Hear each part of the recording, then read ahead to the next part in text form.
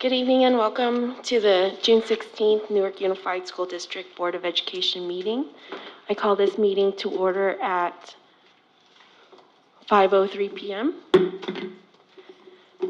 Welcome. We are holding in-person board meetings at our district boardroom and are following the state's and Alameda County's safety guidelines for public gathering. Please refrain from attending in-person meeting if you have COVID-related symptoms.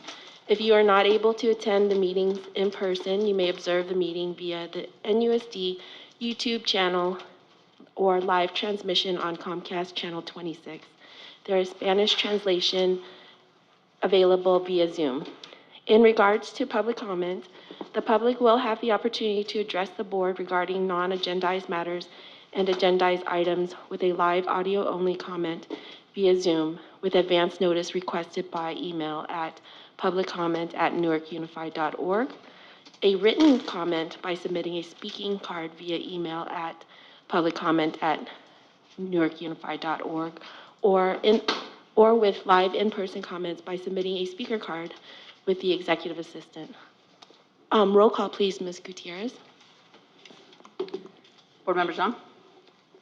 Here. Board Member Marquez? Here. Board Member Hill? Here. Vice President Grindal? Here. President Nguyen? Here. All present? All present. Thank you. On to item number 2, approval of the agenda. I believe we wanted to shuffle some stuff around, some items around. Yes, thank you, President Nguyen, and good evening to board members and public and staff. We did want to move one item to the beginning of the agenda, and that's the, let me see if I got the correct number. That 14.2, thank you. Yeah, we'd like to move 14.2 to the beginning. That is the middle school design team presentation. We have some students that are coming, and so we thought it'd be appropriate and respectful to do that early so that they can get home and get to bed at a reasonable hour. Okay. Where would you like to have it started? Before? Go ahead, yeah, go ahead. After public comment? After the Pledge of Allegiance. Okay. Thank you. Thank you. Okay. So with that, can I get a motion to, with the modifications to the agenda?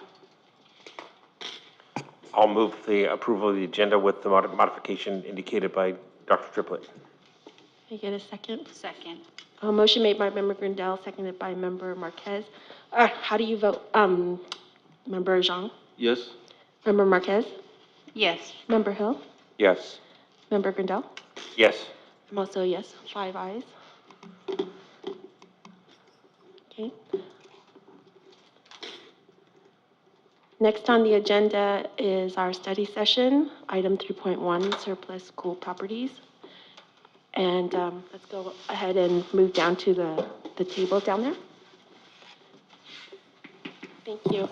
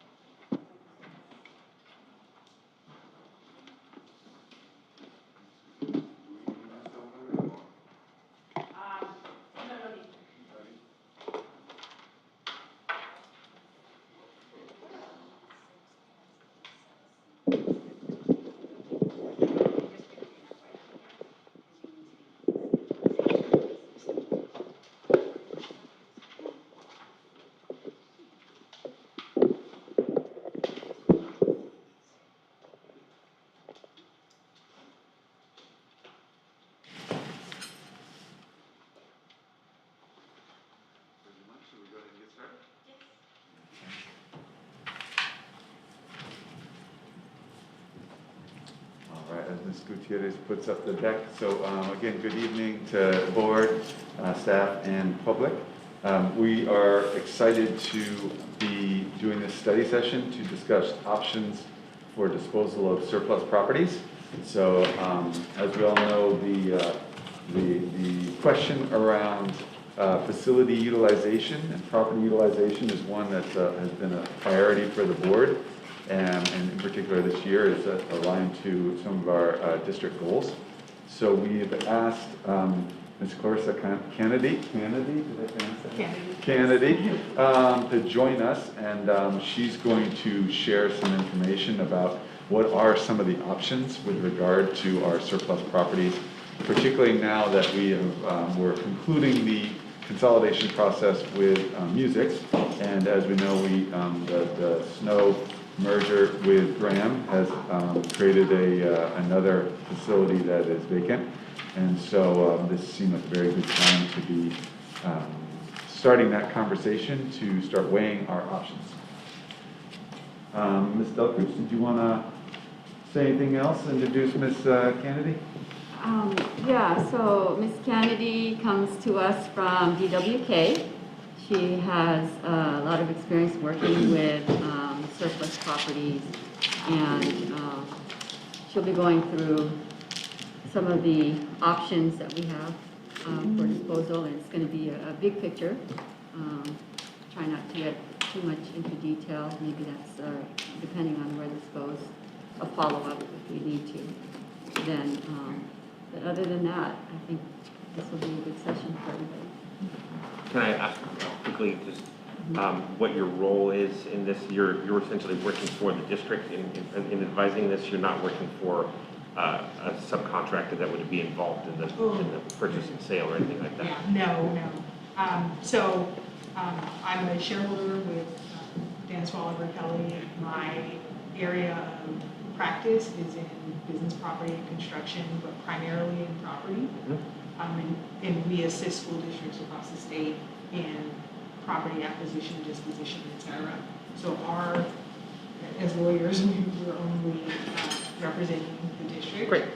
Yeah, so I just wanted to clarify that because there's sometimes debate about that outside. So Oh, absolutely. I just wanted to be clear about that. Yeah, no, absolutely. Great question. Thank you.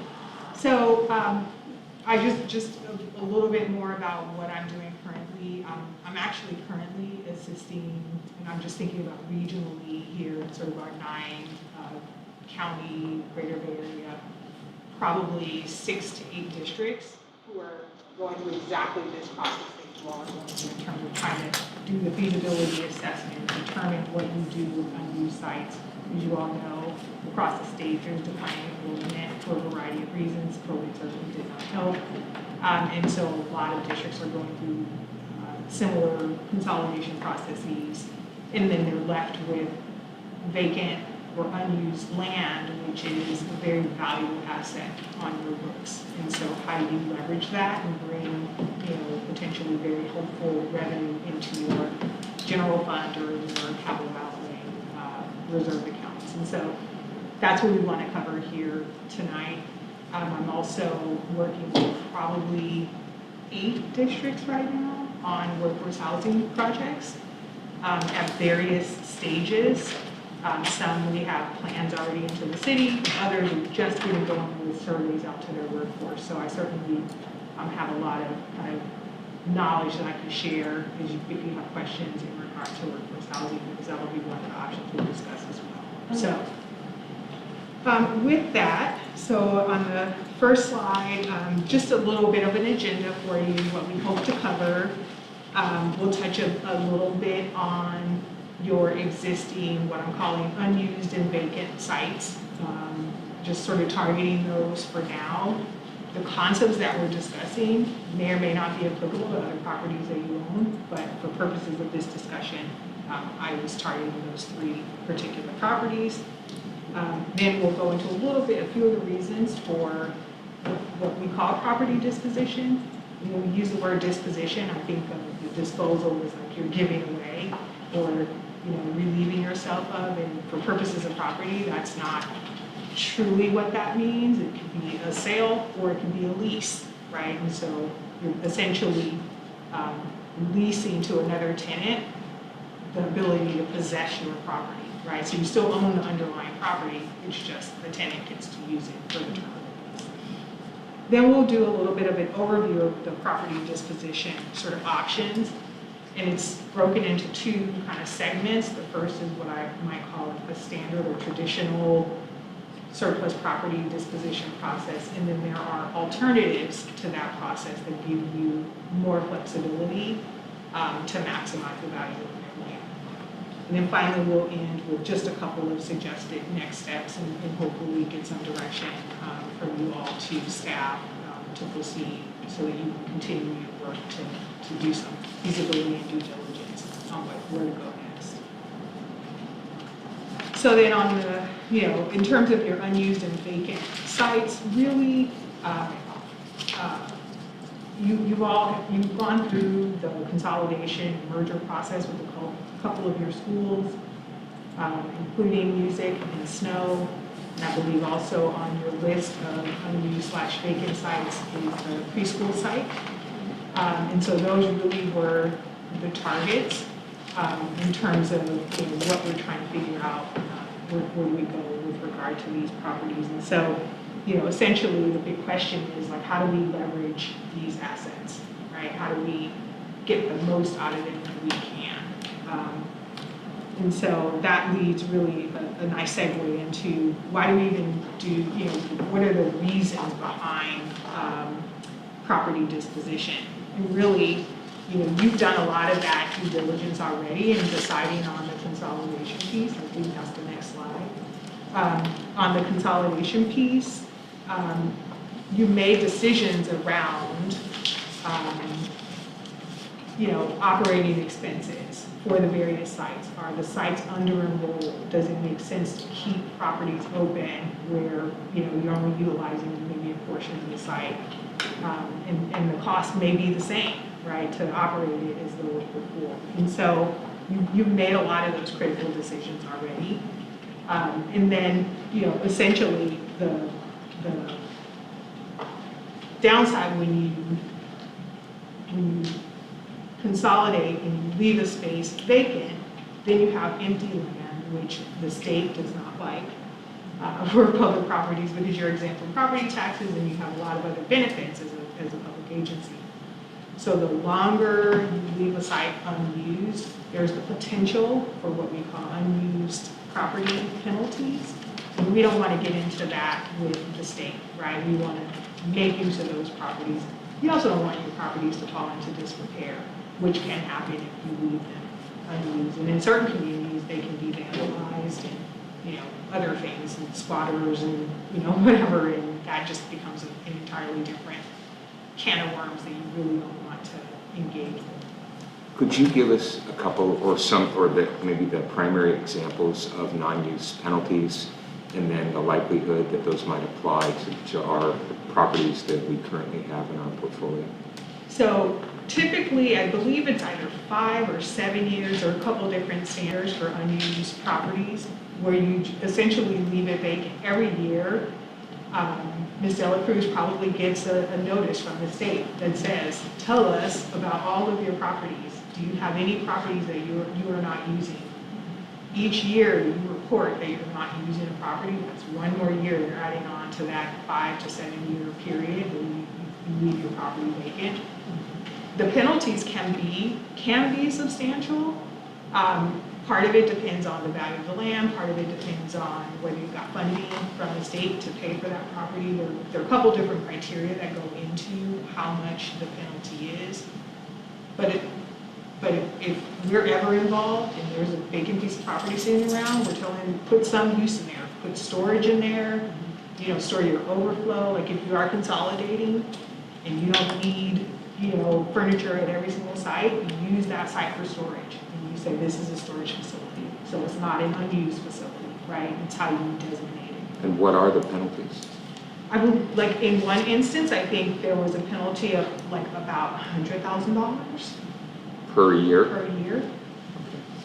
There's also some danger that the state at some point is going to require, it's going to sort of claw back these properties and require them to be used for housing sites. Isn't that correct? Well, I mean, there definitely is when we get to the surplus, workforce housing section, we can talk a little bit about that. But there is a lot of movement to make public properties available for housing right now. And they haven't gone as far as to require it, but certainly any public lands that you're not using could be first on that list, right, as a public interest.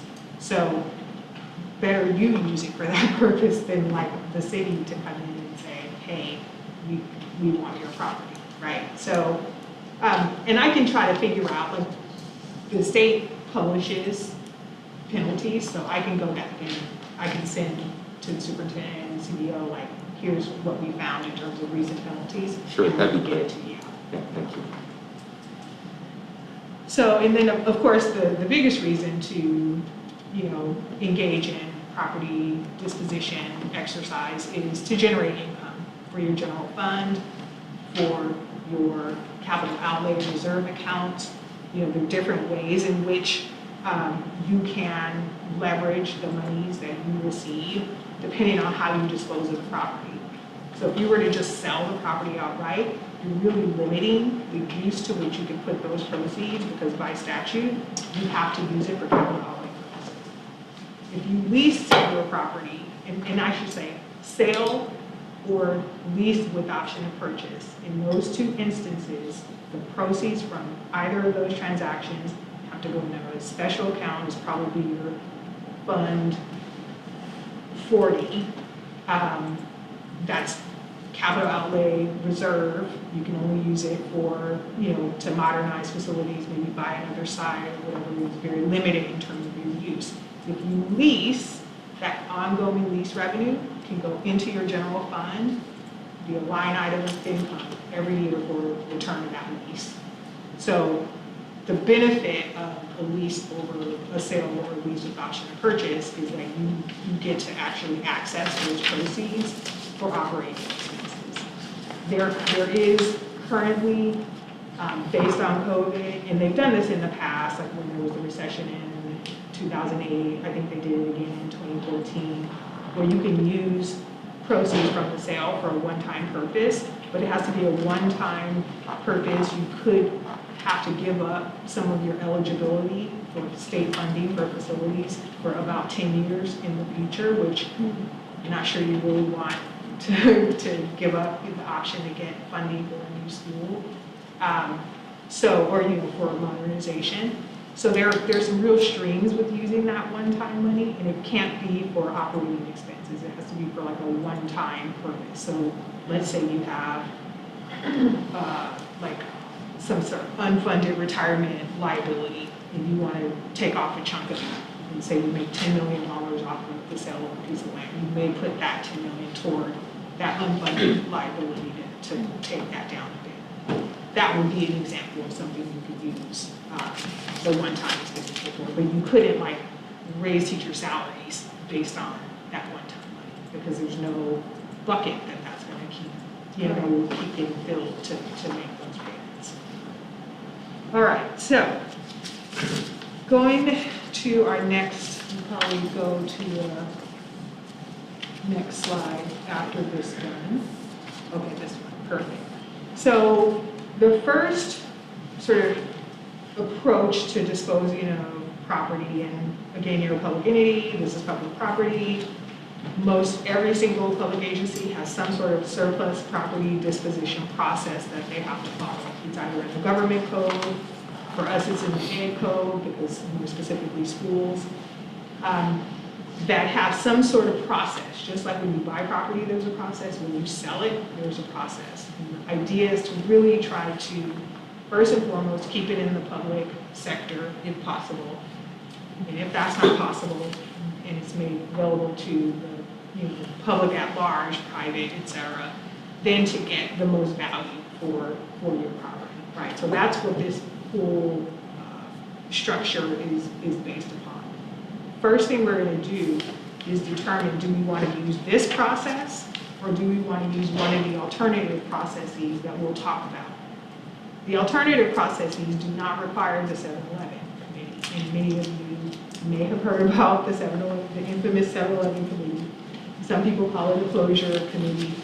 It has gained a poor reputation over the years, but it's essentially a committee of between 7 to 11 community members that help the district assess the tolerance of the community around a particular site and how to utilize that site.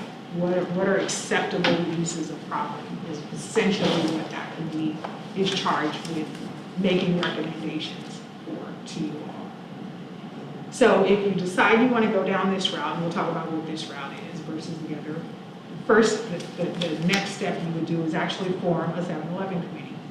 I believe you all have an advisory committee to assist with the consolidation process. I just finished up 2 7-Eleven committee processes for districts who also had consolidations and had consolidation committees. And what they did is they asked a few people from that committee to join the 7-Eleven committee because they met one of the 7 criteria for members. And what that did is it allowed those members to bring the knowledge from the committee that has already met and done a lot of work to the 7-Eleven committee process, right? So there's a little bit of bridging that knowledge gap by having members who are on, both committees. One district wanted all of the committee members from their consolidation to be the 7-Eleven committee. Well, if they fit all the categories, there's no preclusion to doing that, but you may want to open that up to your community at large, and they actually did that. So that committee forms. That's a Brown Act committee. They meet separately from you all. They do that evaluation. We provide the district, meaning the global meeting us here. We provide technical assistance to them, helping them do their agendas, posting, any information and data that the district may need to give them to make that assessment. Things like enrollment, or are there any other district uses that these properties could be put to, et cetera. They may ask for some of that information. You would provide that to them. They have their own standalone chair. They do those meetings. They prepare a final report. In these past couple of committees, I've been on every single committee meeting call or Zoom, and we help them to actually memorialize their report, but all the work was theirs. We were simply like scriveners, we were just writing out for them what they wanted to recommend to the district board. So that report is done.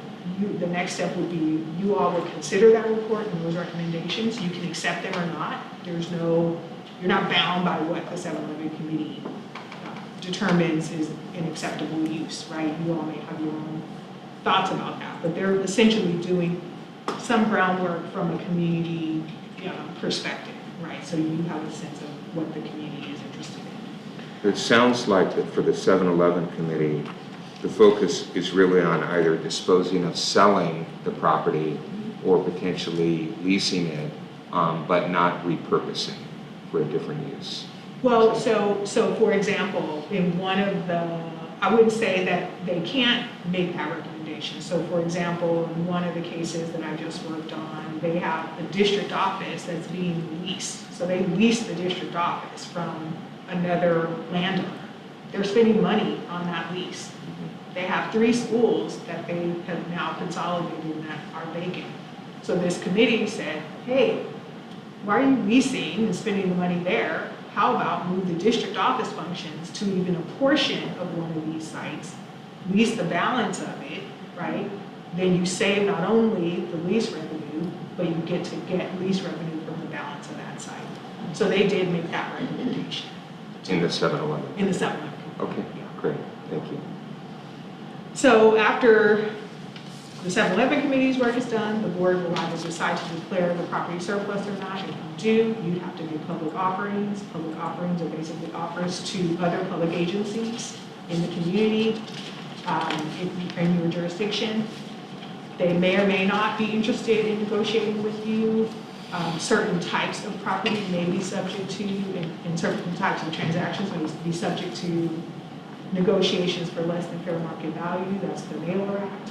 That's generally going to apply if you're selling land and if that land is suitable for recreational purposes. So like your fields that are associated with your campuses, et cetera. If you're leasing, it's a little bit of a different ballgame. So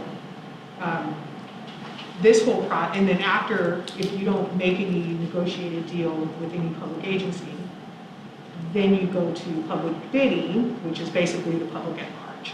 And you pick the potential, the tenant who gives you the highest per square foot value of rent offer. The downside with this. We'd be required to take the lowest bid, Well, to the highest bid. yeah, it's Take a little bit the highest bid, and even if there were community benefits to another bidder. So you're going right to my next slide, which is the state board waiver. In Sorry, just before you go there. So, that's assuming that, I guess my question is could you do a trade-off analysis? And so could you say, all right, we've gone through this 7-Eleven process, it doesn't seem like we're potentially going to get, fair market value. Here's fair market value, here's what we're thinking we're potentially going to get, here's the delta, and then you do a trade-off analysis to say, is that delta, which is greater, paying the penalties and kind of waiting for a better time, or accepting this less than fair market value option? Right, so I should be clear. If you decide to lease to someone, you would accept, under this construct, you would accept the highest fair market rent, or the highest rent offered. If it's not fair market rent, or it's not the rent that you want, just like with any other bidding, you have the ability to reject all bids. You just reject all bids and wait, right? You definitely can do that. Okay. For sure. Great. But if you don't want to get into a position where the surplus laws say you have to accept that highest fair market rent, ultimately you may want to negotiate other sorts of benefits. Maybe they offer a program to the school, right, to the district, that might be beneficial. Maybe they'll do improvements to the site that we don't have to pay for. That would be beneficial.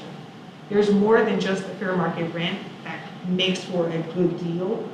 Unfortunately, these statutes, as they're drafted, don't really allow as much flexibility for you to dig into that. So that's where the state waiver comes in. They're not going to waive the 7-Eleven process. They're not going to waive the fact that you have to do a bid.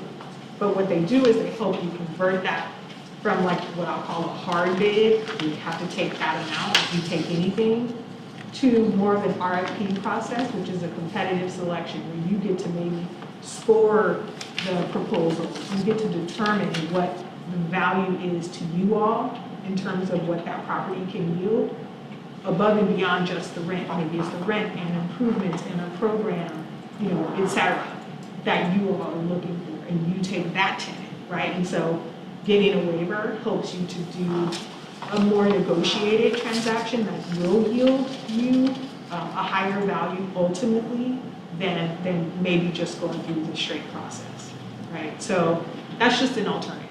And so I thought I'd throw that out. All right, so with all of that said, there's the 7-Eleven process, there's public offering, there's public bidding. As you can imagine, that can be a long time frame to get through that. So the next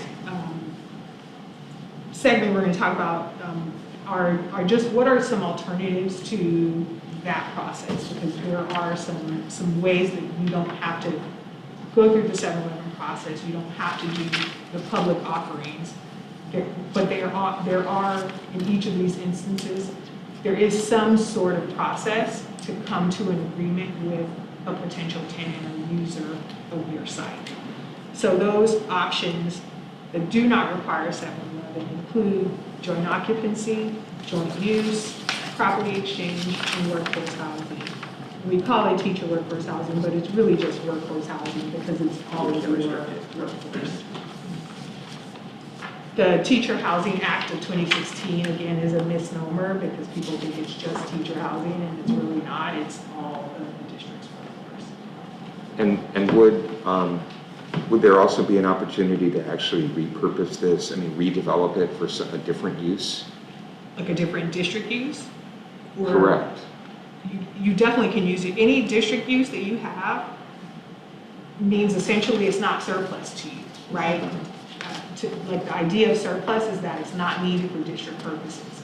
Okay, That's beyond classrooms, that's any purpose, that's courtyard, that's central kitchen, that's district office, that's any of your functions, Teacher professional, centers.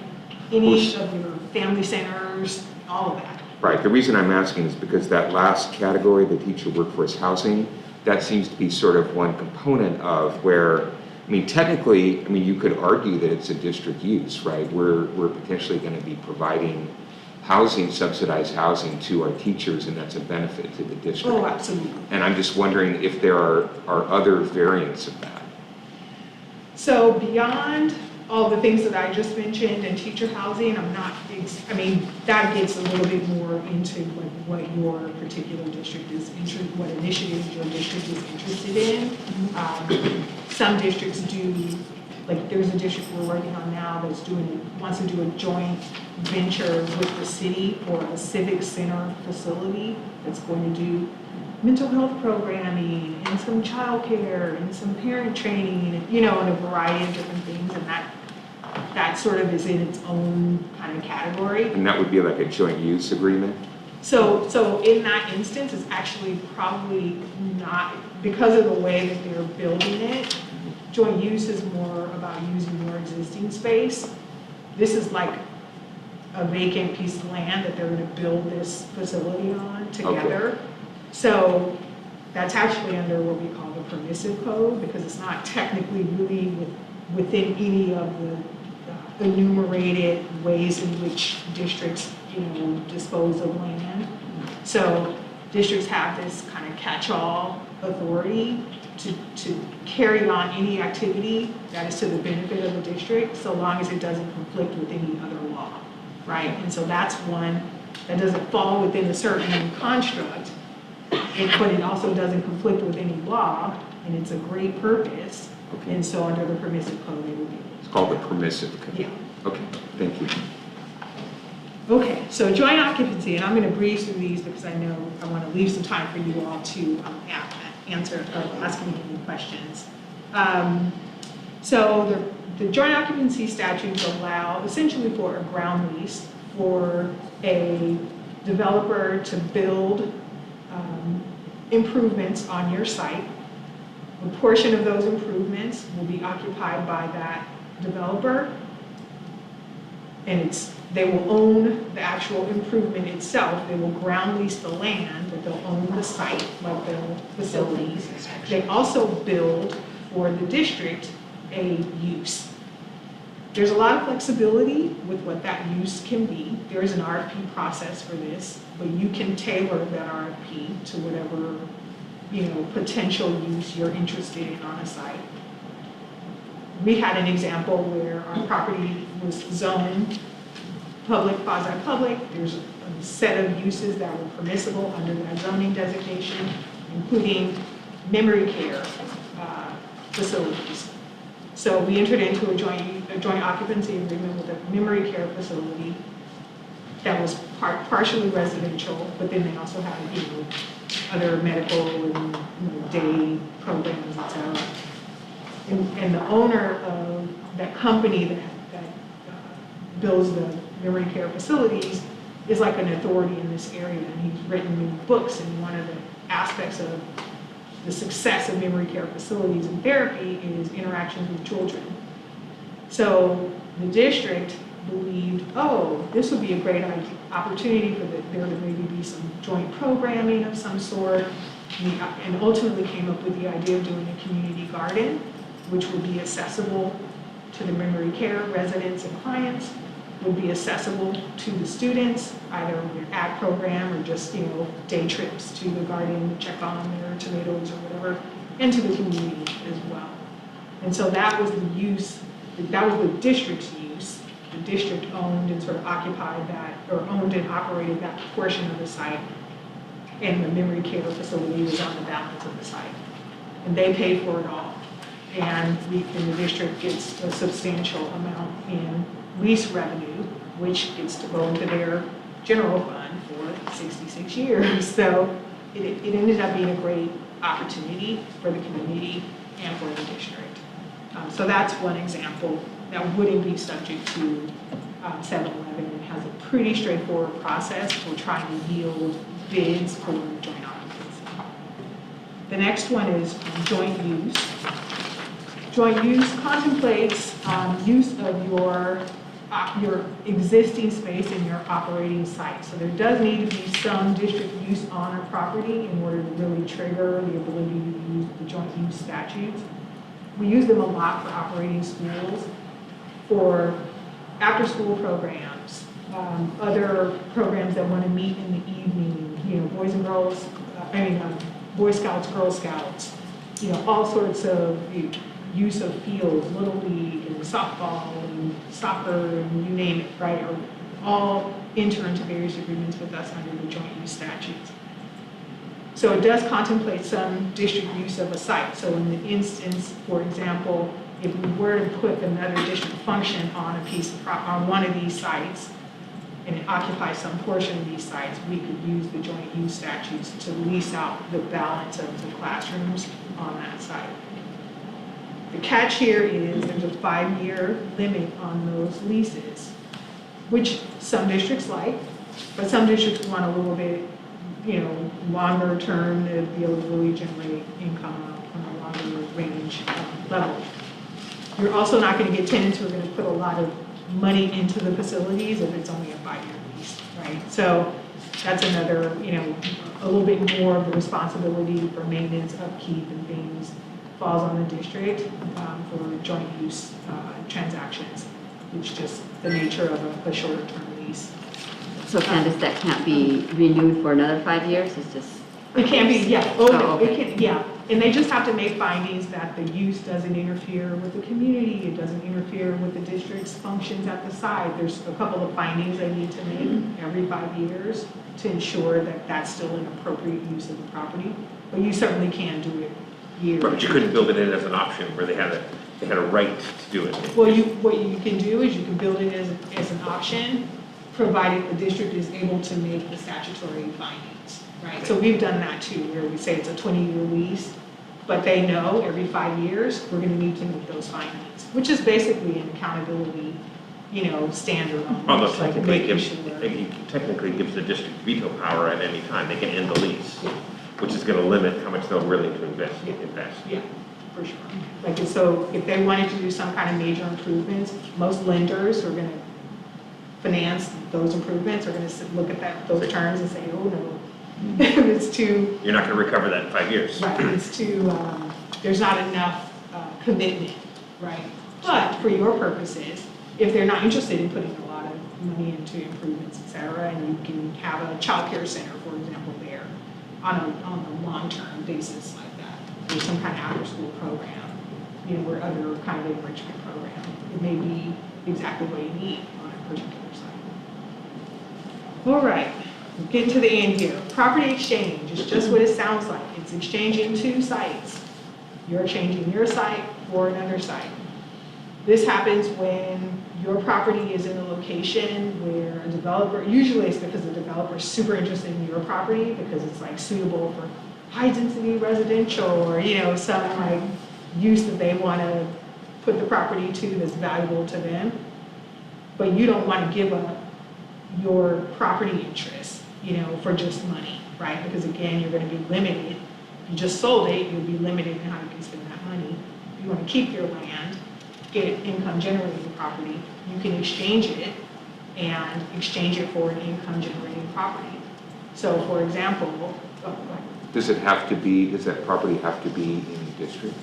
it does. Well, so there are opinions floating around that suggest that it doesn't. You definitely cannot buy property outside of the district to house your district office or to build a school, right? The schools that you operate in your district office need to be within the district. There's no law that precludes you from purchasing property outside of your boundaries. That is an income generating property, right, that you're not going to use for those purposes.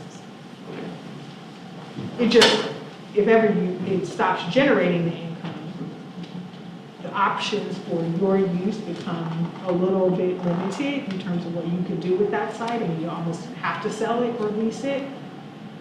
in order to, like, you wouldn't be able to build a school there. You wouldn't be able to put another district function there, right? So, I had a question in regards to the joint use agreement. So is there any benefit, if you will, if we were to come to a joint use agreement with, let's say, a not-for-profit, so Little League, or the soccer organization, or for example, Sunset High School, right, in Hayward, they have the leagues that they're associated, even though the school is limited, they have, you know, an arrangement with a league on the weekends. So is there an actual benefit, or is there a break, if you will, for a school district in choosing not-for-profits, or is it just by general use of who the committee recommends, and then who is the actual organization that ends up with the agreement? so in general, if I'm understanding your question, in general for joint use agreements, the rent that is required is fair market rent for the property. So regardless if even it's for not-for-profit, okay. Now, if they wanted to use a field for an event at a reduced rate, for like a single event, they would come probably to your office or someone in your office and say, we want to do civic center use permit for the field at such and such school because we're going to have a big bonanza one weekend, right? That's one thing, and it is just the district's direct costs and some slight amount for capital costs, you know, in terms of what they would pay. On an ongoing basis, on joint use, it's fair market rent per statute. Just regardless of the groups, okay, the organization status. Okay, thank you for that. I have another question. So when you talk about property exchange, what about a scenario where you would exchange for a property that could be utilized, say, for like a science camp? Oh, yeah. But it would be outside of the district? So as long as the district is able to, so that's not, for example, a place where the kids have to go every day, Yeah. right? So if you do your outdoor ed off-site and you have a site, a property off-site where, or out of your jurisdiction, where your kiddos can go to do their outdoor ed, that's permissible. So you can't operate your schools outside of the district.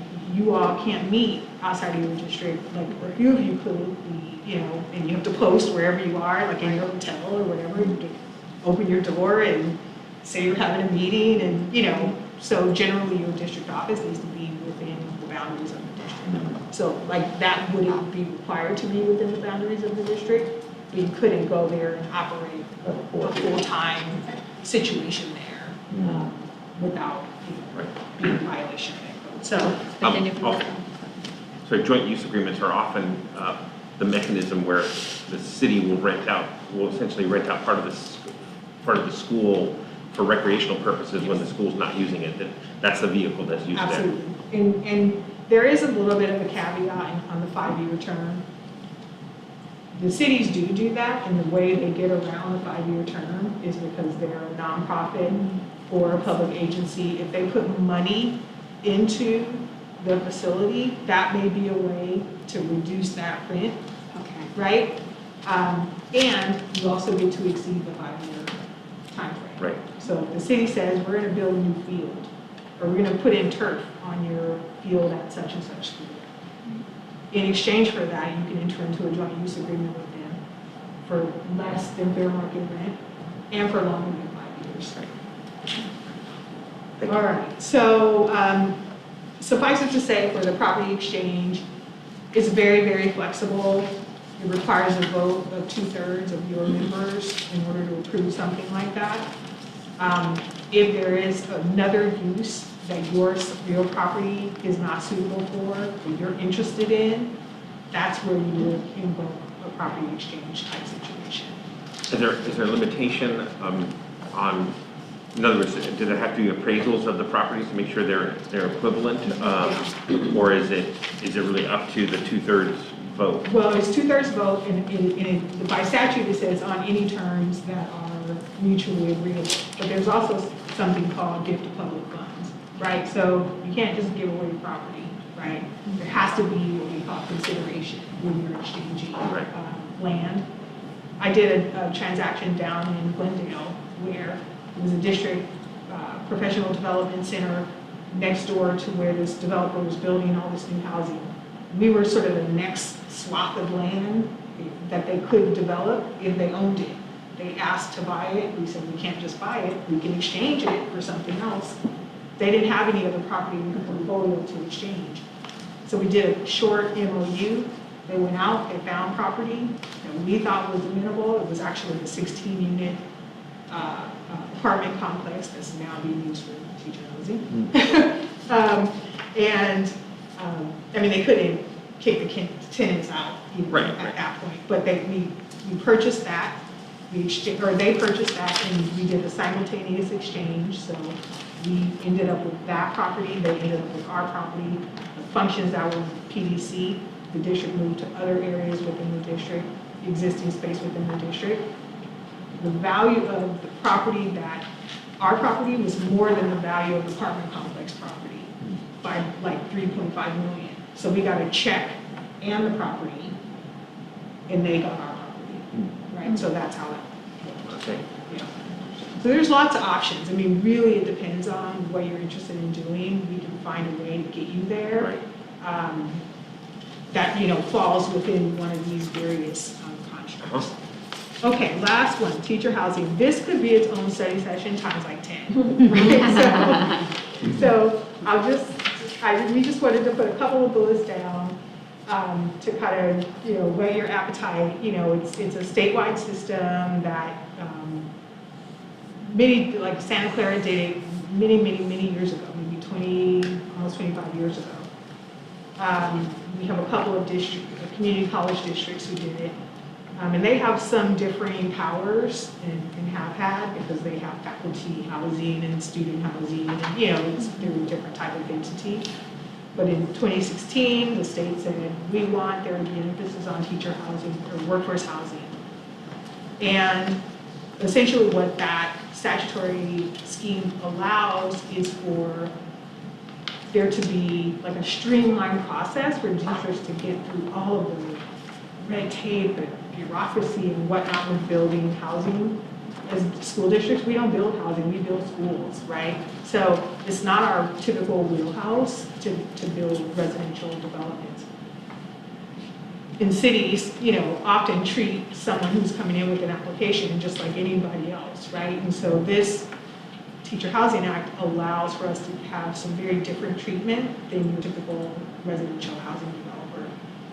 It also gives a lot of benefits to developers who partner with districts to build these houses or the housing, including various kinds of tax credits, access to certain kind of funding. If it's built on property that we own, that property is not subject to property taxes. It's a big deal. I mean, we're not used to paying that anyway on our sites. So for us, it's a continuation of that same benefit that we share or, have on other sites. But that's a big deal, right? And so, and it also allows us, probably most importantly, to restrict the housing to our workforce. That is a huge kind of departure from the constitutional protections of non-discrimination against anyone in housing and employment. But again, it's similar to student housing, faculty housing that community colleges have enjoyed for many years, and extending that to districts so that your workforce can live and work in the communities that they serve, right? So this is so incredibly, such a powerful tool that you have in your toolbox if you're interested in it. It's a lot of work. It requires a variety of different consultants to help you piece together funding feasibility, construction and development feasibility, to help assess the need, demand, desire amongst your workforce for this kind of housing. Can you keep this kind of housing full, right? And you don't ever want to touch your general fund to pay for it, right? So determining affordability levels, what's going to really get a good amount of folks in, but that's also going to be able to pay the debt service for the cost of construction to build the housing, right? So there are lots of factors to consider here, but it is such a great tool, and it is very exciting to be sort of on the forefront of districts really getting these projects off the ground in a meaningful way. The state also has, as you mentioned, there's some movement toward really pushing for public property to be used for affordable housing. And one of the things that beyond, the location of the site, the state, at the state level, is really promoting a density bonus. If you have a certain amount of affordability within your project, you get to actually build more units, which actually may save better, right? Look, under existing zoning, you may say get to build 100 units in a particular project.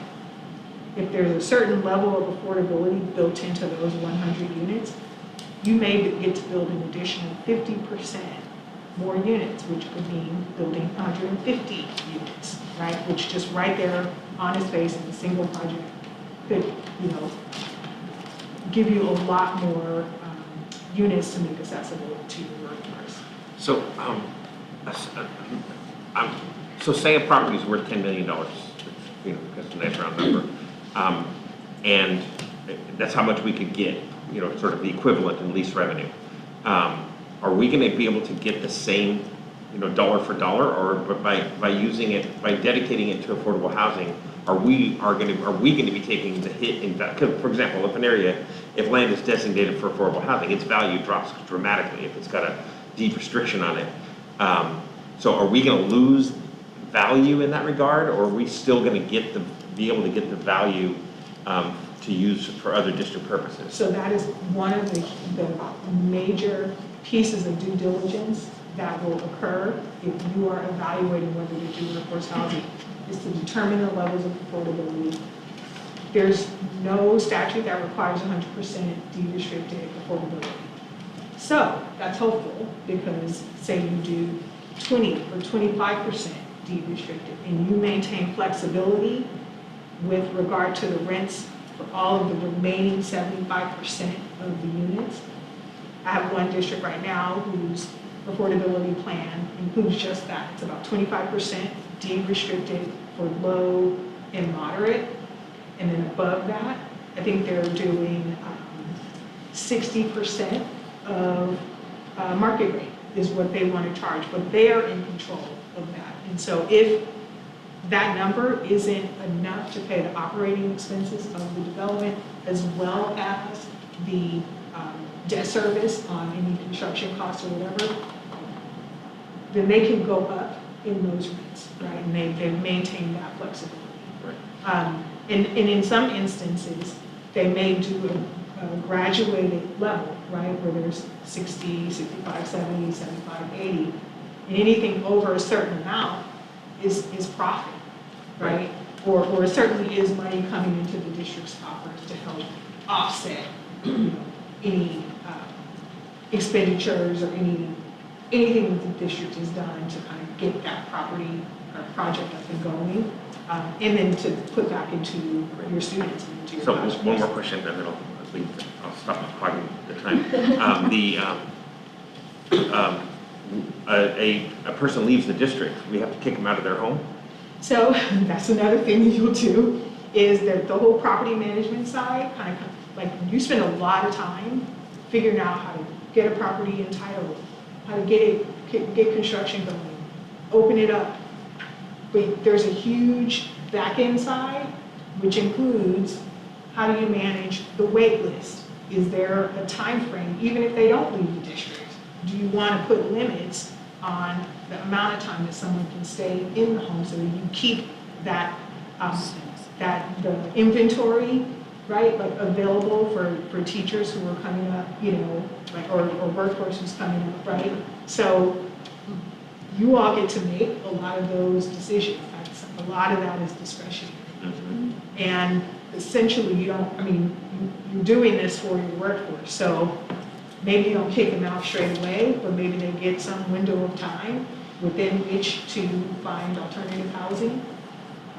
Different districts are approaching that a little bit Sounds like a differently. nightmare.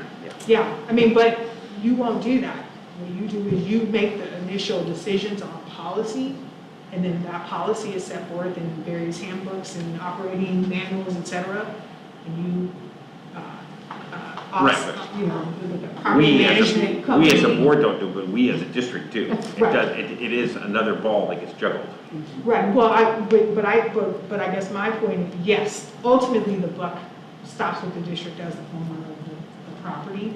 However, the management of it would typically be outsourced to a property management company to handle that, so that folks aren't coming to your meeting and saying, my toilet's leaking, or whatever. No, you need to watch our meetings. We can still be this. So how often do you see districts splitting the rent with the developer in exchange for, let's say, building the homes for free?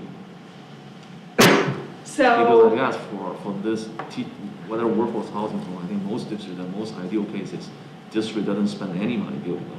so I have districts who are paying the entire amount, and I have on the one hand, and then I have a district on the other hand, that here's our land. We also went to the city has an affordable housing bond that they passed, and so they got a tranche of like 30 million from the city toward their housing. We have 30 million from the city in our land, that's all we have, and that's what they put out to bid. And they have a developer who is developing that project right now, and they didn't spend any of their money. So it is possible. There are many different, the funding piece is an important, that's an important piece of the due diligence to be sure that the project can come to fruition. So speaking of rent, is that generally capped at 30% of the occupants' monthly income, or there's a more standardized way to price? It is so incredibly complicated. It depends on if they're low, they're very low, most of your employees probably aren't going to be very low, right? So you also have to figure out who you're trying to capture, right? Because if you really want it to be for your workforce, you want to have a range of affordability levels that can tap into classifieds, teachers, across the board, right? And so you know what your salary levels are. We don't know what's happening at their homes, what their spouses or partners need, or, you know what I mean? Like, there's a whole set of calculations that'll come into play. It's not really standard. It is not standard. And you've seen districts also issue bonds to, or go out for bonds to? Yes.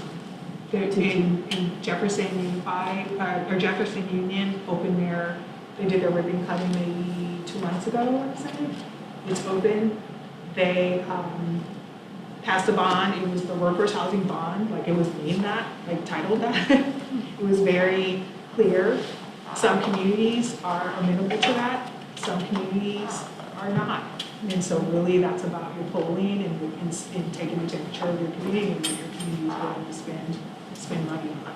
If they're going to pay, some sort of assessment or tax or, from their perspective, they may want to see it go into the classroom.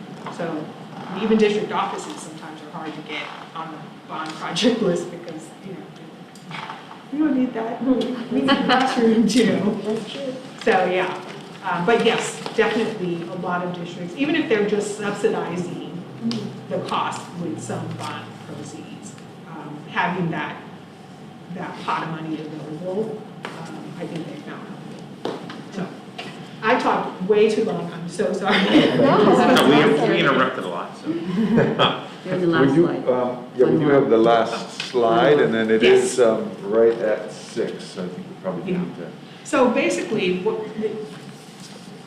the ask of you all, the ask for direction from you all, what I have found super helpful in the process that you're going through is to hire an asset management consultant, someone who's going to look at your sites that are unused and vacant to help you figure out what's the zoning, what's the temperature of the city, what uses do we think, the property might be suitable for.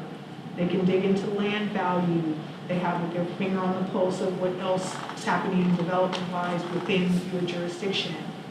And then they bring forward those options to you all. They make like a presentation here, fancy aerials, etc., and let you all, give you that information so you guys can start to really get your arms around how each of these sites might be used, so that then you can make some determinations about which, if any of these approaches you want to use for property disposal. So we can do like an RFP for those services so that, you can understand the costs and what you would get for that. It would be like any other RFP, where we do like a scope of services, et cetera. We can put that together super quickly, get some proposals in front of you. I think it's a worthwhile expenditure to really help focus the conversation and get you to a place where you can start to generate money. And the cost of that can eventually be reimbursed from the proceeds of in other words, if we spent, dreaming numbers, but if we spent 10,000 on that, can we essentially pay that back out of ultimate proceeds? I think you can. I mean, it's really, you're spending that in order to really get that higher value for your land, right? So that's the goal. Right. So the only other thing I have is, I like the idea of, I don't know why we would limit ourselves just to those 3 sites.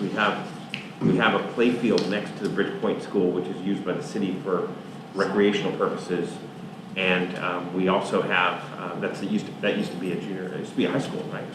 The junior high, yeah. There was a junior high. It was a big junior high, so they have a play field that they don't need, that's used for the city.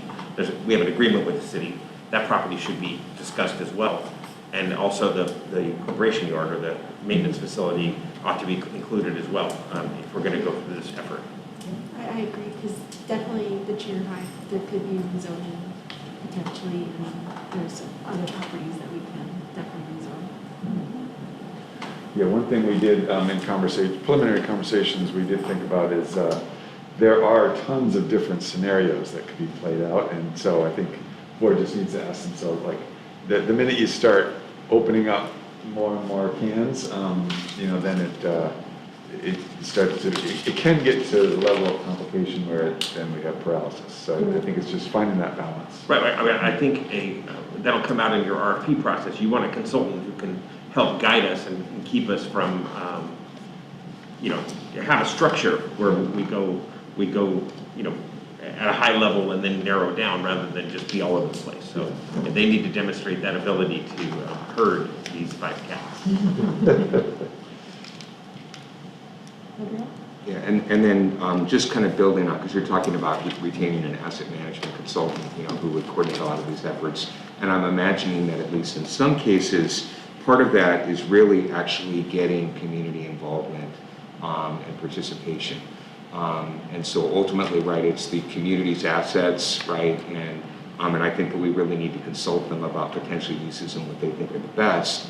And as kind of an example, a number of years ago, when we went through a facilities master planning exercise where we were looking at facilities, in that particular situation, we conducted 62 workshops. We had 174 stakeholders, came up with a very, very broad-based input. And I understand Superintendent Triplett's concern about, having analysis paralysis, but I think that a good consultant knows how to actually involve various stakeholder groups and be able to come in and winnow down to, here's what people are saying, here's what we think the key options are, and then basically go from there. And so I'm imagining that this person would be able to conduct those kinds of activities. So I think, in terms of providing direction to staff, I'm definitely in favor of retaining an asset management consultant. I personally, advocate for the alternatives to surplus property disposition because it gives us more flexibility to be able to do that. So that's what I think we should definitely go with that. But any other board members? I agree. I agree with that. I also agree with Member Hill's indication that we would have community involvement in that would, whether that's open houses or activity, that's an important part of this process that is not just done in somebody's office in Los Angeles and dropped on us, that there's an engaged community. and really look at all options and let the experts, as your expertise has been extremely helpful, but let the experts help us to make the right choices.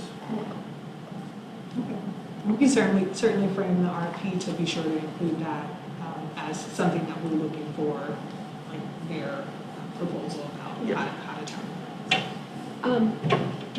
Member Long, Member Marquez, any input? I'm in agreement as well, and I think it's crucial that not only having the community involved, but the families, when they're available, right, that we make it accessible, which is going to be key, is having them in the evenings or even on weekends, so that we're able to get as many stakeholders input as possible, please. Right. You're in agreement? Yeah. Thank you so much. Thank you for the excellent recommendation. Very helpful. Thank you so much.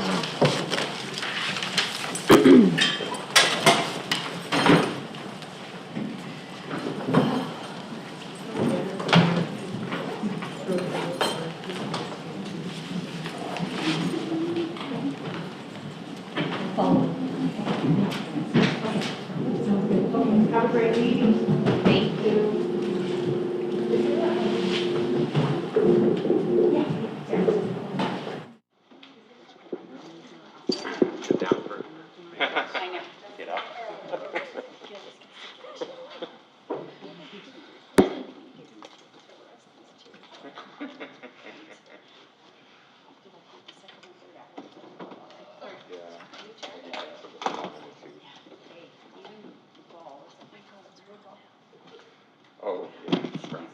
If you're willing to use that, I'll buy it for you.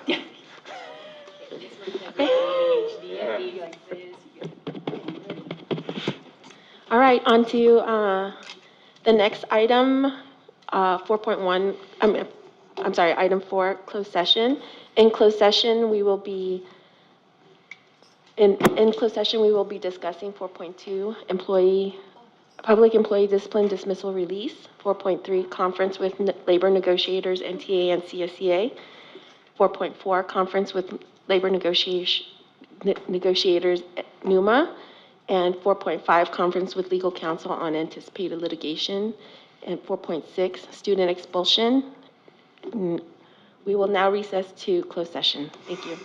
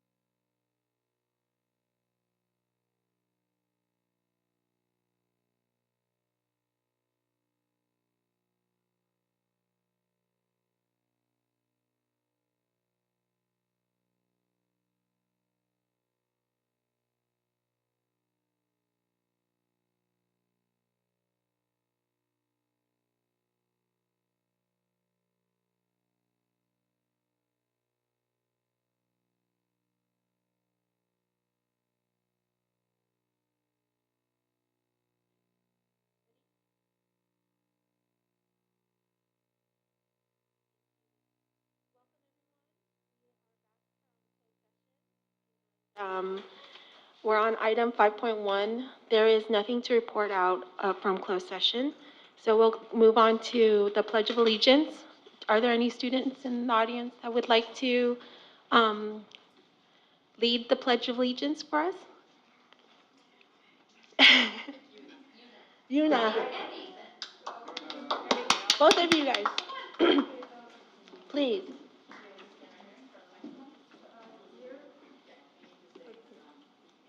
Okay, please begin.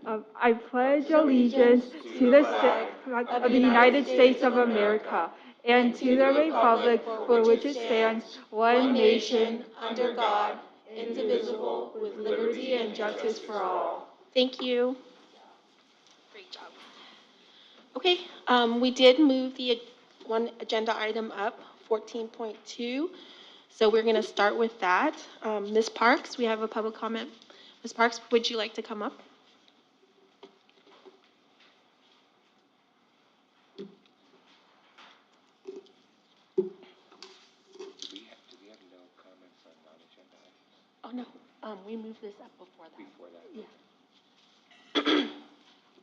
Thank you and welcome. Good evening. These are collaborative concerns from the junior high teachers. Being at middle school has been an idea in Newark for at least 10 years. It has always been embraced by the junior high school. It is never acted upon until now. The design team has met for almost a year with consultant Jeanette Hernandez. Please consider all of these issues with what is being presented tonight. We were told, along with all of you, there would be minimal movement among the current teachers, and 6th grade would be kept separate from the 7th and 8th grade. The current staff explained how this would be possible, but would be impossible as the junior high is not physically built for that. The entire K, L, and M wing had to relocate to smaller or different classes except for one SDC. Rooms F4 and F5 are established science rooms with sinks, lab equipment, and non-movable science counter-type desks, but will now house the art and Spanish classes. The offices at the end of the L and M wing are current storage closets. These rooms are missing the following: a window, heating and cooling, ventilation, a fire alarm system, an intercom, a phone. The office identified in F3 also needs to be built as it is non-existent. We were told these were summer construction projects. Has anyone on the school board seen any plans or a budget for these projects? If keeping the 6th grade separate in their own wing is so important, why would you put the STEM robotics class in the middle of the 7th and 8th grade classroom wing? The campus will be adding 300 more students, but they made no accommodations for any extra bathrooms, and all students will have access to the same bathrooms at the same time. If you aren't aware, the bathrooms have already been an issue with vandalism, fights, vaping, and drugs, and now 300 more students have to use the same bathrooms during brunch and throughout the day. Each day, all students will commingle before school, during class passing times, brunch, and after school. How is this keeping the 6th grade separate? If you are not going to keep them separate, why not just have them intermingle from the beginning of school? The bell schedule in the presentation is inadequate at best. NTA has submitted a bell schedule that would work for all grades made by junior high teacher. It was ignored. The 7th and 8th grade brunch is scheduled less than an hour before their lunch. The 5th and 6th grade periods for 7th and 8th graders will be impacted with students and most likely go over cap for maximum amount of students, causing the district to pay overages. This will happen because the larger classes, such as electives and PE, will not be able to service the 7th and 8th graders during those periods. With additional students, where was the allocation of additional campus monitors and office staff? Why wasn't this addressed? Why would the SEL lessons be on a Friday and not on a Monday? If we had SEL on Monday, we could refer to it throughout the week instead of students forgetting about it over the weekend. Thank you, Ms. Parks. I have one more sentence. Okay. School-wide announcements should be daily, even if it is just repeating the announcements for the week. This has always been the practice until the last year. Please consider these issues. Thank you so much. Okay, I will hand it over to you, Superintendent Triplett.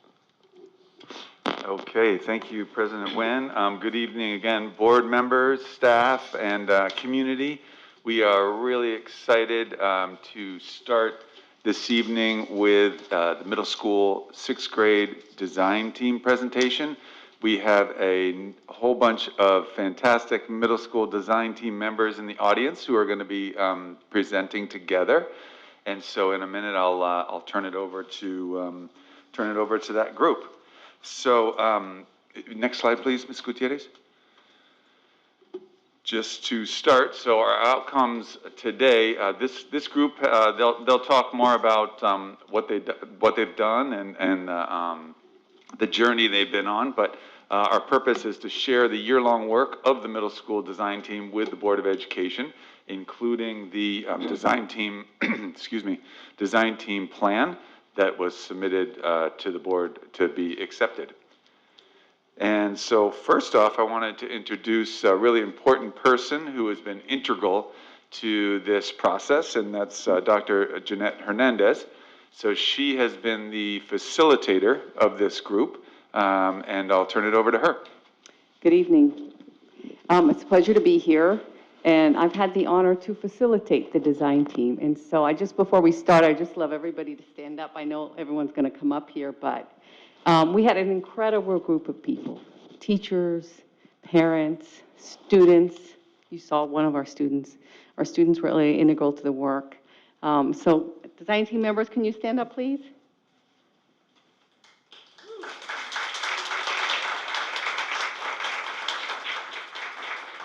So my role as a facilitator was really to create the conditions, and we did this on Zoom.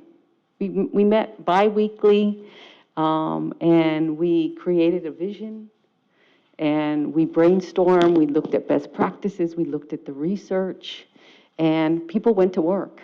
And we met, and they did amazing work, and that's what this presentation is going to be. They got into the details, and we're really excited about it. So, and I really feel proud of the group and the work that we did. And a couple people, I see that Marie and Catherine didn't stand up, but they were. So we had a good mix of folks. And so as you'll see in terms of the, Lucia, can you go to the next? This is what our agenda is for the presentation, and this is all the work that we did. And so each member is going to come up and present an overview of really what the middle school, the transition for sixth grade is going to be. So with that, we're going to start with Una and Nathan. They're both going to come up.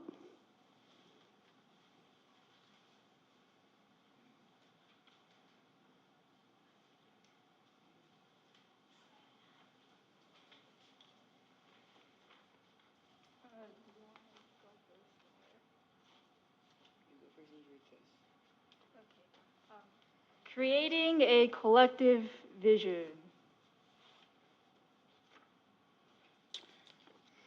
A profile of a graduate is critical thinker, creative, problem solver, effective communicator with integrity, resilience, and empathy. These are all qualities that are in our vision statement.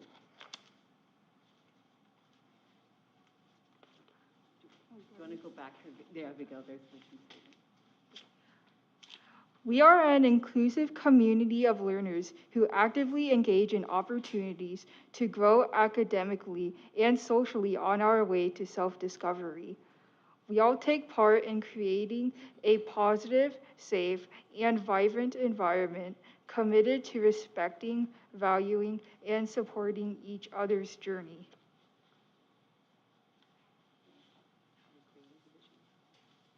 So, during the process in which we were creating the vision statement, it was really fun.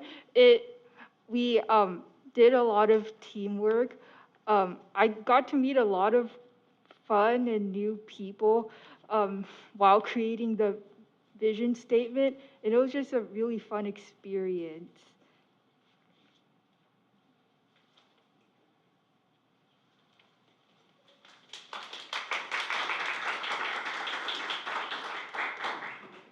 While we were designing or getting ready to create this design, the team felt it was important to include some of the following factors in the sixth grade model.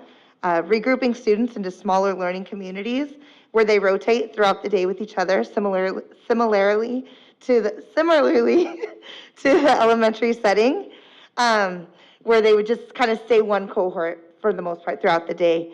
Having an elective wheel for students to rotate through each quarter, grouping learning subjects into core subjects, such as language, arts, and social studies, and math and science, providing daily advisory to ensure that in time for social emotional development, for check-ins for personal, social, and academics for the students, designating sixth graders their own wing to give a safe, structured space with close proximity to core classes, and providing academic intervention and acceleration every other day through flex time.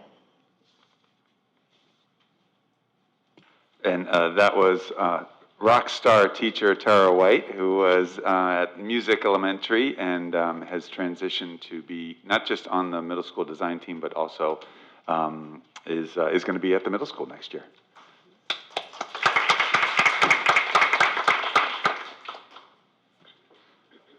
So next, Ms. Dela Cruz is going to speak a little bit about this next piece, and then Ms. Hernandez, Dr. Hernandez, if you could just, as each person goes up, if you could just introduce who they are and that they'll be the next ones. I saw Ms. Bloom coming. I thought you were going to take my slide. Yeah, so as Ms. White had mentioned, it was important for us to create a section or a space for our sixth graders to be close together and have their core classes in the same area. So on the right side of this map, you will see the purple classes that are designated for our sixth grade core classes. So the sixth graders will be in the K and L wing, where they will have their math, their science, their English, and their history classes. They will also have PE, and PE is more on the north side of this map. You'll see the orange there on the top right, where there's a gymnasium, there's the boys and girls PE locker rooms, and there's also the fields and the basketball courts and the tennis courts. Plus, there's 3 portables over to the left, the east side of this map, that are designated also for PE activities. The sixth grade electives include STEM, Spanish, music, and visual arts, and those classes are located in the F and J wing. The F wing is over on the west side of the map, and the music is over on the right, the east. So that's the facilities.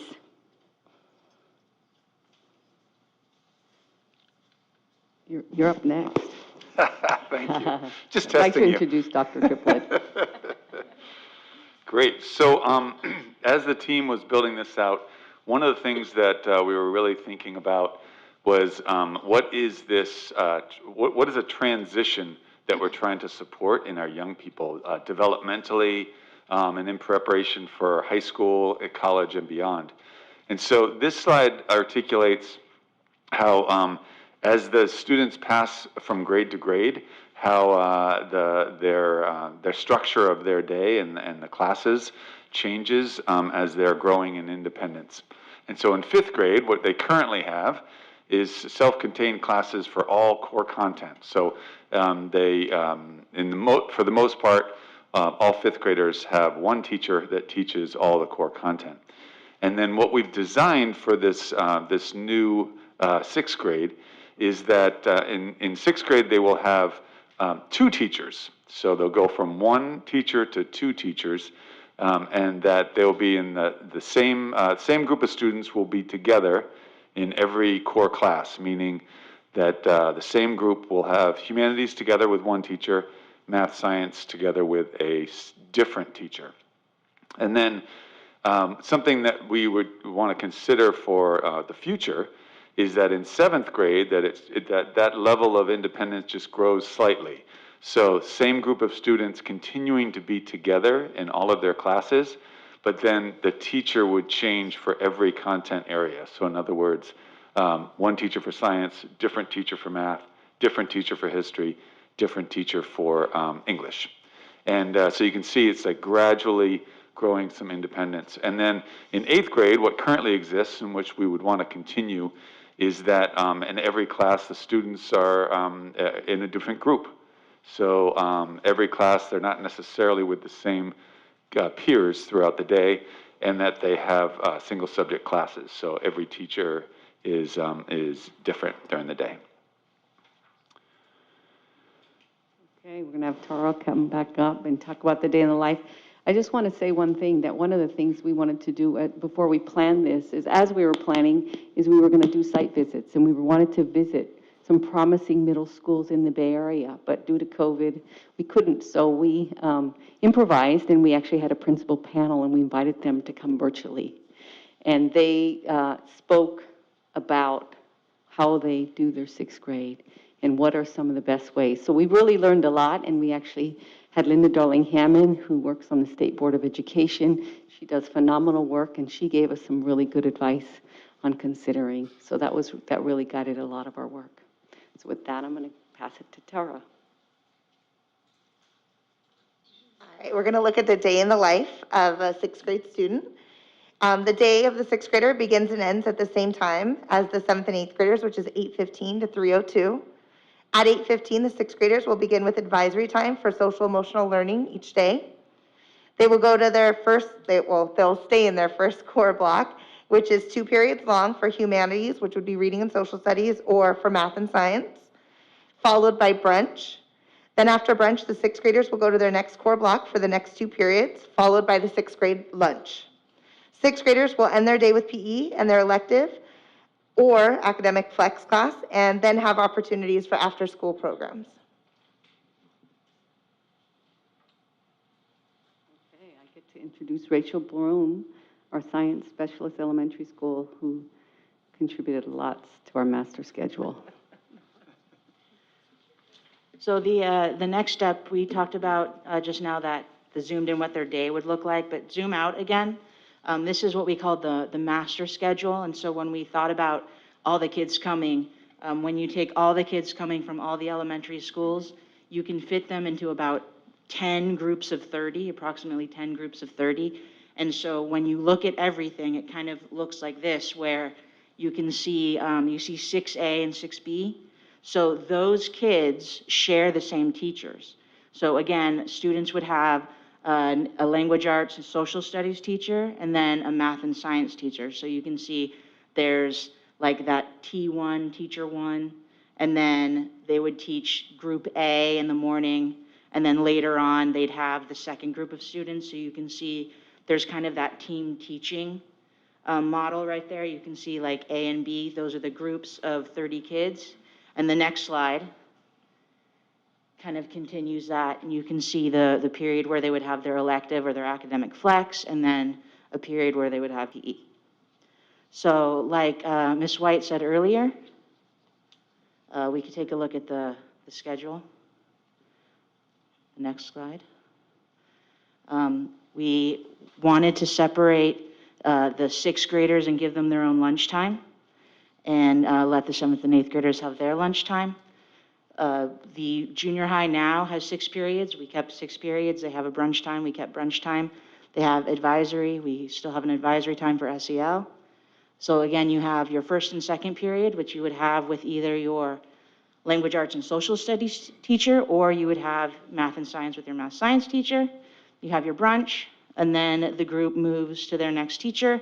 It's like a flip-flop. So the kids that had math and science at the beginning, now they'll go have social studies and English, or the kids that started the day with social studies and ELA, they'll go to their math science teacher. The last 2 periods of the day are for PE and what we're calling their elective and academic flex. Thank you, Rachel. And I did want to just give an extra shout out to Ms. Bloom. She definitely just took these ideas of the master schedule and just, she ran with it. And she was always thinking of new and even better iterations. And I think what we have, what you just saw is really an amazing amazing iteration of this schedule that schools, middle schools in particular, are always trying to figure out how to create a schedule where students have an elective at the same time that they are also able to take some sort of intervention or support class.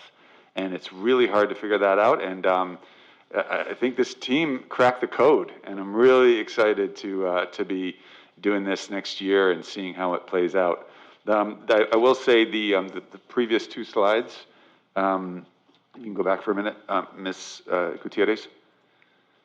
Oh, yeah, the other day. So, true to form, the team is always like noticing any sort of mistakes, and so on here, Rachel was very gracious to not point this out, but this was my fault that we put up an older iteration of this on this slide. But if you look at the actual plan, you'll see that on the actual plan that third and fourth periods are before lunch, and fifth and sixth is after lunch.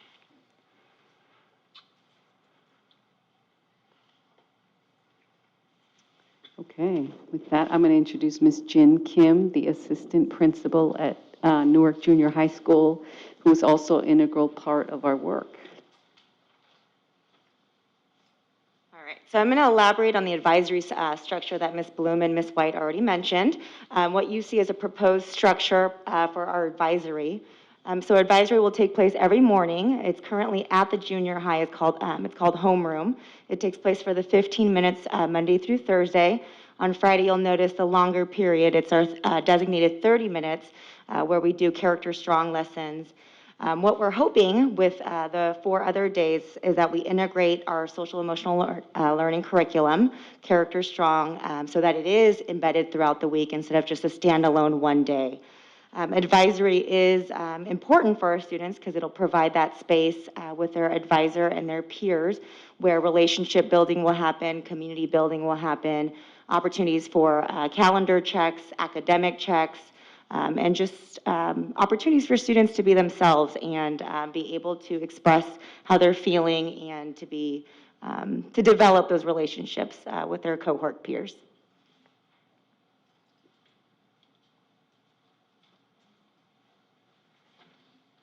So there isn't actually too much flexibility in a sixth grader schedule. They have to have math and science, they have to have language, arts, and social studies, and they have to have PE, which is already 6 out of the 5 classes. And so the kind of question was, well, what do we do with that extra class? So there are a lot of options. And like Ms. Hernandez said, we had a lot of people, a lot of principals come and tell us what they did at their school. And what we're doing is actually maybe not exactly like what is at any other school at all. It's pretty revolutionary. So in that 5th period, or that 6th period, in that extra period a day, students are going to have either an elective wheel or what we call academic flex. So elective wheel, basically every other day, students will have an elective. The idea being is they'll get a taste of one of the electives they could pick in 7th and 8th grade.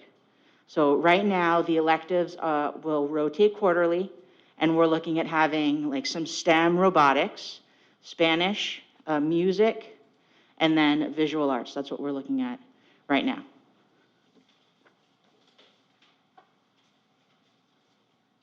All right. On the days that, every other day when students are not in their elective class, they'll have an academic flex period. So during this time, students will get their intervention and enrichment needs met with either their humanities or math and science teacher. The flex days will also serve as the time that students with IEPs will meet with the resource specialists, and for students who need English language development to be able to meet with the ELD specialists without missing out on the opportunity to participate in the elective classes. Great, thank you. And I get to introduce Ms. Catherine Ingham Waters. And she was wearing multiple hats. She served, Catherine, as HR to be there to help us in terms of thinking about staffing, but we tapped on her instructional expertise because she was a principal and did project-based learning. So she facilitated that group. Yeah, so we did have a subcommittee that worked on the second half of the year, thinking ahead to the possibilities of an instructional focus for grade 6. And given what Nathan shared about the graduate profile and what kind of characteristics and traits we want our students to have when they leave our district, we really tapped into the possibility of an instructional focus being project-based learning. So really, given the core model with one teacher teaching humanities and the partner teacher teaching science and math, project-based learning may be that perfect fit. So what is project-based learning? PBL is a teaching method in which students gain knowledge and skills by working for an extended period of time to investigate and respond to an engaging and complex question, problem, or challenge. And it incorporates 7 essential project design elements, which you can see in the visual. And project-based learning is a great way to integrate subjects, which we found would be super beneficial given our core model. And so our subcommittee in the middle school design team worked through a proposal to put forward to consider project-based learning in the years to come. And so our 3-year proposal is this next year, really learning about the logistics and all of the newness of the middle school model, to really just do that and learn the logistics, but have teachers start to shift their thinking about some of these essential design elements. For example, student voice and choice. If teachers are used to giving some type of book report or summative project or assignment, and it's always the same thing for everyone, how could you shift your thinking and think about student voice and choice in what you normally do? So just next year, getting to know middle school, but trying to incorporate and shift your thinking with some of these elements. The proposal says for year 2 that is the real planning year. Professional development for project-based learning and really diving deeper into what it's all about and trying out one project. The 3rd year of the proposal is implementation. So 2 projects, working with your partner teacher to integrate subjects, again, at the level and rigor of project-based learning considered at the gold standard. So that is our product, is the 3-year proposal to consider project-based learning as the instructional focus for grade 6.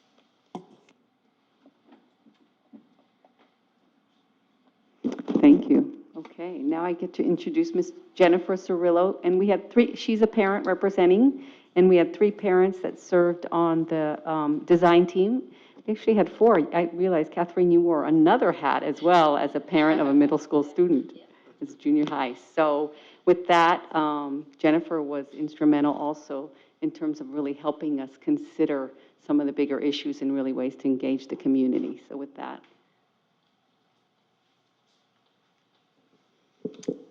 Thank you. As we know, family engagement is key to the success of any school model. We kept this theme in mind as we went through this entire process, including holding 2 community meetings in March and April for children and families. During these meetings, we conducted polls and we encouraged families to reach out with their feedback, and we discussed this feedback and poll results at each meeting during this whole process. One of the goals of the middle school will be to promote more family engagement. We'll have the usual family engagement groups, such as the English Learner Advisory Committee, ELAC, and I apologize, I'm going to say the whole name for those that don't know like me and had to look them up.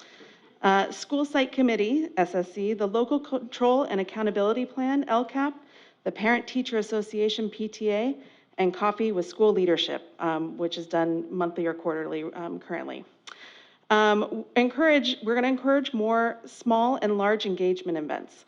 Small engagements might include band choir performances or departmental display of work. They may not apply to the whole student body, low cost, etc. One example of this is last year my child's teacher gave a social studies museum where, although it did cost her very valuable time after school to host, she invited families to drop in for 15 minutes to view their children's artwork and feel more involved in their child's education. because as you know, teens are historically not good at sharing. Large engagements might be a multicultural festival, math and science nights, dances, socials, school beautification days, etc. Another idea we have, and this calendar is a sample of how the spacing could work. So for these small engagement events, maybe quarterly, and the larger ones in fall and spring. Another thing we talked about was the community learning exchange. This was shared on one of our homework assignments, and we really, really liked this idea. The community learning exchange focuses on these 5 areas statements. The first one, learning and leadership are a dynamic social process. These are things that are constantly changing and progressing in a growing and developing landscape. 2, conversations are critical and central I'm not even going to pronounce processes. Sorry, I'm not a public speaker. Conversations are not only vital for sharing information, but also connecting. 3, the people closest to the issues are best situated to discover answers to local concerns. Communication on issues with all shareholders is important, especially students, parents, and staff who are on ground zero. They can be critical to discovering answers to common problems. And then 4, crossing boundaries enriches the development and educational process. Everyone is on the same team, team education and kids. We only benefit by involving everyone. And then 5, hope and change are built on assets and dreams of locals and their communities. Moving forward requires these goals and aspirations from the community. Without these, we're unable to evolve. Lastly, so on a bi-monthly or monthly basis, we're proposing that the Newark Middle School will convene students, families, and staff to engage in the CLE. This convening will include, 1, what is the current focus area that our community is concerned about? Is it school safety this month, maybe beautification next month, bullying, attendance, family outreach, etc.? 2, what can we look for in order to help us identify the issue and possible solutions? 3, if possible, explore the areas of concern to help with visual clues by conducting a learning walk in the school. 4, reconvening as a group to share observations that were noticed on the learning walk or in other areas. 5, collectively discuss ways to leverage successes by sharing as different shareholder groups our ideas to help achieve the best resolution. And 6, break bread and share ideas across stakeholders. As a united group, sharing the conversation, ideas, and results across our community. This may also mean bringing back feedback to further the conversation.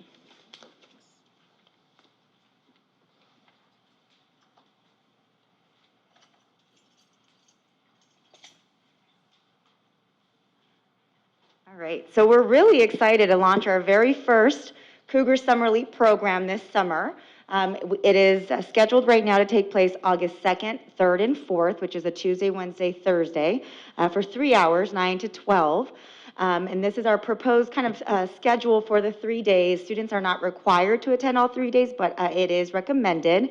With the help of Ms. Quinones, who is not here today, she is our 7th grade counselor at the junior high. She sent out a survey or an invitation to our incoming 6th graders, and I think the last time I checked, we had about 150 responses of students who wanted to attend the Cougar Summer Leap program. So we're excited that they're excited to spend some summer days with us before their middle school experience officially starts.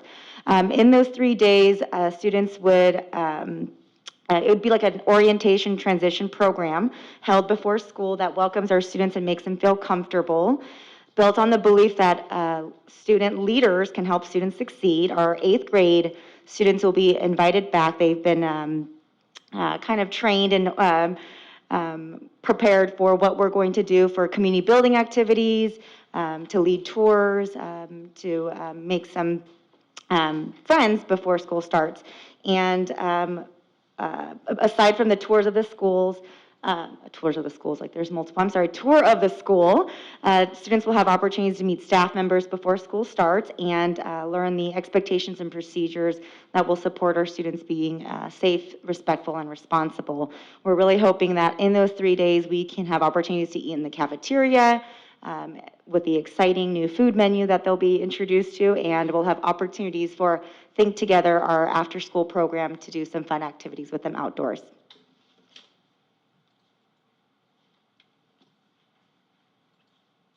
Okay, and last but not least, we wanted you to know who was on the middle school design team. So we had representatives from the elementary staff, from the junior high, and the community, and we had district office support. So it was a real good mix, and I'll just say that elevating the voice of students. We started with 4 students, and Una and Nathan stuck with us the whole time. And I was talking to Una's mother last week, and she said, oh, you know, they had to go away somewhere. And Una's like, nope, I can't go. I can't go on Thursday nights. I got to go to this. And so they were really instrumental in really supporting us. And we just learned a lot together. We created space to learn, to collaborate, to bounce ideas off each other, and even to disagree. And what you saw tonight is the final product, and you also see the transition plan, which details a lot of the work that will be done. So with that, again, I just want to thank everybody for giving us this opportunity, and I'm really excited to see what happens next year for your incoming 6th graders. So thank you.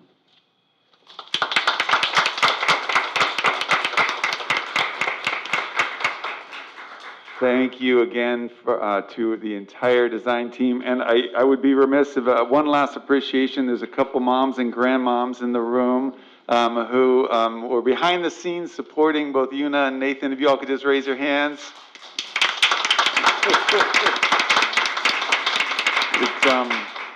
It takes a whole family to support this process. So thank you all for your support. So board, do you have any questions? Member Zhang? So just one clarifying question about the project-based learning. Is that going to be deployed to all students in all 3 grades in the coming year, or just incoming 6th graders? The proposal from the subcommittee was specific to grade 6 implementation, but absolutely, I think the model could be a focus for any grade level at any school. So that will be the decision of leadership in the years to come. Thank you, and thank for everyone that's being involved with this. This is a pretty difficult and comprehensive process. Member Marquez? Yes, thank you for that. So I'm referring actually back to slide number 15 with regards to the elective wheel with the rotation on a quarterly basis. My question is, will the students, oh, thank you, Ms. I thought she was going to come to answer my question. I saw her movement. She's going to answer, right? She said, I like it. Will the students have a voice when it comes to choosing the actual elective courses that they want to attend, or is this something that will be pre-assigned by the school counselor?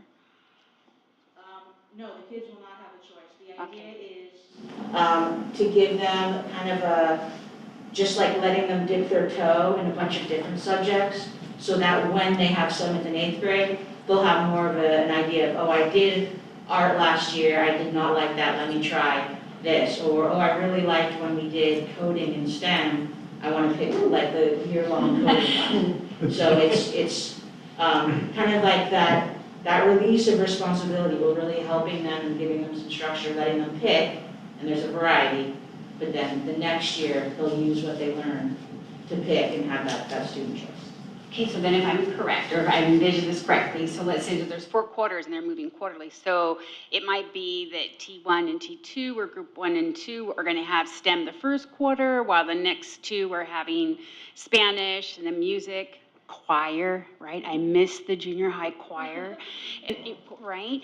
And then, in that pattern, am I correct? Exactly, yeah. Awesome. It'll become like a cute little, it'll be, like Spanish.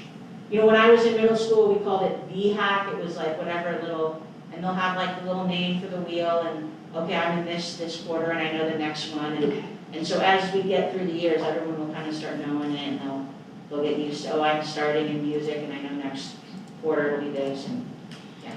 Which is actually, I want to say, an excellent idea, because why? It prepares them from when they're going to high school, and then it also, it helps ease some of the frustration or anxiety they might have when they decide to go to college, because then there's nothing worse than going to college like, I don't know what to do, I don't understand what this map is, I don't understand the lingo that my school counselor is presenting me with. So starting at a younger age, I applaud the design team for taking care of this. If you didn't ask me a question, I'm gonna respond anyway. Okay, like that was a question. That was really important to me for them to have an actual elective, to want to give them a feeling or an idea of what they could pick in 7th and 8th grade. But also have it be like a real, it's like a real class, a real like view, like they're big kids, they have many options. It's like a real middle school class. Some of the other schools that we talked to when we work with the other groups and we have those panelists, some of those classes were like study skills or maybe like a STEM class or kind of things that, that's one way to go. Or you can have electives that are actually electives, that one would actually elect to take. And that's the route that we went. So I'm really happy about that. I think that's a huge win for us and for the kids and for the community. Thank you for that. Thank you, Member Hill. I just want to thank the entire design team. And so I can see that you've put a lot of effort and a lot of thought into this project, and it shows, and so appreciate it. The comments I'm about to make, though, are not really directed at the design team, but rather at leadership. So I'm very concerned regarding the middle school integration effort. For months, I've been requesting that we put the necessary infrastructure in place to make this effort a success. And yet here we are barely 2 months out from go live, and I don't see the key elements. So one of the key elements we've seen on the presentation towards the end, a list of the people who were involved in the design team. But I don't see a picture of the implementation team. And as a project manager with 26 years of experience in this area, I will tell you that this will be essential for success. And having been through many projects and many go-lives, I can tell you that once you actually pull the trigger, it becomes things move fast, it's very complicated. You have to have a good team in place with a clear structure and clear lines of communication and roles and responsibility. I don't see any of that. And particularly, I don't see that we have a project manager that's been identified. And I've been asking Dr. Triplett for months about this, and yet there's really been no acknowledgement that this is something that we're going to need. But I promise you, in 2 months, you're going to see the importance of this role. And not only that, you're going to see the importance of having a structure underneath that has clear roles and responsibilities so that issues come up, that they can be properly segregated and addressed, or they can be escalated. So we're missing that. And then also, the other thing that I don't see is I don't see a project plan. And this is another thing that I've been asking for in detail. So as I looked at the second attachment that was in the agenda item, what I would say is that we have a very bare timeline. We have a few key tasks. We don't have many deliverables. There's no parties that have been identified for completing these tasks and deliverables. And there's no indication of whether any of these are on track, late, or at risk of completion. And we are only 2 months out from go live. So based on my experience, we're in trouble. And I will tell you that I had my own business doing this for roughly 17 years. And I specialized in coming in and working with companies who hadn't put these efforts into place and they were failing and they needed somebody to come in and rescue them. And I will tell you right now that unless we put these elements in place, we're going to have a very chaotic next few months as we actually try to begin this integration effort. So I hope that we, the board, put pressure on the district to put these in place so that we can have a successful go live. Thank you for your comments. Member Hill? Member Grindell? Yes, I'm very impressed with the work that's been done. Particularly heartened to see the community involved, the parents involved, and all the different elements working together. I believe the wheel is a very creative, very exciting approach. I'm really very impressed with this process and the way that it engaged with the entire community. So I really have no other complaints. I don't believe we're in trouble. I think we are in a great spot, and I have confidence in the superintendent and all the staff in bringing this forward and making this an exciting year, the first year for Newark Middle School. Thank you, Member Grandel. I'm also, I would like to echo the same sentiments as Member Grandel did and thank the team for doing the tremendous work and putting a lot of effort into putting this plan and the master schedule together. You guys definitely thought through a lot of stuff, and I just love the fact that Ms. Bloom made the comment about the elective wheel and the academic flex time as revolutionary. So I just wanted to, yes, a lot of times I think that we shouldn't stick with status quo and that we should definitely think outside the box. And sometimes, you got to try stuff before to see if it works. Sometimes it's not going to work, and then you adjust and recalibrate and move on. And so I think that that's awesome. And the second part of my other comment is I'm really excited about the project-based learning and the plan that you guys have in place for the 3 years for the 6th graders. And then the last part of which I really think is awesome is our community learning exchange. There has been some elements of that throughout the school year for the high school, but I love the fact that it's going to be a part of the junior high or the middle school model. And we need to get our community more involved, especially as parents, more involved in the learning and education process for our own students and our own kids. And we have to buy into that process, and we do need to make sure that we're not just helping our own children, but we're also helping their friends and their families. And I think that has been, for me, I find it pretty much challenging to see that we have, in a way, in our society, have lost that community feel, and I would love for us to be able to rebuild that in the junior high model. So I'm really excited about that. And then one question in regards to the Cougar Summer Leap Program, is that going to also be available for the incoming 7th graders also? Because I think that that's really, that's the 3 days for us to be able to help and get our students integrated into and getting them familiarized in the at the site is really important. Yeah, I can answer that, and then feel free to chime in, Ms. Kim, if you'd like. Unfortunately, the funding used for the LEAP program is based on the ELOP dollars, and those dollars are TK6. But we do, I think we always have an orientation for the incoming 7th graders, and so I think the intention is to continue with that orientation. Is that right, Ms. Kim? Yes, that's correct. So 8th grade orientation is going to be on the Tuesday the 2nd. So the 3rd of August would be the 7th grade orientation, in which we do the same thing. They get to look at, they get to come into the gym, do the pictures, meet some of the staff on site, the PE clothes, picking up their schedule, getting a tour of the campus as well. So it's a modified version of our Cougar Summer League program.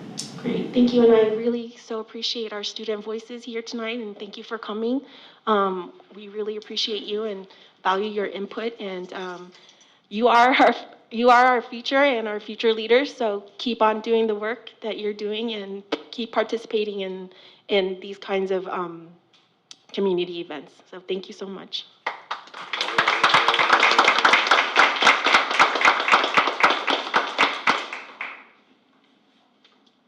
Ready to make a motion? So I do have a question. Any plan to have any rehearsals for first day of school?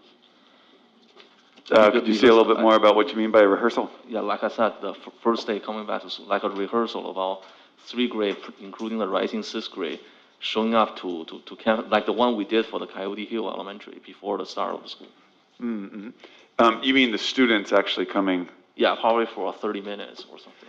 Yeah, and to some degree, that is what the LEAP program is. It is a rehearsal, so they'll be coming there, but it'll be 3 days where they'll be coming and practicing, learning how the entrance, dismissal, all those things. Yeah, thank you.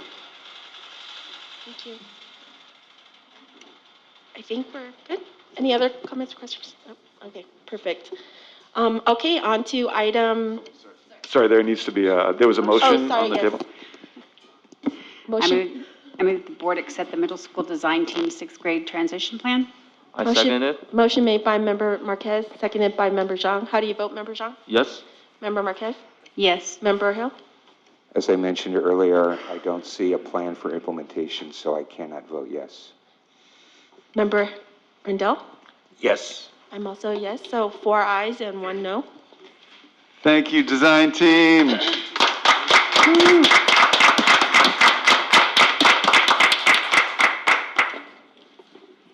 Okay, on to item 7.1, employee organizations. Do we have speakers tonight? Ms. Gutierrez? Yes, we have NTA. Hi, Ms. Villa, come on up.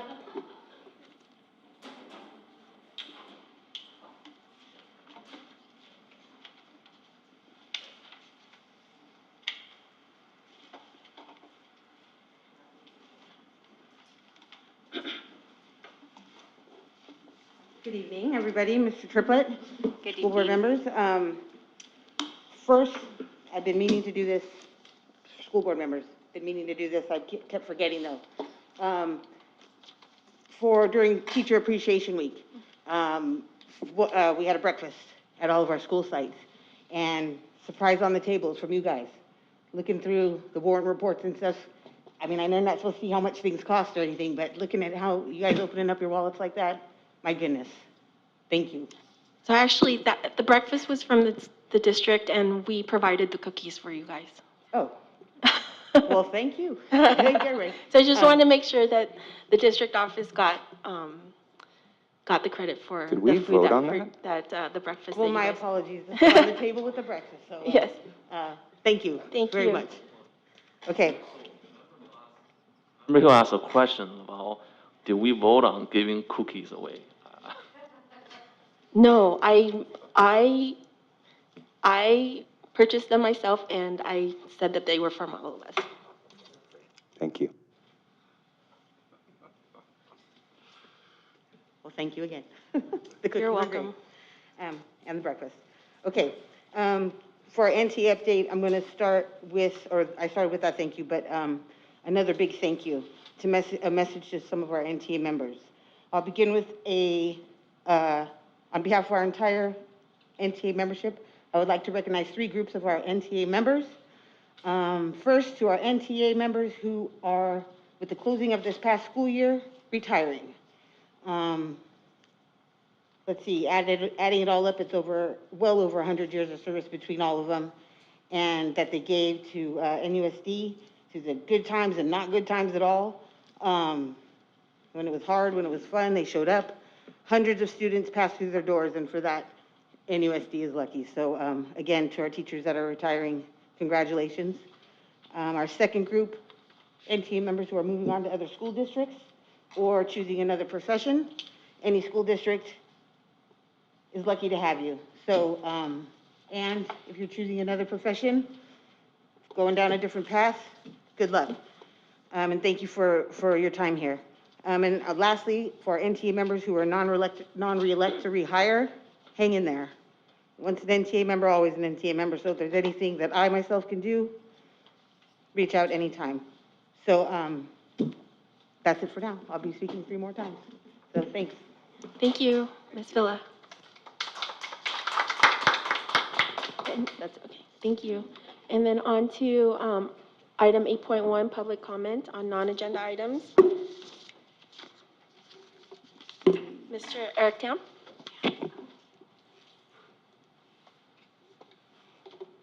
Welcome.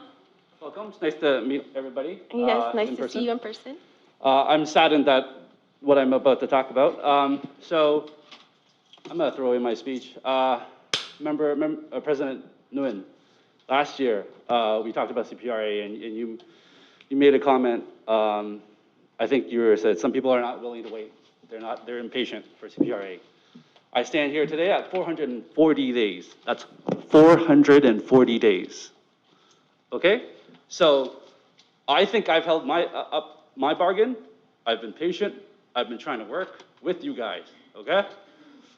November last year, I wrote to you, the board, and I said, hey, I'm willing to try one more time. I'm gonna put the 2 lawyers away, and I'm willing to work together, right? A community leader talked to me and gave me honest feedback and said, hey, Eric, is it your fault that you have such a bad relationship with NUSD? So I took a reflect. Am I critical? Yes. Am I opinionated? Yes. Have I been data-oriented and tried to be objective and bipartisan and trying to work together and professional? Yes. So I'm just saddened. So Member Grindle, right? I believe it was President Nguyen, Member Grindle, and Member Zhang during the study session that your explicit direction to this board, to this leadership was minimize litigation exposure. I think those were the exact words, right? So today I got several emails from Ms. Gutierrez and Dr. Triplett saying that, hey, we haven't forgotten your CPRAs, you know, please give us a little bit more time and we're working on it. See, I would be okay with that if that was 90 days, 180 days, but at 440 days, is that okay? So, is it records that you have? It is, because they have not said that it doesn't exist. They're just working on it. So, sorry, I'm just frustrated. And I'm venting. So, I don't want to take that final step, but I will take that final step. Just like Ramon at this exact same spot made that promise to you, okay?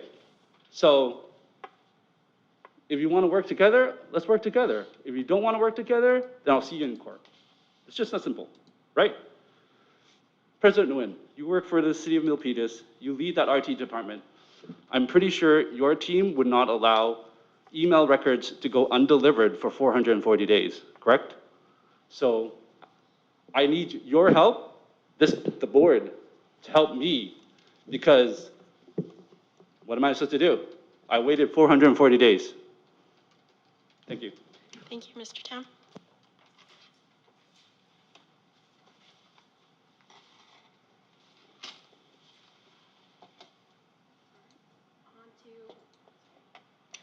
All right, on to item 9.1, public hearing, Sunshine District, proposal to Newark Teachers Association and TA. Public hearing is now open. Any comments? Nope. Public hearing is now closed. On to item 10.1, Superintendent Report. Dr. Triplett. Thank you, President Nguyen. Ms. Gutierrez, if you could put the presentation on the screen.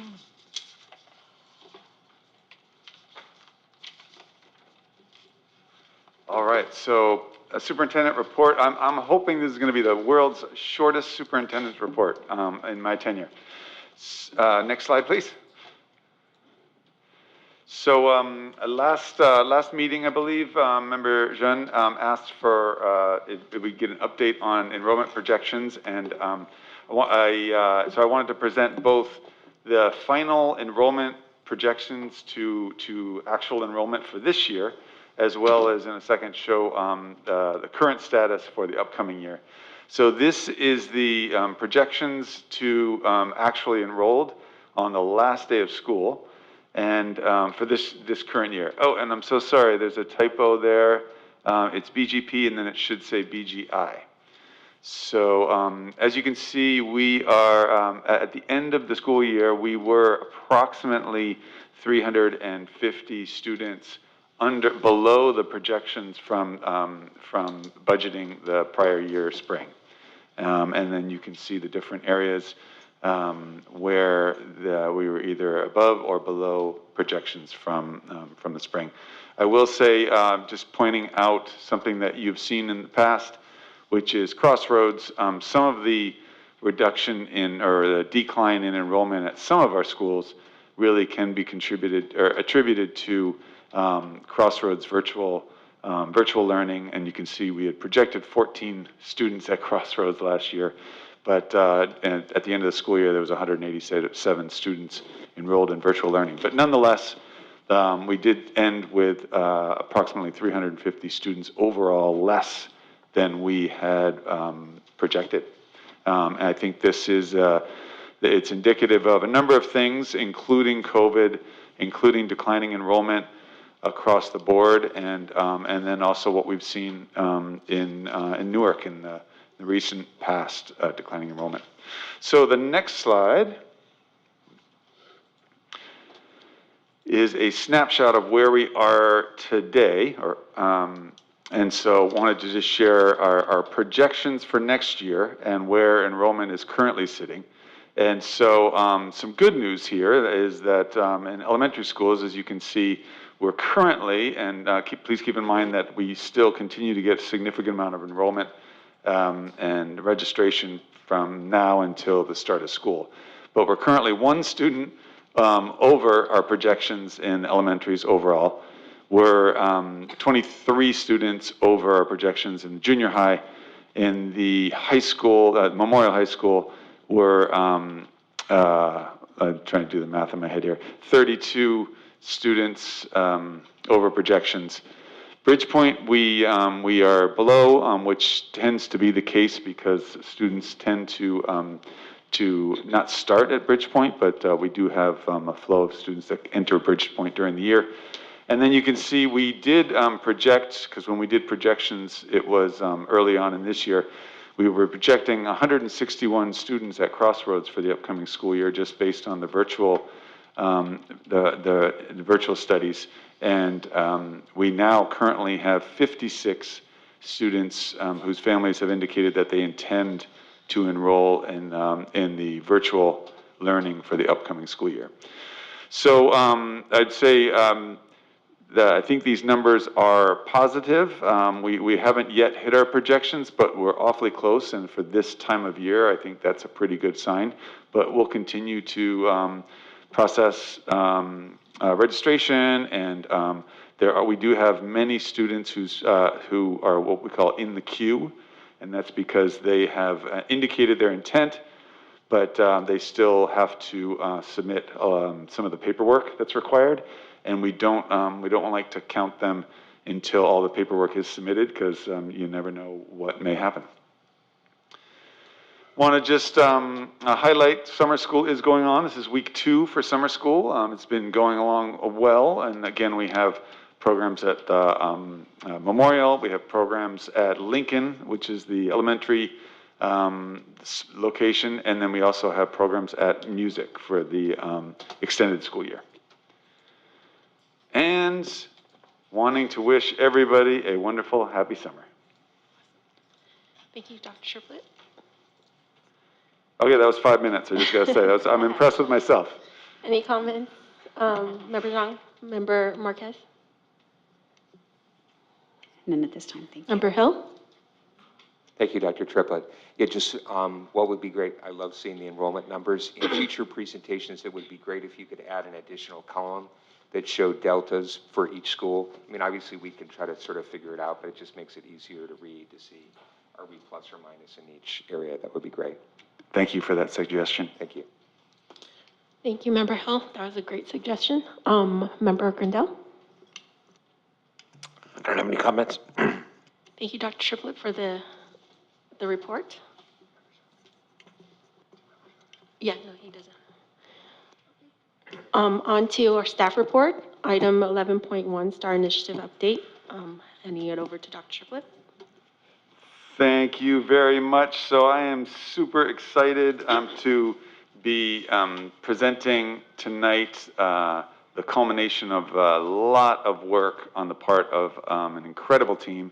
I have 3 folks here tonight that are going to take part in this presentation of the plans that have been made this year and last year in preparation for a launch of the Science, Technology, Aerospace, and Robotics Initiative. We really had a soft launch, I would say, this year. We've implemented a lot of things, and then we're going to continue to implement and build upon those successes in the upcoming school year. So with me tonight is rock star teacher Jacob Goldsmith from the high school, as well as Leonora Basura, who is our science expert at the district office, as well as you know, as well as running the induction program, which is a really stellar program. And then you've already met, but you're gonna meet her again, Miss Rachel Bloom, who has done phenomenal work with the elementary component of this initiative. Next slide, please, Ms. Gutierrez. So I'm going to take us through a few of these and then turn it over to Mr. Goldsmith. So this is just a sort of broad picture of the TK-12 STEAM initiative, and it really has two components or two branches. One being the environmental literacy component, and then two being the computational thinking. And the board heard a couple weeks ago the plans with regard to environmental literacy, and so tonight we're talking about the computational thinking aspect of this plan, which includes the Star Academy at the high school, maker spaces at the elementary, and also the STEM classes that you saw presented from the middle school plan. Next slide, please. And we really think about these as a there we go, as a vertically aligned program. So that's what we're thinking about. And you can see it's building blocks and building blocks for students. And so you see the bottom block, elementary school, is where we're really thinking about this initiative as where maker spaces, really emphasizing that, and as a place of where students are developing a deep sense of wonder, exploration, and discovery within this the STEM field. Middle school being where they start to take different integrated STEM classes, robotics, coding, etc. And then high school where there is a full academy that offers computer science classes and as well as other different STEM-related classes. And so this is really the thought. I think there are computer science academies in other high schools, but I don't know of a place, and maybe it does exist, where a district is thinking about this TK-12 as a comprehensive developmental plan to really support this type of learning and these type of careers and fields. Next slide. And so this is our vision. I guess I'm not gonna read it out loud because it might take too long, and then I'll ruin my reputation for quick presentations. But this is the vision that was designed by the Star Academy team that started working last year and has been also working this year in developing this plan. Next slide, please. And so I'm going to turn it over to Mr. Goldsmith in a minute, but to talk more about the Star Academy aspect, the high school. And I do just want to give a huge appreciation to Mr. Goldsmith. He has not only is he visionary in his planning, but the interactions that he has with young people and the way he inspires young people is truly wonderful. It's been a pleasure to see him in action with his kids, and he is one of these incredible teachers who is always moving to the sides to let the students run, and they really do. It's amazing to see the things that the students in his classes have been doing. So I'll turn it over to you, Mr. Goldsmith. Thank you for that. And my role here is coordinating the high school specific aspect of this work. And I'd like to start by giving thanks to the many people who have supported this. First, my colleagues in teaching, Mr. Scott Jorgens, who's teaching 2 of the new courses that you'll hear about today, with apologies to the junior high school that we stole him from, and teacher Mr. Daniel Johnson, who had been my counterpart in this work last year, and I'll miss working with him as he moves on to another school. Support from the district office and business department, Tina Cordova at the high school for a lot of last-minute purchasing, the VAPA, that's Visual and Performing Arts, and MCA Media Communications Academy team at the high school for putting the art in STEAM. And we've been working closely with them as we build all of this, to MOT for literally doing a lot of the work to make this happen and doing the building, and most importantly, to the students for bringing energy and enthusiasm and curiosity and joy to this work, because without them, we'd be building an empty room. And I like that this slide really highlights the three aspects of the work that we'll be talking about: the program that we're building, the skills that we'll be teaching, and the space where it will all be happening. And that's what we'll be talking about through the rest of this presentation. Awesome. Thank you, Mr. Goldsmith. So I wanted to talk a little bit about some of the design. So in a lot of academies or pathways, there is one of the challenges that schools face is that you're either in or you're out. You either commit from the very beginning and see it all the way through, or you can't participate. And so the design team here was really set on breaking that barrier and really thinking about how to design something where there's access points for everyone. And so this visual, which we have on our website, tries to articulate that. A student who's interested in this field, they may want to just take one class, and that's totally fine. They may want to deepen their experience and actually get involved in some of the extracurricular activities, the clubs, field trips, competitions that are going to be a part of this program. And that's great.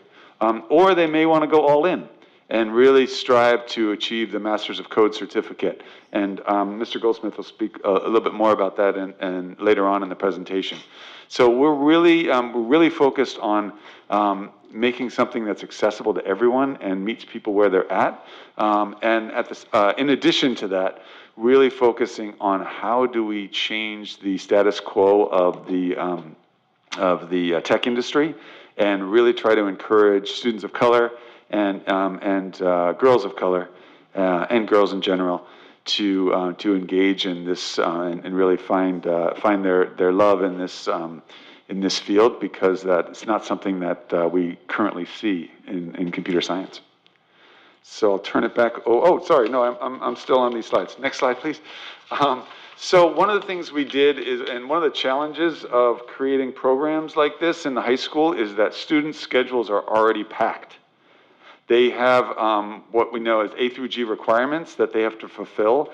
And if a student misses one thing, then it throws it off for their whole 4 years. So what we tried to do, we worked with the counseling department to put together, these aren't exhaustive, but a number of samples, and you just go to the next one, Ms. Gutierrez, please.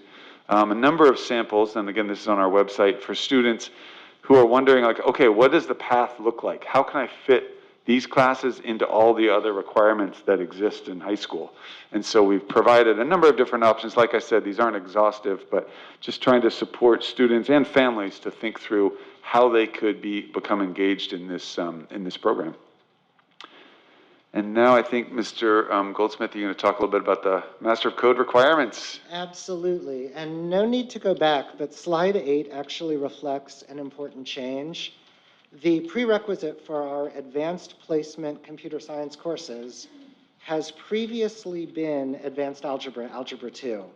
And next year, I'll be proposing a change at the high school to make that one course lower, to make the prerequisite geometry to open access to more students, to tear down the traditional elitism of computer science and programming and turn it into something where we are not only seeking equity and diversity and opening our enrollment, but really marketing and outreach in our enrollment to encourage all students to take it.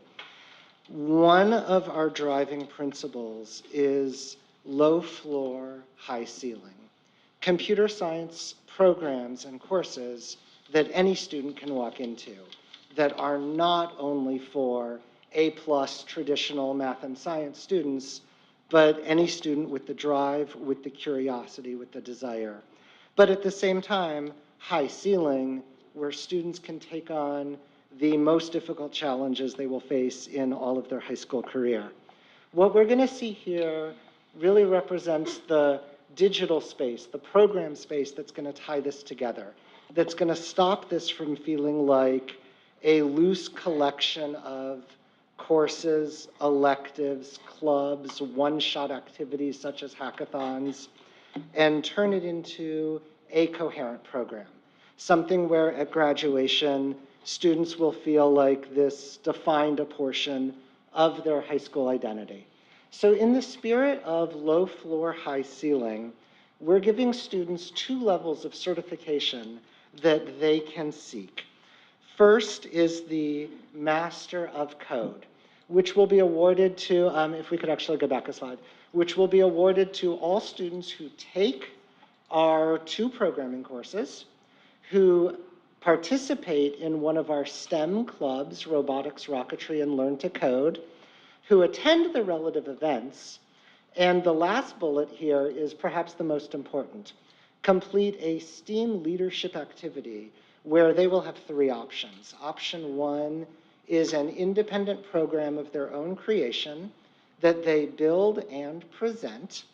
Option 2 is teaching a programming topic that's outside of our course curriculum to their course mates. And option 3 is participating in building and running a youth outreach program in computer science education to our junior high or elementary students.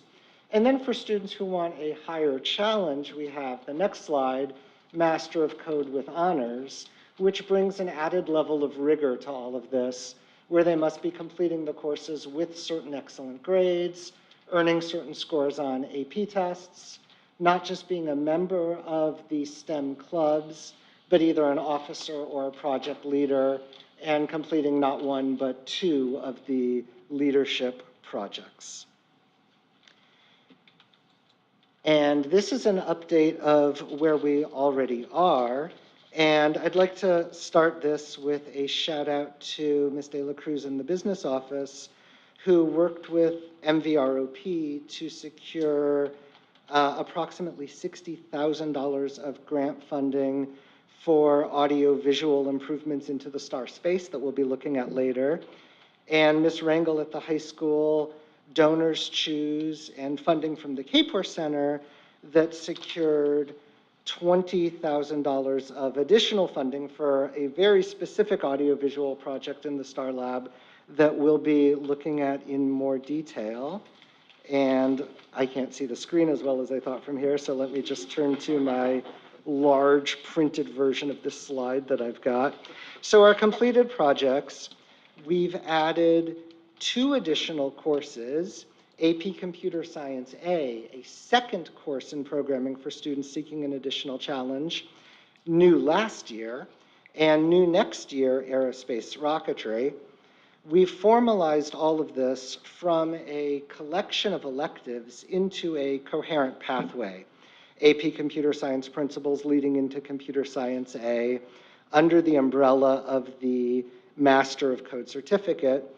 And in the spirit of stepping up and making things happen, we hosted our first event last May 27th, a student code showcase, thanks to those of you on the dais who were able to attend, where 19 individual and team programmers at Newark Memorial High School, many of them new to programming this year, got to present their work to district leaders and some special guests that we'll be talking about later in this presentation. And on the next slide, a look at what's coming next year. We will be upgrading STAR Lab furniture and equipment, and all final requests for those items are in the last stages of being submitted for purchasing and approval. And we'll get to take a closer look at what those actual items are soon in this presentation. But STAR Lab furniture and equipment as a space that empowers individual, group, and hands-on work with digital and physical projects, including laser cutting, 3D printing, partner group programming and building for robotics and rocketry. We'll be exploring the implementation of computer science for all, seeking answers to the question, how do we turn this from an elective into something all Newark Memorial High School graduates will touch to whatever degree that they choose. And I really view that as a continuation, a continuous thread from the wheel that begins in 6th grade. And partnering with Metis and other community organizations to increase equity and diversity in our STEM and programming education. And this is a look at the vision for the space. The Star Lab at Newark Memorial High School is a warehouse or gymnasium-sized industrial space. It was previously host to our MAST, Marine Science and Technology program, and this is its new life. What you see on the left edge of the screen is a theater. There's a wall-to-wall screen, well, not wall-to-wall, but there's a large screen on the left wall with a ceiling-mounted projector, and then flexible and versatile seating. So some stools, some higher chairs, and some movable tables that can be repurposed in many different ways. Then the upper right half is home base for the Rocketry Club with visual storage for all of their equipment. We want students and tourists to be able to walk into this space and not see locked drawers and shelves and cabinets, but see material out, see a vision for what they could be doing. So the rockets will be there live in work on the tables and on display on the shelves. And then the bottom right is seating and workspaces for computer science courses and for our robotics club with appropriate storage, et cetera, everything else. Altogether, this allows for large group events seating up to 104 people. And I'd like to pass special thanks to Ms. De La Cruz for being flexible with some last-minute revisions in the purchasing orders, because we've been insistent that everything here is on wheels and height adjustable. And that allows it to be reconfigured for multiple student uses and to fit a wide range of student body types. Specifically, the theater will be offered out to all courses for their most important student presentations of the year. So when AP Government is hosting debates, or when our art classes are showing off their digital creations, they'll get to come into the space and use these resources. And the purchasing that's been done through Donors Choose includes 18 screens, just like what we're looking at here, where any class that wants to do digital group work will be able to come in, split into groups, and get to work in the space that we are building for them. And on the next slide, we have been working on a partnership with Ohlone College, where most importantly, we have a curated list of their courses that we are enabling and encouraging our students to consider enrolling in if they would like to take this to the next level. And on the next slide, I'm especially excited to announce that at the Student Code Showcase, among our special guests were guest judges from Lucid Motors, located corporate offices right here in Newark, where their engineers and designers juried student presentations, and students were radiant with the opportunity to present to this illustrious team of professionals. And we've already followed up with them, and they're enthusiastic about continuing our work together, both at Newark Memorial and district-wide moving into the future. Thank you. Thank you, Mr. Goldsmith. So Ms. Rebasura is going to now transition us a little bit to some of the other planning, which is in relationship to supporting the professional development and growth of our teachers interested in pursuing more of this kind of teaching. And good evening. In 2021, our Bayside partners referred us to the California Computer Science Project that was promoting a course that was called CS School Leaders Project.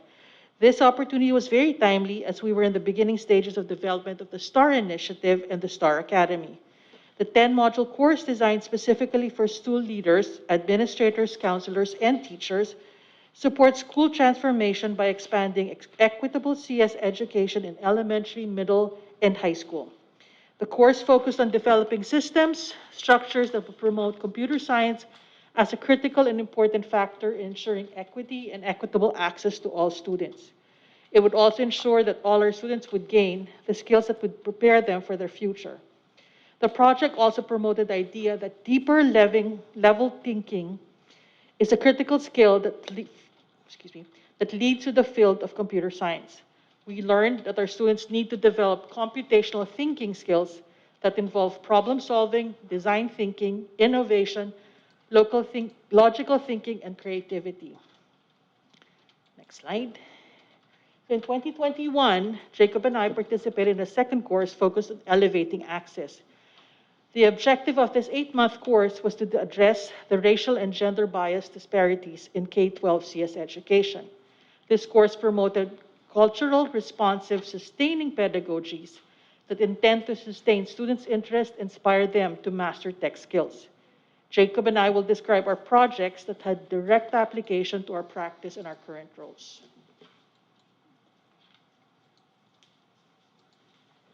Data shows that the number one way to increase equity and diversity in computer science courses, and specifically to increase enrollment numbers of demographic groups traditionally underrepresented in computer science, is group-alike role models.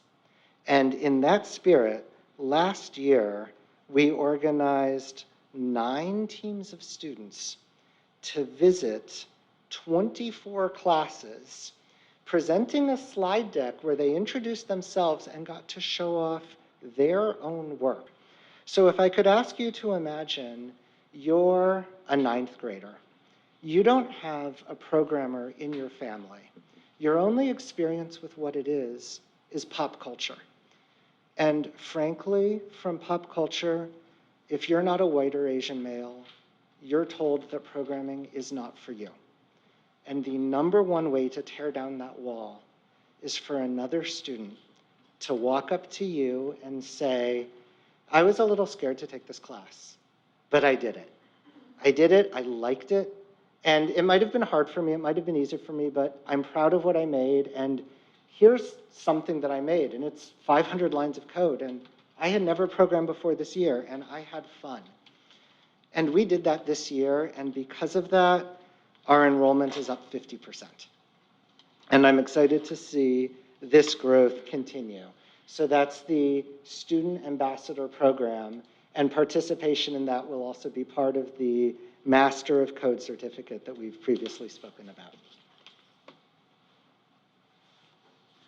So as my role as an administrator in this initiative, it was important that I understand classroom instruction and experiences. For my project on exploring Concept 4, I decided to work with Jacob on a plan to motivate his students to really include their interests and passions in their project. Brainstorming with a partner was added to the preparation of his students' APCS project.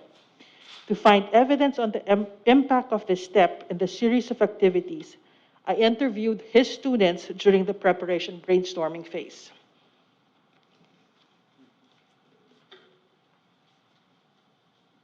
This is a quick look at the event where it actually occurred. This is the Student Code Showcase.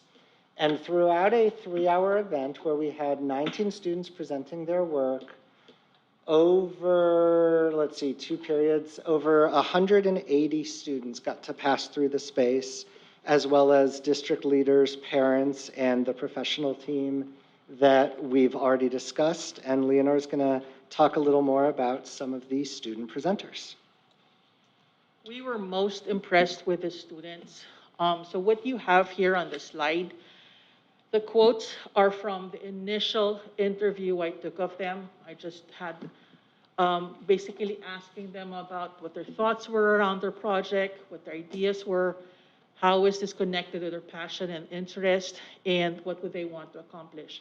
Also asked them about the support that they receive from Mr. Goldsmith and what else they want to be able to accomplish.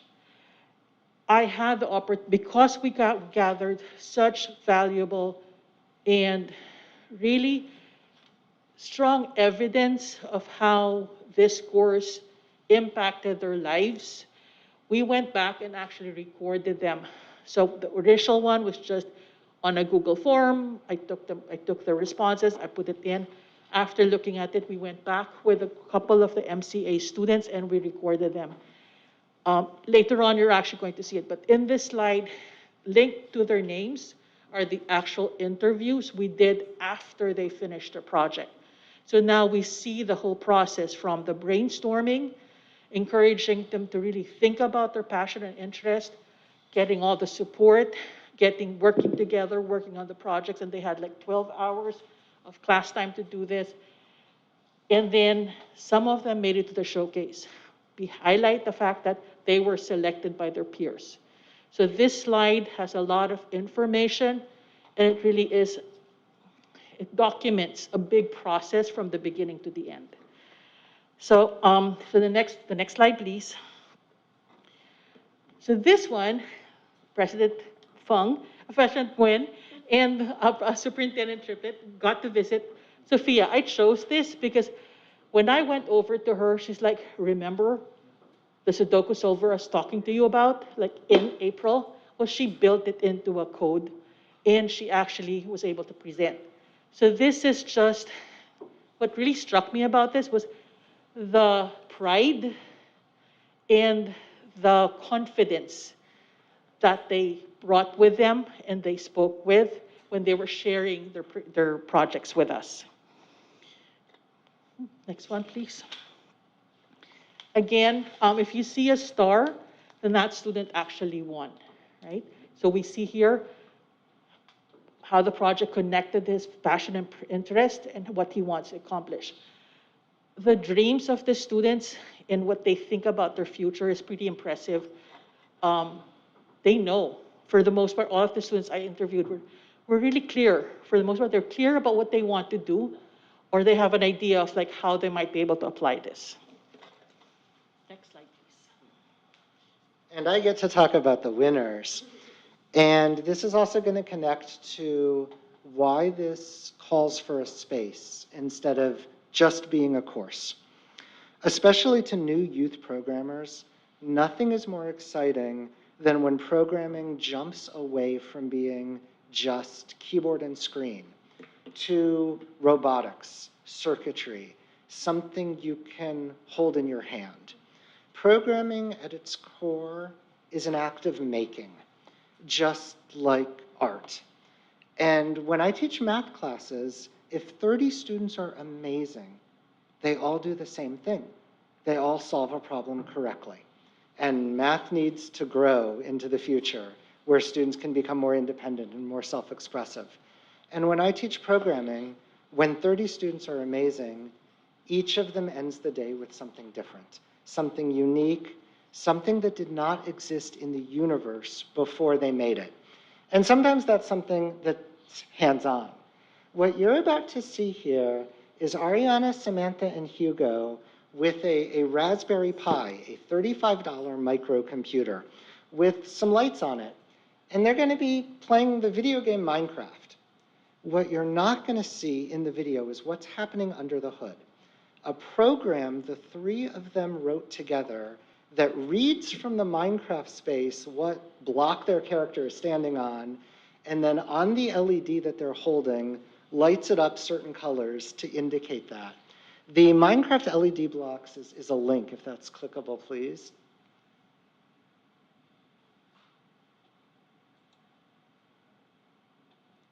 Fantastic. And I had to strip out the audio because in the loud space, what she's saying wasn't recorded well. But this is just 30 seconds, and you'll be able to see the color on the device changing. And unfortunately, it doesn't show up nearly as impressively on video as in person. As they move through spaces in the game world, and the enchantment on their faces as they're holding this and being able to say, I made this, I programmed this, I came up with the idea for this, And they were also the team chosen as Best in Show by the jury from Lucid Motors. And on the next slide, yeah, if we could play the linked interview from Samantha, thank you. Could you please tell us your full name and grade, please? My name is Beth Carter, and I'm Tell us about your computer science project. my computer science project is a group project with my friends where on a Raspberry Pi, which is a miniature computer, we use Minecraft to create a program that lights up the LED lights on the Raspberry Pi to the color that you're standing on. What inspired you? We just really like Minecraft, and we got tired of having to guess what the block you were standing under was if you were in water or on top of snow, and we thought it would be easier if we could get a program to light it up for us. How did this project connect to your conscious interests? Video games, I guess. All of us really like playing them, and sometimes making things more convenient is really helpful. What did you accomplish by completing this project? Again, making it easier, making video games easier. How might you use your computer science experience in your future? Since I'm going into psychology, maybe at some point creating a program that could make psychology or mental health easier to access for different people. Anything else you'd like to add about the experience? I never thought I would really enjoy computer science much, but after taking it, I realized how helpful it is and how many different kinds of careers can be helped from learning simple things like print statements and different kinds of code. Thank you.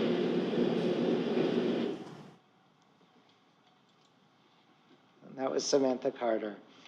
And here you'll see all of the winners from that event. And I'd also like to give a shout out to student Cody Ambrosio, who took first place in the open voting for a rhythm game that he coded and built completely from the ground up. I know how many hours and how much passion he put into that work.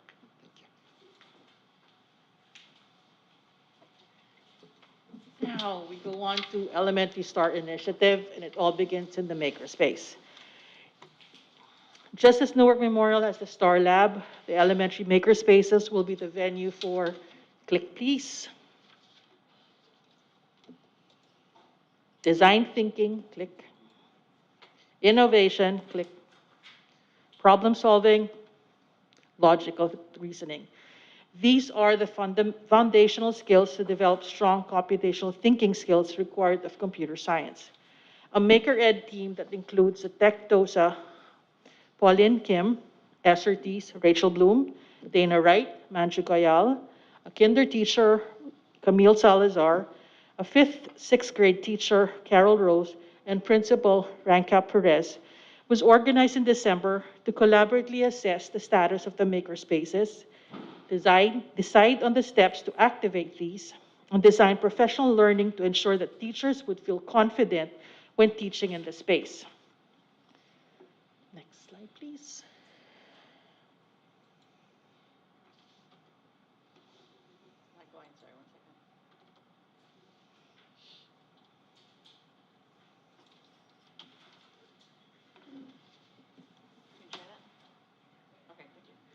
Just as Jacob and I participated in the Computer Science School Leaders Project, Pauline Kim, the tech docent, and Manju Goyal, a science research teacher, attended Creating the Conditions for Equitable K-12 CS this year.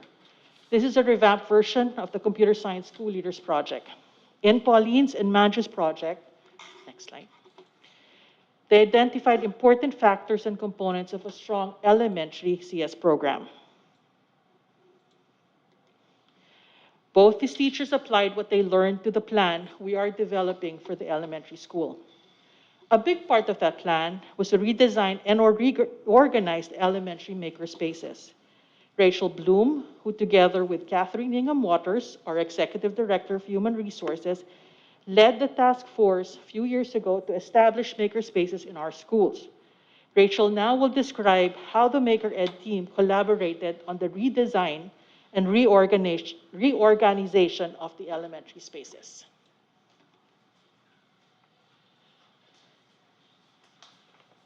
So like Leonore said, Catherine and I started this a few years ago with our goal getting kind of all the elementary sites on board, and each site is kind of at their own spot in this journey. And so Leonore got a lot of us together and we sat in a room and like, okay, how are we going to get all the maker spaces set up? How are we going to get teachers in there feeling comfortable, giving students opportunities to think critically, to create, to communicate, all those things. And so we were in there and we're like, okay, well, what are we going to get? What are we going to buy? Like what program can we get? What can we do? And so Leonore connected with some people at Lakeshore to show us some stuff. And we looked at that and we looked at different programs and all this stuff. And so some of the stuff we thought, like, it's okay, like it's all right, but you know, maybe it's missing this, or are people really going to use it, or all these things. And so finally it just kind of came out like, look, you can kind of get whatever program, you can buy whatever the supplies are, but if they're not useful, people aren't going to use them. Like, you can buy the teachers a bunch of paper to build bridges, but if you don't have anywhere to put the stuff, if you have no way to keep it organized, no one's going to use it. All right? You can have 20,000 Legos, but if you don't have them in bins where you can hand them out to the groups, they're not going to get used. I mean, period, end of sentence. If you don't have a cart to carry all your robots, no one's going to go and take them and use them. Period, end of sentence. So Leonore said, okay, well then get bins. Like, get the carts that you need. And she's like, well then if you need boxes labeled, then get the label makers so that people know where to find stuff. And so that's what we ended up actually doing. So Leonore, as like the leader, let the teachers say like really what we needed, and we got what we needed to actually create these spaces.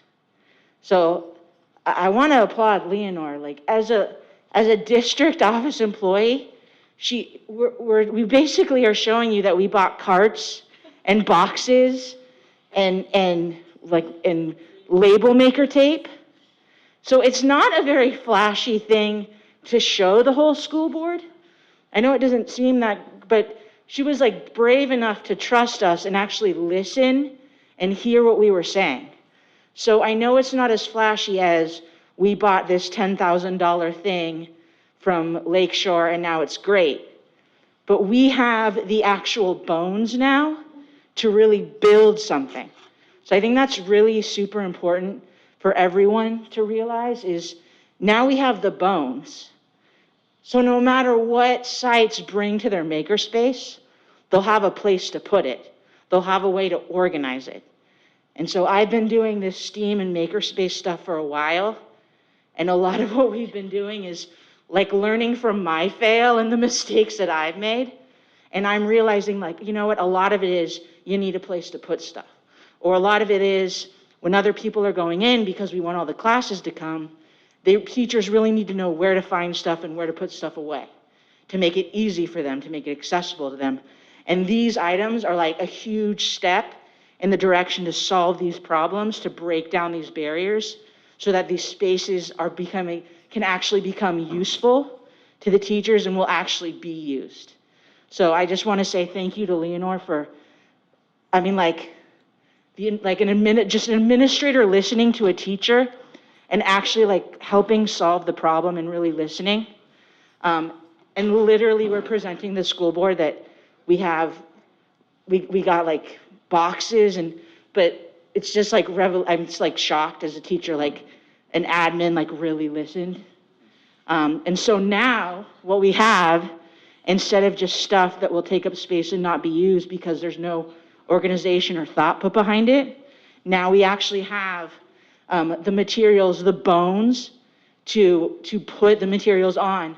So whatever the site wants to specialize in, if they want to focus on Legos, or if they want to focus on robotics or little bits or whatever their their bit of interest is, they're going to have like the skeleton, the framework to build on that.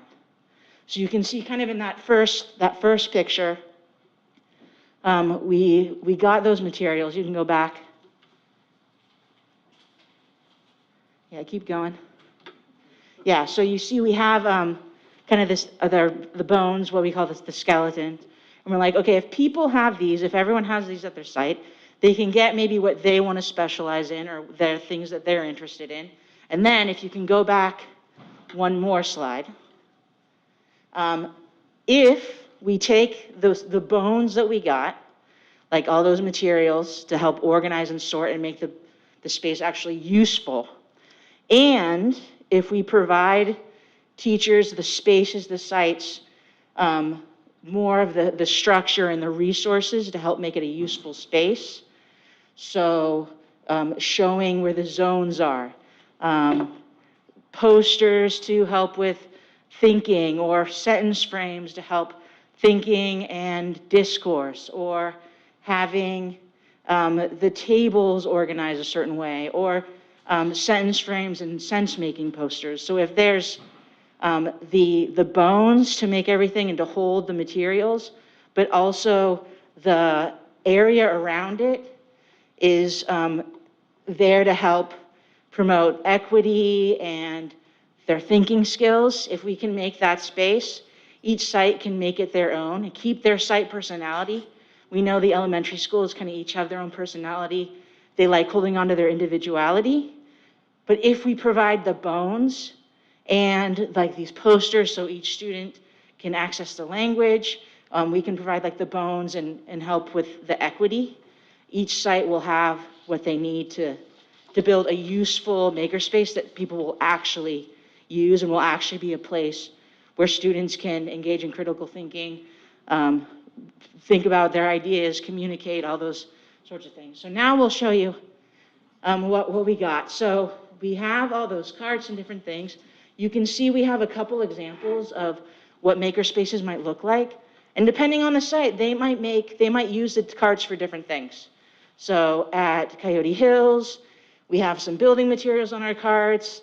At Birch Grove Primary, maybe they'll have some craft supplies, however they want to organize it and use it. But I mean, you can imagine, you can't just have all that stuff sitting around and nothing. It would make it completely unuseful. But people don't think to get the organization. They just don't think.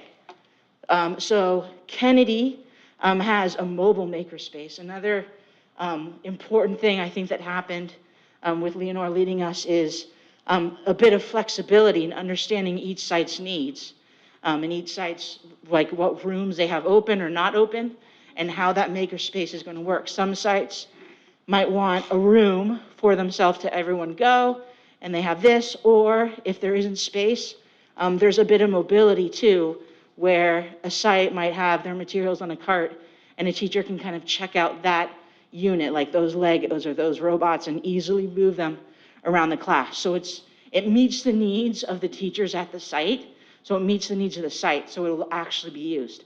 It's not just one way, like cookie cutter thing. And then, let's see, do we have another one? The next one is Leonore. The next one's Leonore? Well, then go back, I want to keep talking. All right. So again, you see, I'm super stoked. So another thing you'll see is, there's like signs, like you have the Legos, paper, all those different zones. So when you all go and visit the makerspaces, I'm sure, sometime during the year you're gonna go and visit the makerspaces, you'll see that things are organized, you'll be able to find everything where it is. There'll be similarities where there'll be zones, and it's kind of like when you walk into a Safeway anywhere, you know that this is where I can go to the fruit. This is, like I have a thing, but you don't know exactly what might be there, you're not, but like kind of where to go. So there'll be the zones and the bones, but like that specific Safeway, right, that specific makerspace, it meets the needs of the site. So you'll see kind of like these special interests and what the students are interested in, maybe like taking up the space of that makerspace. So it'll be the general view, like you'll have your steps of the design process. You'll have posts about the 4 Cs, all those certain things, and you'll be able to kind of orientate yourself, but it'll also be this site's specific makerspace that is actually like useful to the site and designed for them that they'll actually use. All right, now I'll stop. But thank you. And then again, thank you to Leonore for just, I mean, I don't think you understand, an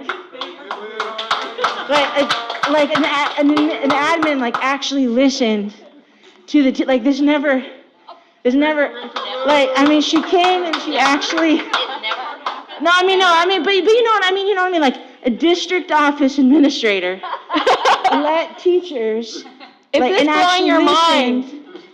And I think now this stuff will actually be useful and will be used, and so thank you, Leonore, I appreciate it. That's so sweet. I didn't pay her to do that, okay?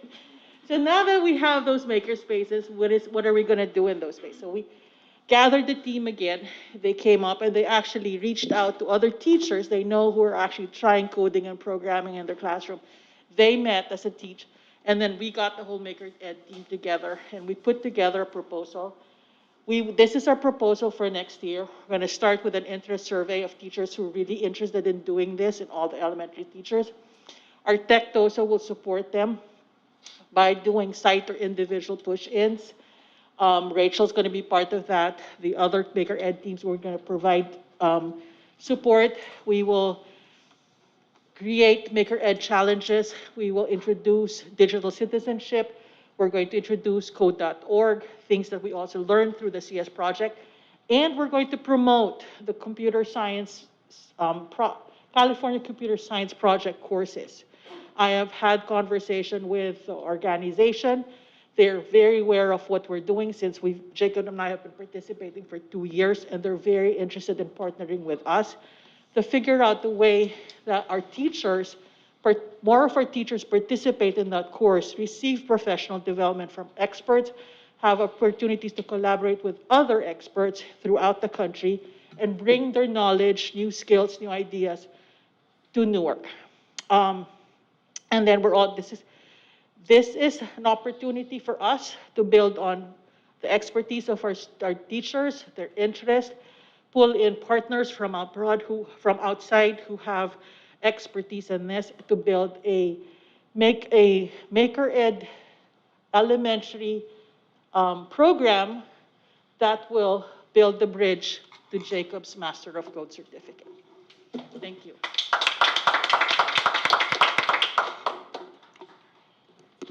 Member Zhang, any comments? I have a lot to say, so I will let other board members speak first. Member Marquez? I'll make mine short, I promise. Okay, here we go. So this goes back to slide 20. A novice showcase. So we have this showcase at the high school. Why not implement a novice showcase for the middle school, right? You've already proposed in slide 20 that the ability to have, I know, you have science going on outside somewhere, right? Where we have the youth that are competing, not only in class and in showcasing and making presentations, but holding some sort of what we would call a STEM night or a rocketry night, something where the youth from the 6th, 7th, and 8th grades, even the 5th graders, right, that are coming over in the second semester, where they're able to come into the high school setting, as well as the high school serving the students serving the junior high. So with this collaboration, that we could actually start building those students, right, and preparing the students for when they reach high school. Because having that mentor, having that person to look up to, especially at the high school, and if it's someone who's working with you that's a second year or a third year, computer science, right, or a rocketry student, it does wonders because students learn best from each other, right?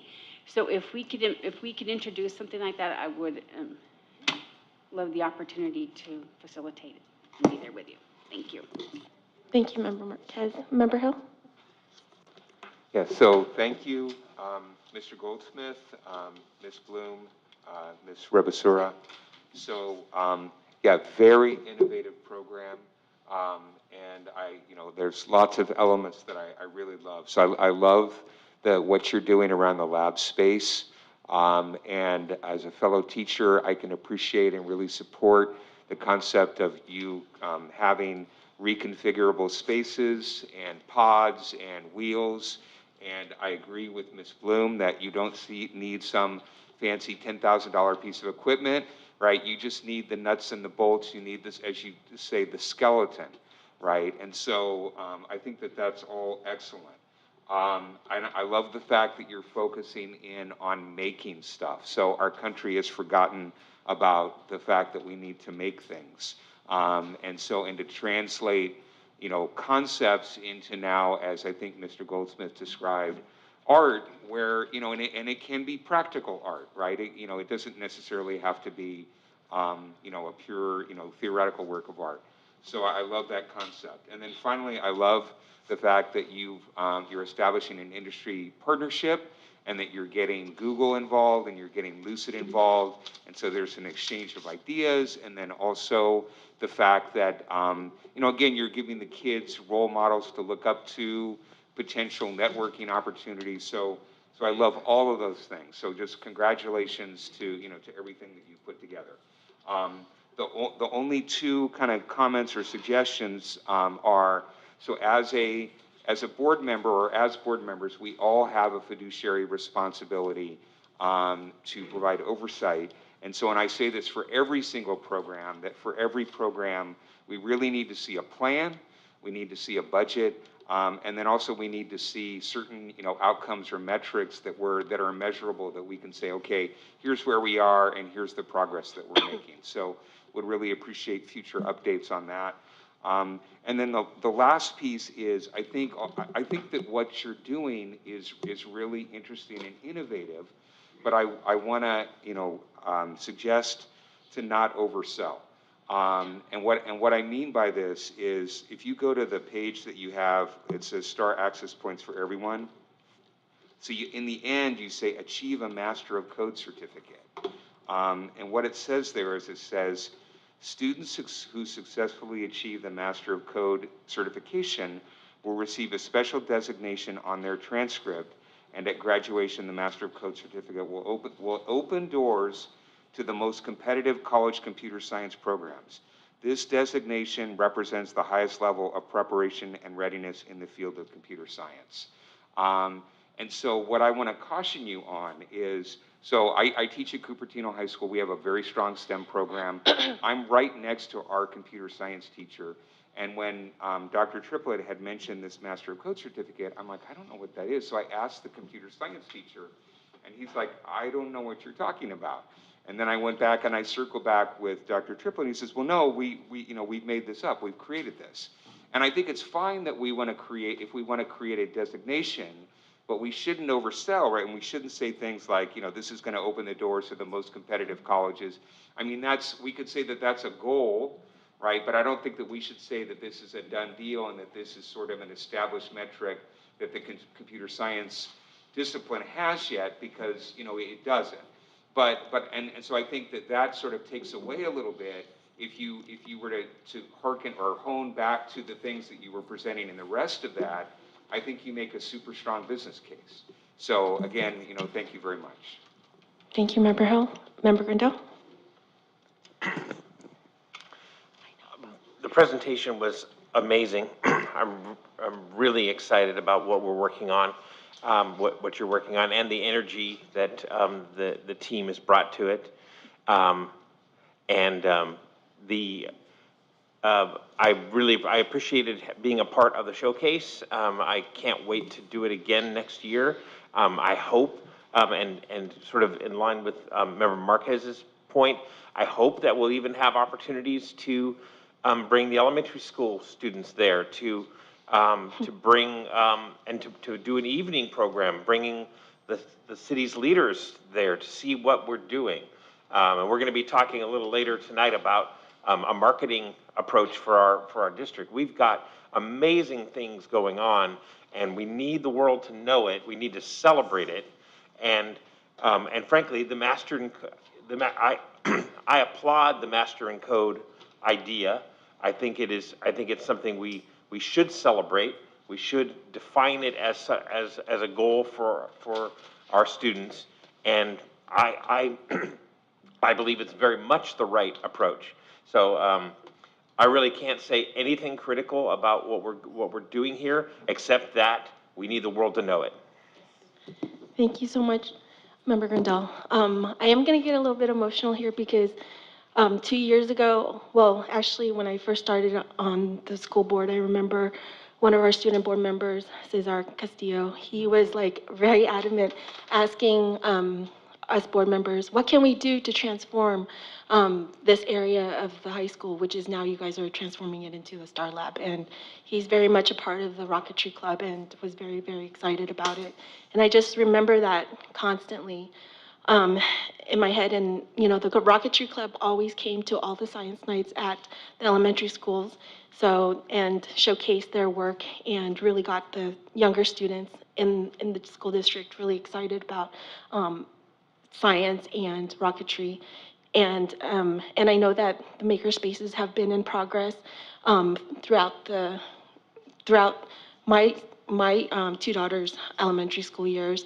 And then when Dr. Triplett came on board, we had a one-on-one, our weekly meeting, and we were just talking about, you know, how we can, because I got excited after one, you know, beginning Python class, and I was telling him about it and how it can really transform our students to be better at math and things like that, and how can we incorporate all of this stuff and try to build something that is uniquely ours in the district. And I'm just like so impressed with from that conversation to what it has become today, with the leadership of Dr. Triplett and Ms. Leonora Robesora and Mr. Goldsmith. So you guys have surpassed everything that I had initially thought about and have built it beyond putting this program together within the last 2 years. And to see the showcase of the students' work this last part of the end of the year, I'm like right now I have chills running through my body because it's that exciting to see our students really invested in, and for our students to be able to build and create things that they never thought and associate together. That, oh yeah, computer science, how is that related to art? How is that related to being creative? But it is definitely a creative outlet for you to be able to build something tangible.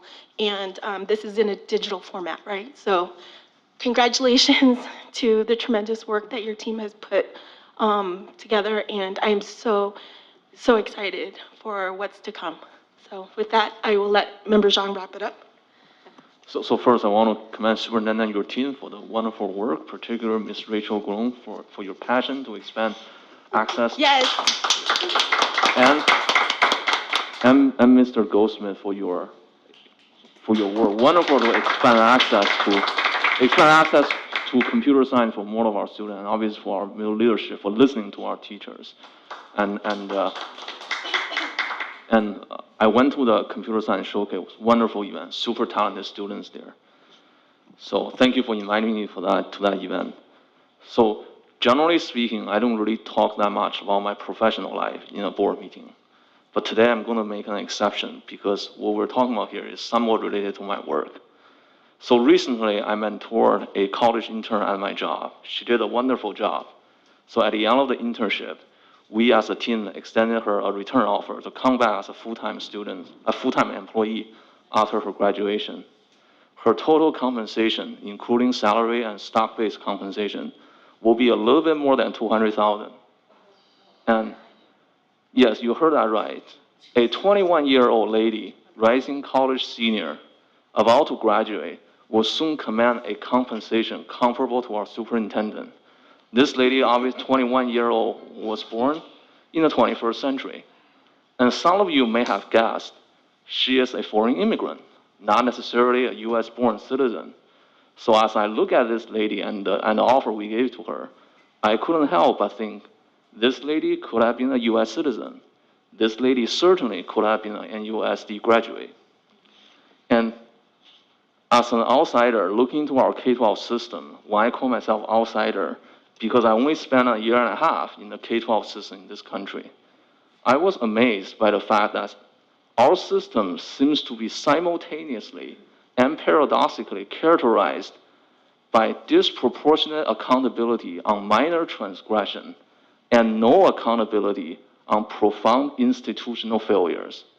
The fact that I am the only US citizen on my team and not a single person in my division of 50 plus people is US born, in many ways is a stinging indictment and a reflection of the profound institutional failure, not in NUSD, but in a broader K-12 system in the state and in the country.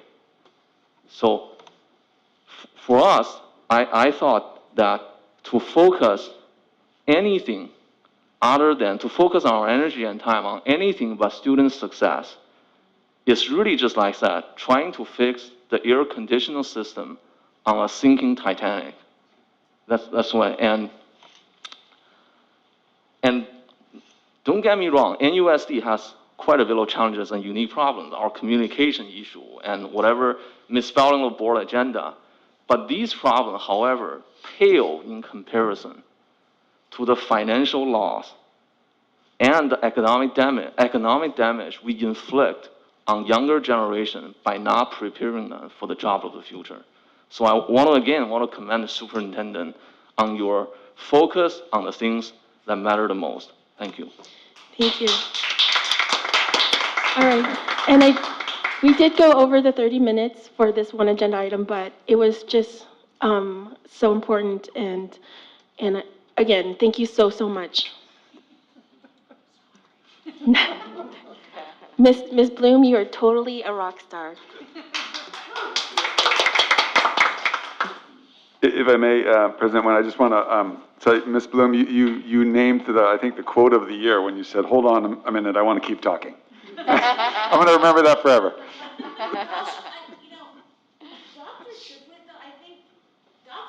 Also, I think, listen to the teachers. Like, this has been a very weird year for me. So I've been doing this for 14, 15 years, and we went to a committee where we're supposed to make a middle school. And as a teacher, I'm like, okay, great, I'm going to be on this committee, and the superintendent's there. He already has an idea of what he wants. We're just here to like check whatever, we're just here because we have to be here. But I feel like Dr. Triplett actually he didn't really come, I came in with more of an agenda on what I wanted at my middle school than Dr. Triplett did. And I mean, it's still like blowing my mind. I feel like he really listened to us and figured out what we wanted, what the students wanted, what teachers, what the community wanted. He didn't already, I mean, of course he has an idea and he has experience and all that, but he didn't just come in and say, here's what we're going to do. He really listened to us.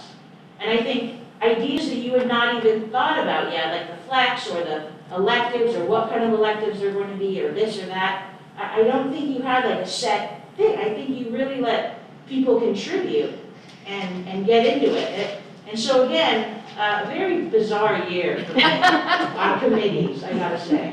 To have actual administrators really like listen and do to listen and do what we think would be best for students. I've had principals like say, what do you want to do? And they have the idea in their head, and then if you say what they wanted to do, then they're like, oh yeah, that's what we're going to do. Like they already have that, and they want to make you feel like you thought of it.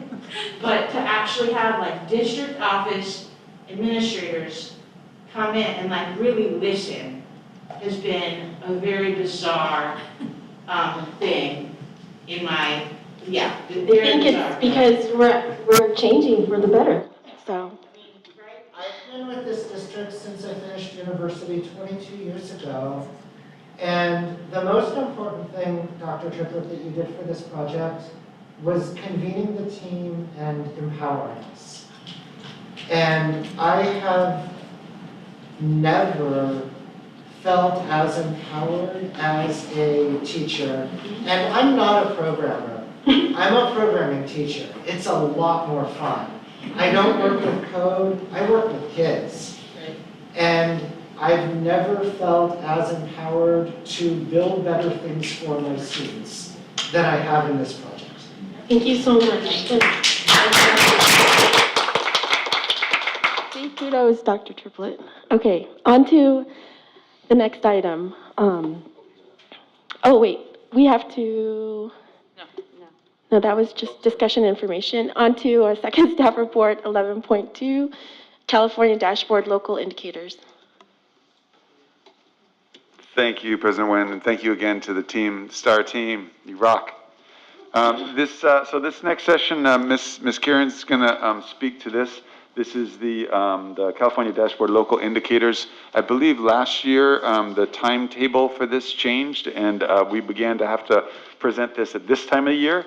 Normally, in the past, we were presenting this, I believe, in the fall when we actually had significantly more data, but this is the current requirement, and Ms. Cairns will explain a little bit more about how this is working.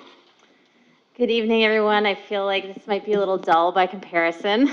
I'll do my best to keep it lively. So I'm here to present NUSD's local indicators. It's a requirement that went into effect in January of 2020. The purpose of the presentation is to review any publicly reported data prior to the adoption of the LCAP. As part of the process, the state has provided self-assessment tools that we've used in the development of the presentation. Yes. Do we have a public comment? I do apologize. Okay. No. Sorry, it's later on. Okay. I'm sorry. No worries. I was wondering. Thank you. All right, so here we go. Apologies for the small font. I just wanted to be transparent, given that this is a new requirement. So I think it's really important that we go over some of the aspects of this process as we become more familiar with it. So what do we have to present? We have to present on the annual measures of progress and meeting requirements specified in the LCFF priorities. So in this case, the priorities are organized around the 8 state priorities that we talked about earlier.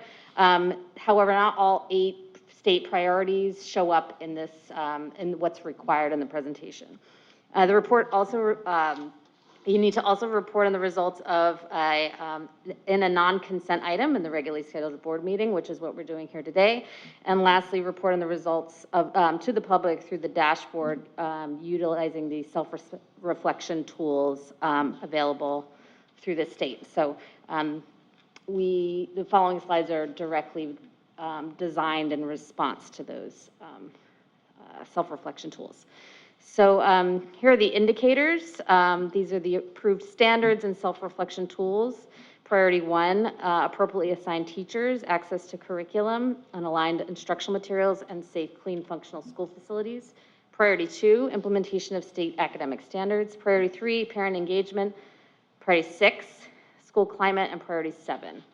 So those are the selection of priorities out of the 8 priorities that the state has. So priority 1, so here is the results. This is basic conditions. The data you're looking at here, just to be clear, is from 2020-21 school year. The data for 2021-22 school year, this school year, has not yet been released by the state. So I just want to be clear, this is the only sort of really backward-looking data set in this presentation. I want to speak to what is reported in the first line, which is total teacher misassignments with regard to English learners.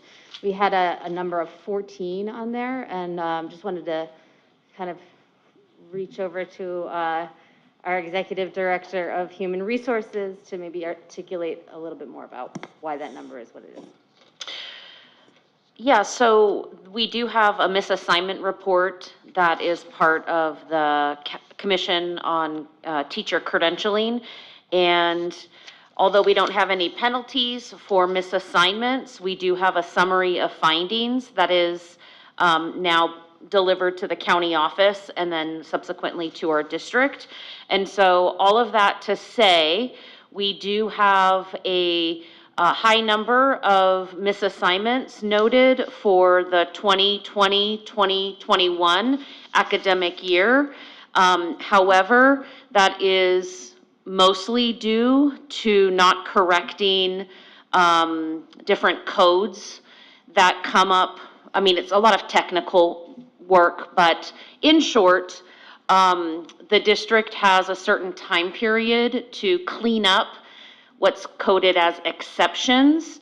And so basically, teacher by teacher, we have an opportunity to clean up their assignments and different things that they have. Historically, we have had very, very low misassignments. And so due to factors outside of our control, for this year, 2020, 2021, we have abnormally high misassignments because we were not able to clean up and fix the exceptions within the time period allotted. So all of that to say, the misassignment reports do look very high. They are substantially lower in reality. Thank you. And then we have quality instructional materials and quality facilities, so 0 deficiencies on those 2 areas. Priority 2, academic standards. So I just want to, the following slides are super dense, so I want to make sure I take a moment to explain the layout here. So below the heading there is an area that I want, that kind of describes what is the purpose of the reflection. And then what's below is the ratings we've given for that reflection. So just wanted to go over the rating scale. A rating of 1 means we're in the exploration and research phase. Rating 2 is beginning development. Rating 3, initial development. Rating 4, full development. And rating 5, full implementation and sustainability. These ratings were given to us by the state for the self-reflection process. So when we rated ourselves on this one, which was 2021-22 implementation on professional learning specifically, we noted one area here in the beginning level, and this is around our history standards. And we gave ourselves that rating because we just did a new adoption of curriculum, and we need to do the professional learning related to that work. So that will be coming up in the years ahead. So that's why we rated that a little bit lower than other areas. We also gave ourselves a 3 regarding ELD standards, and that just has to do with what we're doing with expanding SEAL. We've done a lot of work around ELD in many of our schools. We just need to expand it further. All right.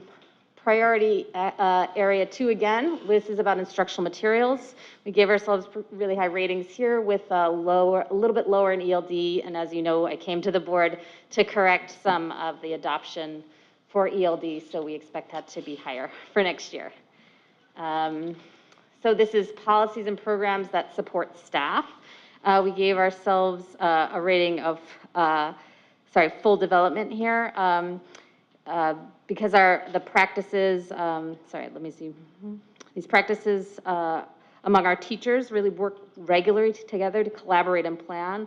Practices include reflecting on standards through reviewing standards-aligned assessments and addressing instruction and response to data.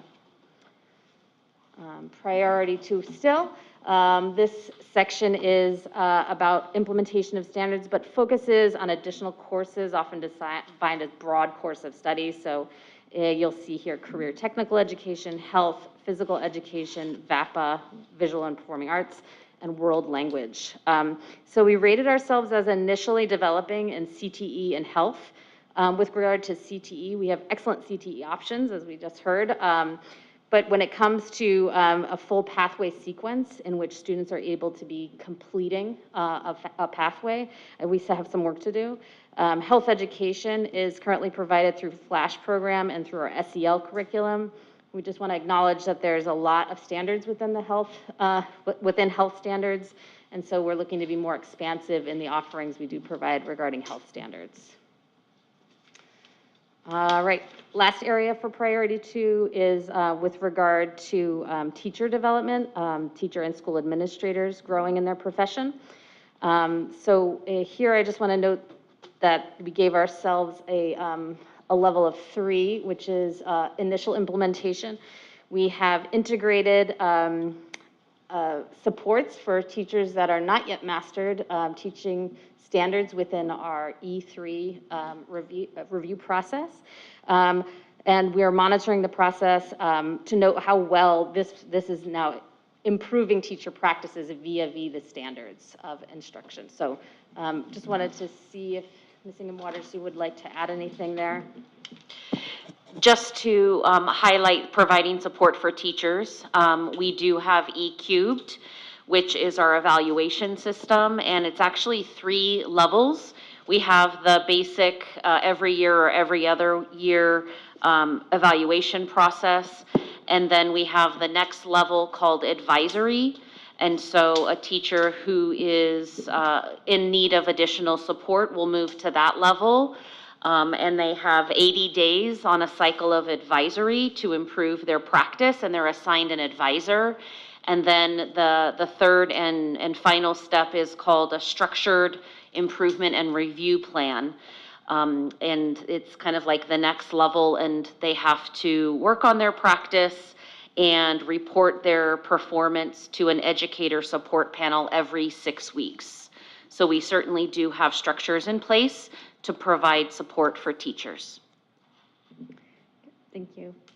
And now this is moving on to priority 3, parent and family engagement. The results here came about while looking at the data from the surveys we've provided to families. Those surveys include our English Learner Needs Assessment Survey and our LCAP survey to families. And as you know, the CHICS survey, the California Healthy Kids Survey, the results are still out. And priority 3 again, this is regarding providing professional learning and resources to families, so and communication specifically. The district has communicated important information in many ways throughout the school year, including having translators that attend meetings, having documents translated. Our strengths definitely include annual parent notifications, procedural safeguards provided to families, students with special needs, handbooks, playbooks, announcements, teacher syllabi.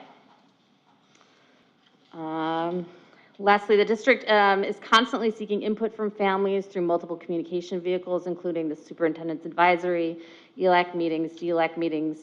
The district's also consistently seeking new ways to get input and share in the decision-making process, as evidenced through some of the innovations we did to our LCAP review this year. And then lastly, second to last, I believe, priority 6, school climate.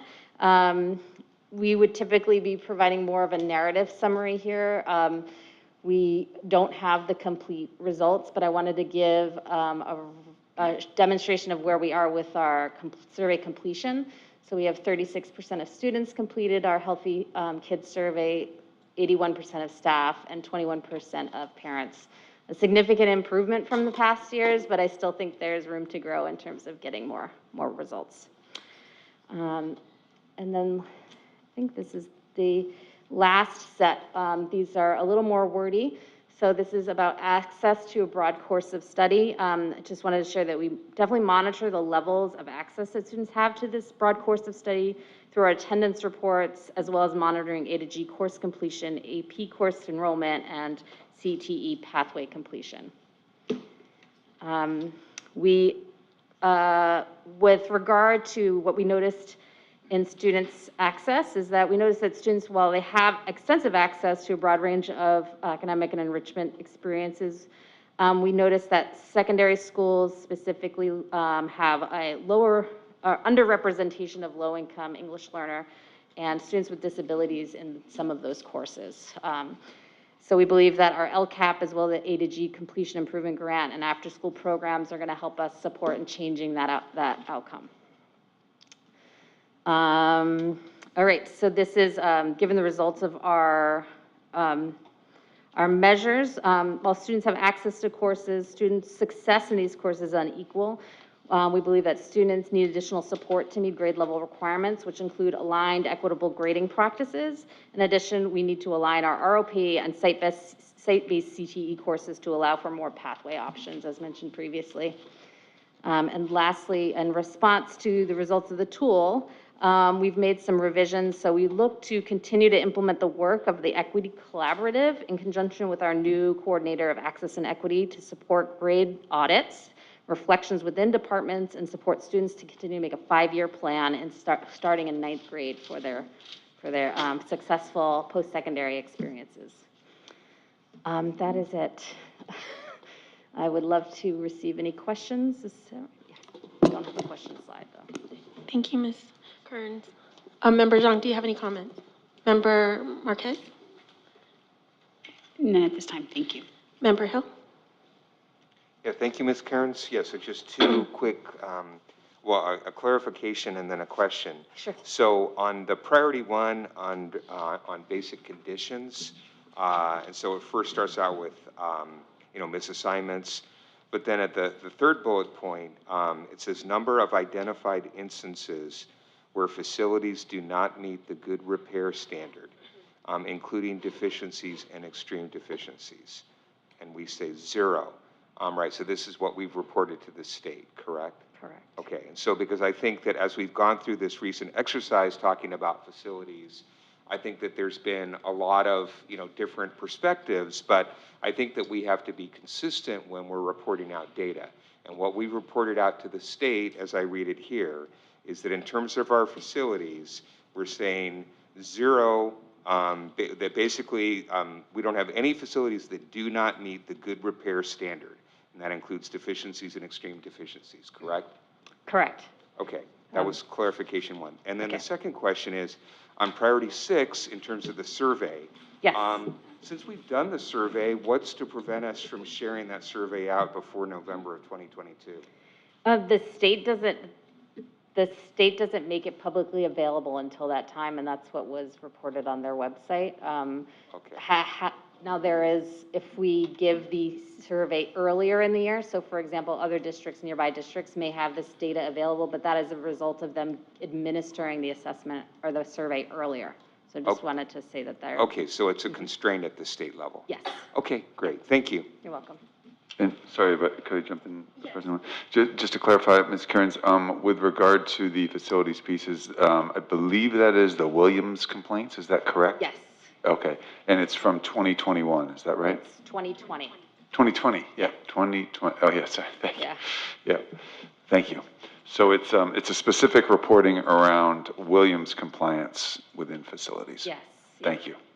I believe that also in the SIPSA, when we've been reporting this, we've identified the same thing, right? So that literally on a school-by-school basis, we haven't identified any serious facilities issues. And that's what we looked at earlier in the year. Member Grandal? Just thank you for the detailed report. Appreciate it. Yes, thank you. Okay. No pictures of kids, unfortunately. Thank you so much. Member Zhang, did you have a comment? Okay. I think we're good. Thank you. Thank you, Ms. Cairns.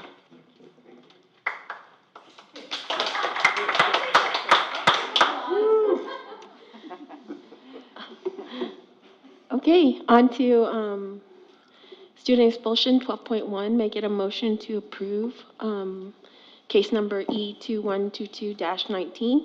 I move. Member Zhang made the motion. May I get a second? I'll second. Member Grindel seconded. How do you vote, Member Zhang? Yes. Member Marquez? Yes. Member Hill? Yes. Member Grindel? Yes. I'm also a yes, 5 ayes. May I get a motion to approve student expulsion case number E2122-20? So move. Motion made by Member Zhang, I'll second. seconded by Member Grindel. Member Zhang, how do you vote? Yes. Member Marquez? Yes. Member Hill? Yes. Member Grindel? Yes. I'm also yes, 5 ayes on item 12.2. Thank you. Okay, on to item 13.1. We have a public comment. Ms. Cirillo for approval of the 2022-23 Local Control and Accountability Plan.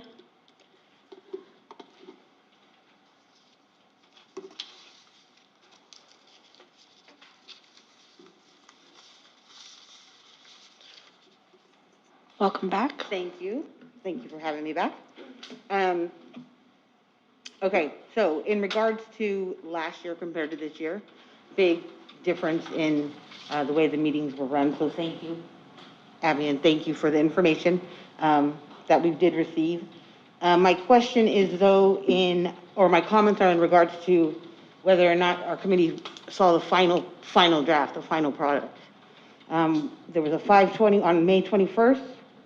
we had a meeting. We received a 105-page document, and we were told it was a draft, or not a draft, it was not complete.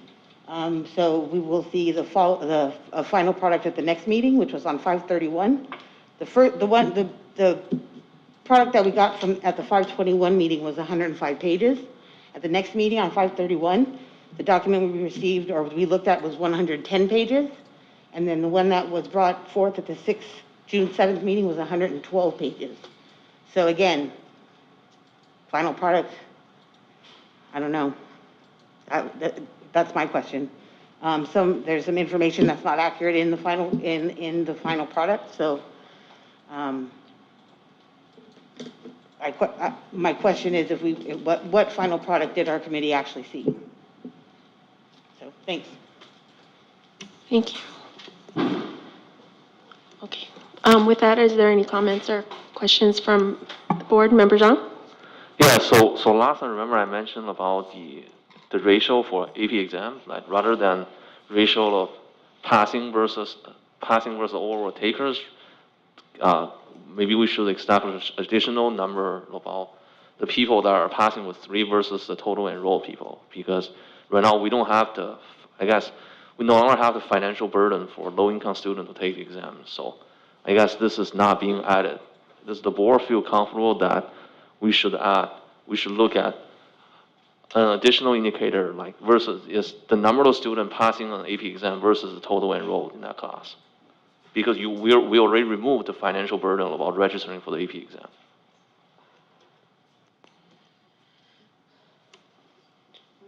Dr. Triplett, can you address Member Zhang's question? I think your question, Member Jen, was, does the board feel No, yeah, comfortable? this is a board discussion, because I don't think this is reflected on the LCAP. And if I understand correctly, the idea is to change the way that the AP Well, we can have ratio two is. indicators, right? One, we keep the existing one, which is the number of people passing with 3 or score higher, divided by the number of people taking the exam. And then another indicator is number of people passing with a grade 3 or higher, divided by the total enrolled students. And you're suggesting that not only do we measure that, but we include it as a metric in the LCAP. Correct. Okay. For future LCAPs. Well, when you say we measure it, but also include that in the metrics, is there a way you can measure that but not include it in the metrics? Well, I think we can measure that as an indicator of growth or success. It sounds like you're suggesting that not only should we be looking at that as a system, but that you are suggesting we put it in the LCAP as an LCAP measurement. Well, does the board feel comfortable putting that into that? Because the difference between this year and last year we said there are students that's financially burdened that could have taken the exam but couldn't take it. And this year we actually put money in there saying if you are financially burdened, we'll pay for your AP exam. So we sort of removed that barrier for taking the exam. I don't have any issue with it going forward as a measure. In fact, perhaps we include both measures going forward, but I'm comfortable moving forward with the LCAP at this point with direction to the superintendent to in the future include that measure. Okay. I'm in agreement with Member Grindel. So, Member Hill? Yeah, so first off, I just want to congratulate Ms. Cairns for all of her hard work, and I think that the process this year for the LCAP was much improved over what we went through last year. But as Ms. Villa has indicated, I think that there's still work to do, and I know that there's a lot of stuff that needs to get discussed and compiled, but to the degree that we can get working documents out and give ample time for review and final input, I think that would be really good. And I think oftentimes it's just a matter of project planning. So again, if we can continue to work to improve that, that would be great. And then just as a follow-up to Member Zhang's recommendation, I'm actually fine with including that, your new metric this year. I love metrics, so. Thank you, Member Hill. Member Grandel, any other additional comments? No, I'm ready to make a motion. Okay. So did the board agree to add that for the next year, not this year, right? So Yeah. I guess we reached a consensus that for 2023 to 2024, LCAP, we'll be having two metrics, two metrics for the AP placement, advanced placement exam. Okay. Thank you. Okay, with that, I think the motion was made by Member Grandel. I second it. Seconded by Member Zhang. Member Zhang, how do you vote? Yes. Member Marquez? Yes. Member Hill? Yes. Member Grandel? Yes. I'm also yes, 5 ayes. Thank you so much to the LCAP team. You heard the fireworks, right? Yes. That was for you. All for you. Okay, on to item 13.2. Thank you, Ms. Eisner. Thank you. All right, thank you, President Nguyen. So this is the budget adoption that was first presented last meeting, and I'll turn it over to Ms. Dela Cruz. Thank you, Dr. Triplett. The budget that's presented to you this evening is the same that was presented at the last meeting. There were no changes suggested by the board, and it's been presented, and tonight you're just asking for approval to adopt this budget. Great, thank you so much. With that, I move to approve the 2022-23 Budget Adoption Resolution 2021-22-43. May I get a second, please? I second it. Seconded by Member Zhang. Member Zhang, how do you vote? Yes. Member Marquez? Yes. Member Hill? Yes. Member Grandel? Yes. I'm also a yes, 5 ayes on item 13.2. Next up is item 13.3, amend Resolution 2020.21-025 to delegate authority to procure necessary materials, equipment, and services to provide distance and or in-person learning for staff, teachers, and students to mitigate the effects of COVID-19. Dr. Triplett? Thank you, President Nguyen. So the board had asked with this emergency, with the emergency, sorry, I'm blanking on the governor's executive order, thank you, that rather than having this resolution be approved indefinitely until the executive order had been rescinded, that the board review it every year. So we're just bringing it back at the end of this year. Unfortunately, COVID is still around, and since we're unable to see with absolute clarity the future, and the governor has not rescinded the executive order yet, we are bringing this forth to the board to ask for it to continue for another year. Thank you. Any comments? Member Zhang? Member Marquez? None at this time. Member Hill? Yes, so I think I mentioned in the last session that I've now received my clear credential in social studies, and it's official from the state. And as a student of history, in my experience, the only governments that enact permanent emergency conditions, basically, are usually dictatorships. And I think that it is apparent to anybody that we are no longer in the emergency situation that we faced when COVID first broke out. And again, my experience usually is that emergency measures are used to override democratic institutions and democratic oversight and civil liberties. And I think that there is no situation that we're facing that would not prevent us from being able to provide proper oversight and input and still expedite whatever needs to be done. And so I would suggest that we do not support this extension of this emergency measure. Okay, thank you, Member Hill. Member Grandel? Just wanted to clarify with the superintendent that the same approach that we had towards you reporting to the board on within a I believe it was quarterly, about any time you've used this tool, is that still a part of this process? Monthly.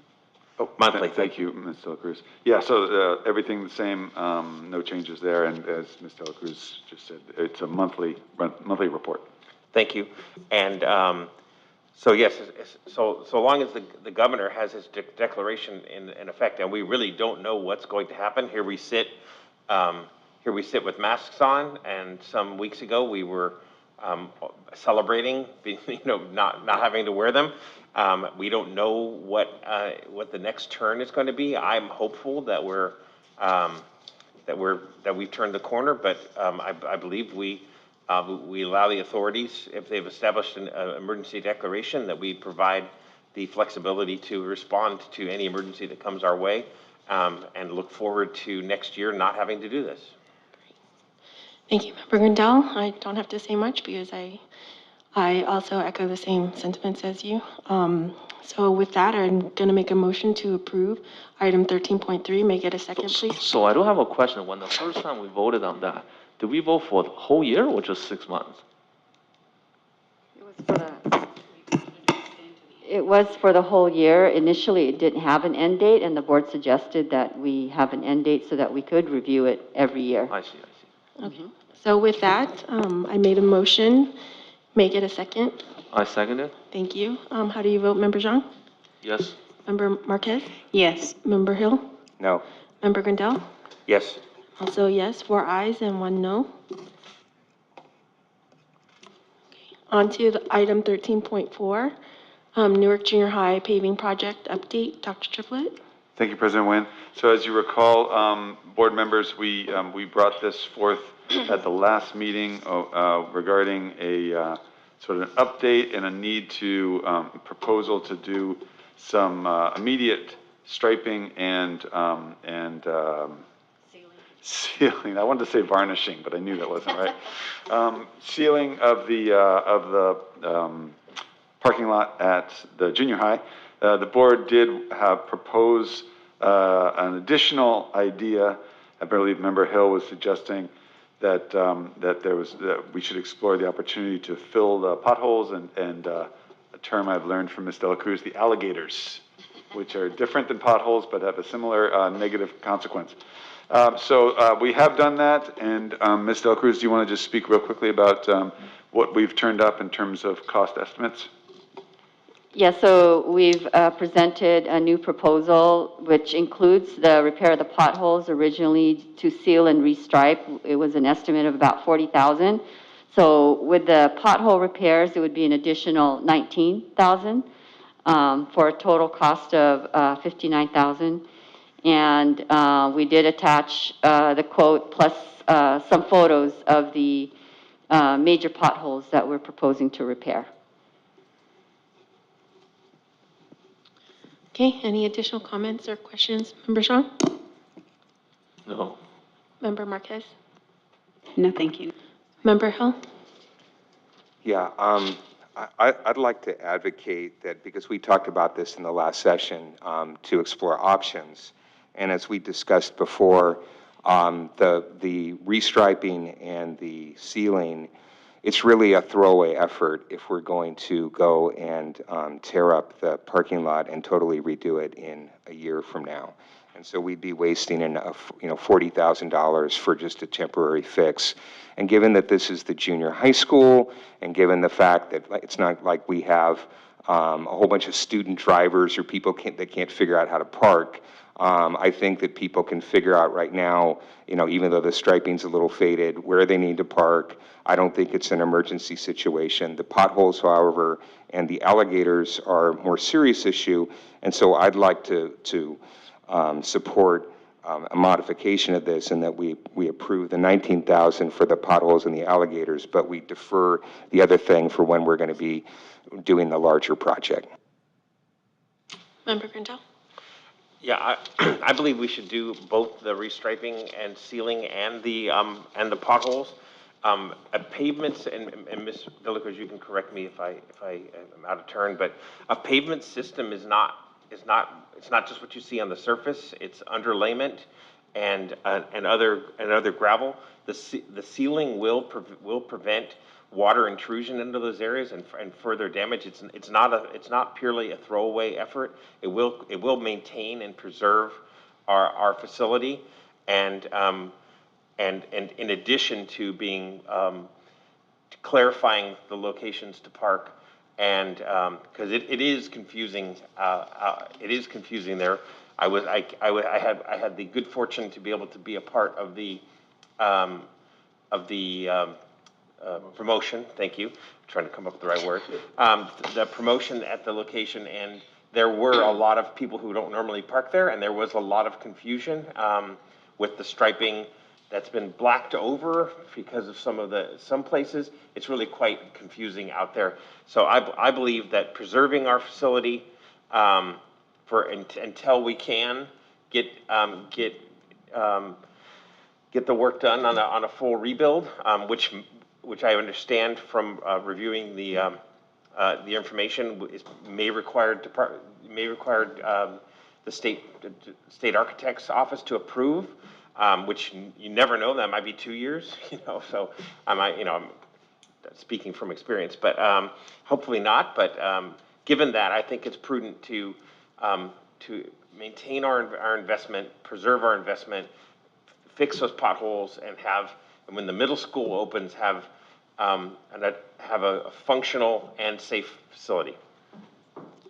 Member Marquez? I just wanted to add one thing as well, is that, Newark Junior High, as long as I can remember, has hosted some of our community partners. So with the joint unification of Newark National Little League along with the Newark American Little League, we now have Newark Little League, and that is their home base, the Ernie Silva Complex, what was previously at, it was located at BCI, but before BCI, it was Milani, right? See, I remember.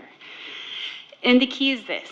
So when we have these organizations, like right now, we have the Tournament of Champions, we're hosting All-Stars, we have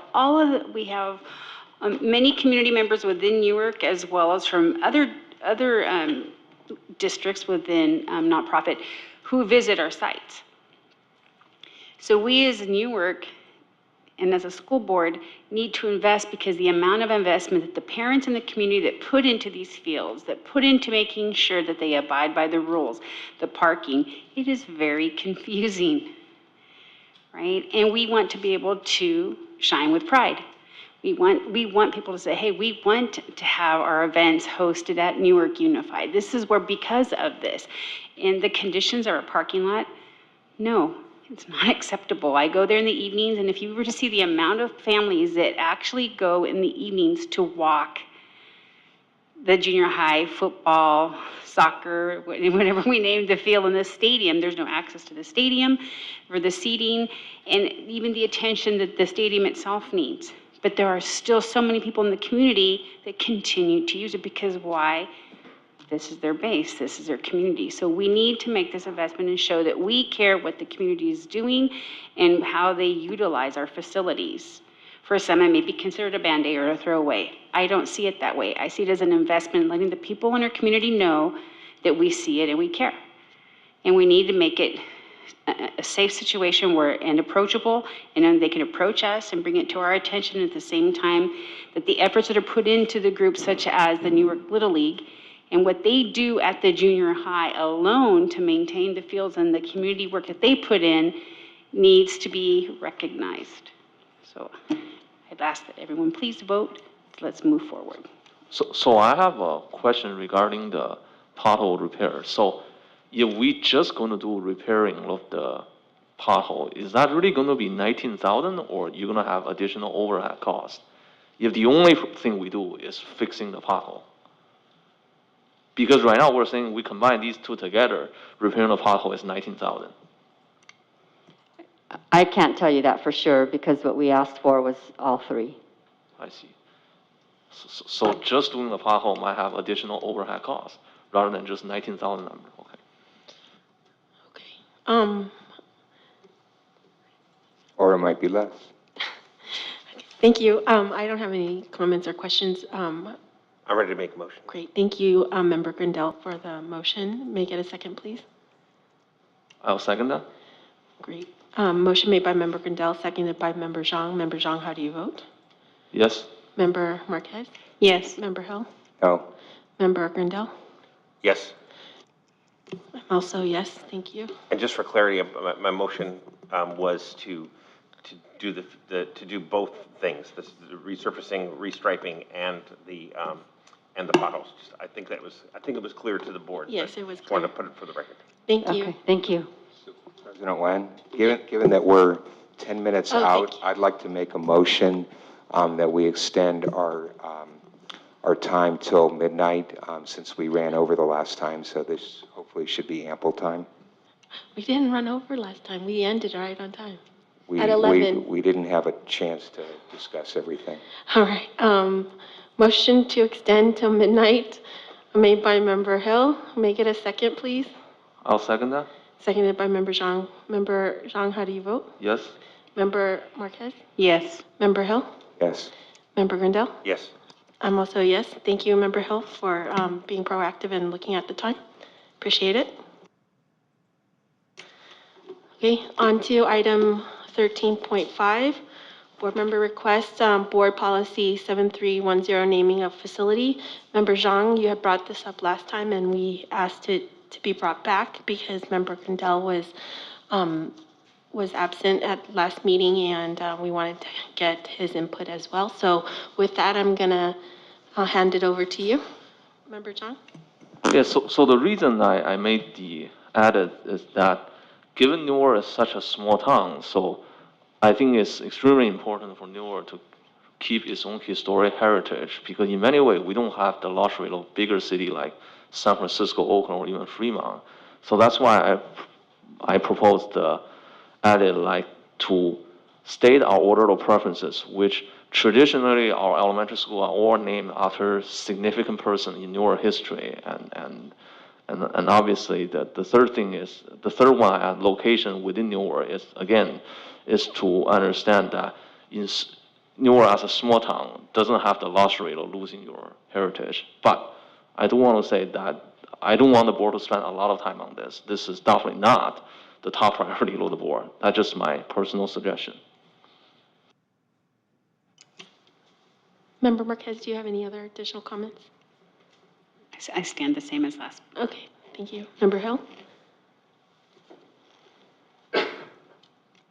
The only additional thing I just want to add is just to remind the board of Ed Code 35161, which is the governing board of any school district may execute any powers delegated by law to it or to the district of which it is the governing board. And I'm not going to read the whole thing, but ultimately we have the ultimate power.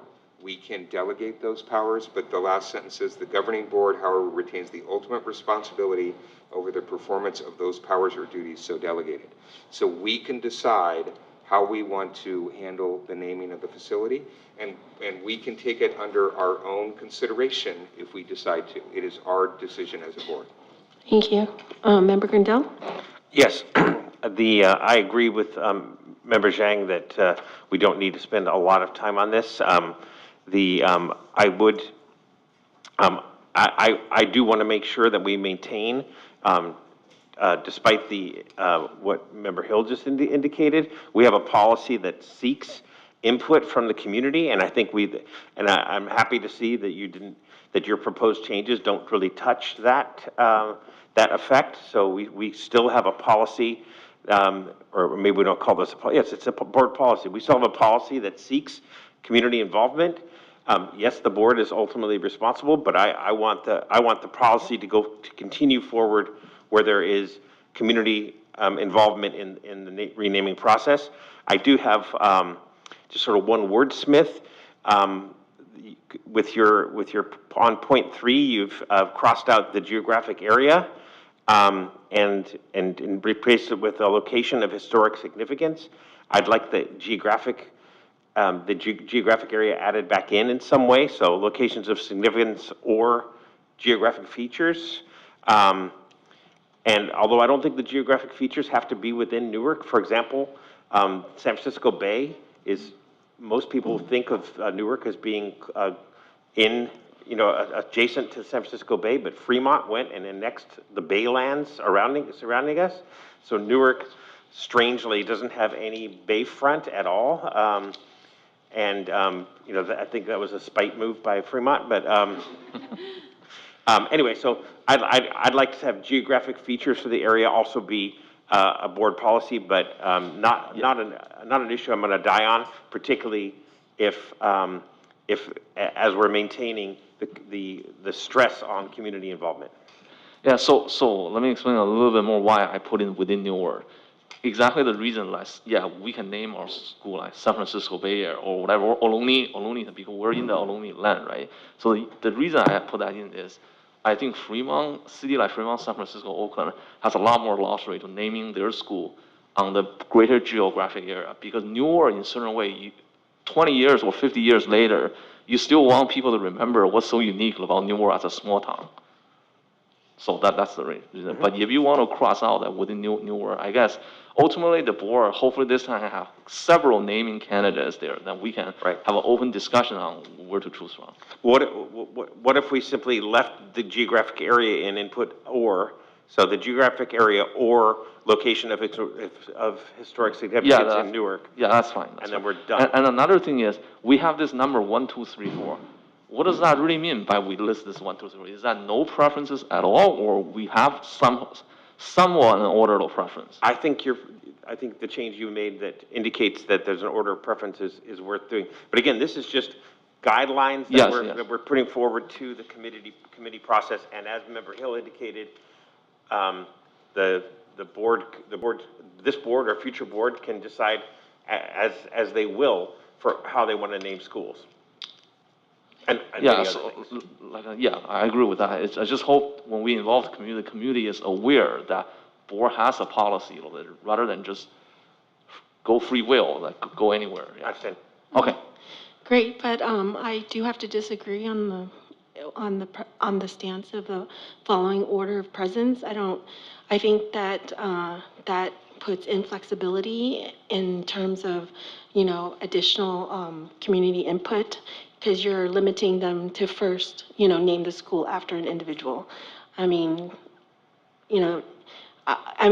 okay with having Newark individuals in there, but I would prefer us not have a preference of order. I think that the 4 items that are listed without the preference of order gives the community a larger impact in giving us input. So that's where I stand on that. And then I'm okay with the fact that, the geographical area or location, I'm good with that edit, but I'm not okay with the following order of presence. So I guess, even though without my adding of the following order of preference, it really feels like historically the board and the district operates in that order of preference. Otherwise, we wouldn't have elementary school before Coyote Hill naming every single elementary school after individuals, whether it's Snow, Grant, Malani, Bunker, and Russian, Scholing. These are all individuals that have significant contribution in Newark history. And there we have Kennedy and Lincoln, which is obviously a U.S. president that has lots of historic things. So it does feel like, even without my words, the precedents and the protocol and the tradition in Newark is sort of following this order of preference.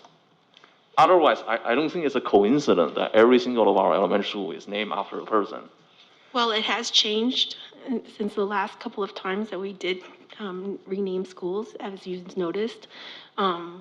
With the BGs, it was Birch Grove, and and then with Coyote Hills, it was a geographical area.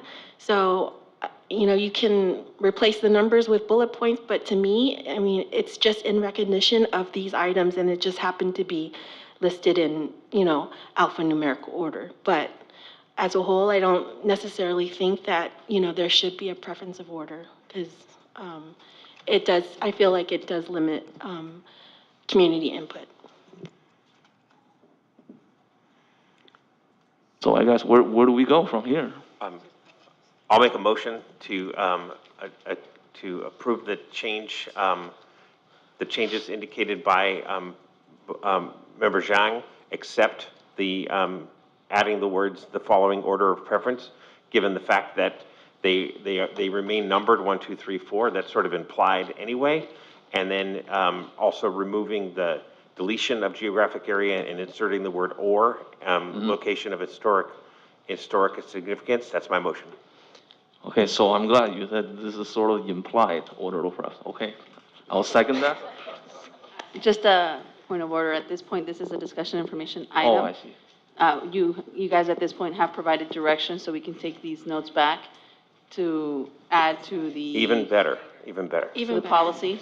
And then Because I it'll come, stumbled over the words, thanks. okay, so then it'll come back for a first reading with an action, and then at that point, you still have a second reading. Yes. We did have, we might as well have a motion, we had a motion for it, we might as well vote on it to provide direction to staff. Perfect. At There's no this action? point, I'm at sorry. this point, I would recommend still just providing, the board has provided direction? Yes, Okay, the great. board has provided direction. Excellent. Thank you. Thank you, Member Zhang, for bringing that up. And thank you, Member Grindel, for being bipartisan and getting us to agree. On to new business, item 14.1. We do have 2 public comments. Ms. Parks, for resolution number 2021-20.22.49, commit to budget balance reserves for 2022-23. Is Ms. Parks? At this point, Ms. Parks is not present, Okay. so we go on to the next speaker? Yes, Ms. Villa.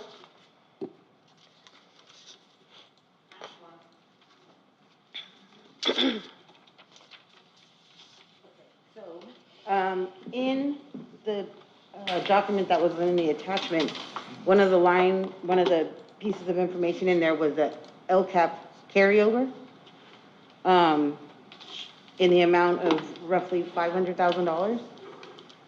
So my comment to and I'm ending with a question is, in our the LCAP meetings, like I said, we had 3 different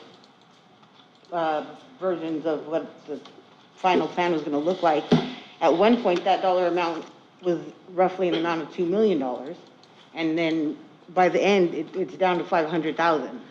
So question on that, in the matter of, how many days was it? It was from May 21st to June 7th. Is there an itemized list of how that happened? How did that go from roughly $2 million to 500,000? That's the first part. Next part, if there is an LCAP carryover, why is that not used for teacher retention bonuses or stipends? The last time we had one was in 2018. It was included in the LCAP. It was a 2% of salary, and the total was a retention incentive in 2% of salaries in the amount of $627,003. So if we're having money like that left over, give it to the teachers. We're talking about retaining high-quality teachers. We've had, in the last 2 years, almost 50 teachers leave the district, whether it's retiring, moving to another district, or whatever the case is. And I have the information to give to you, if we're talking about doing a study on attrition or teacher turnover, we got being competitive with our surrounding districts, trying to get people to stay. And that would be a step in the right direction. But money left over in the LCAP in that much, teachers deserve it. Something to think about. Thank you. Thank you, Ms. Villa.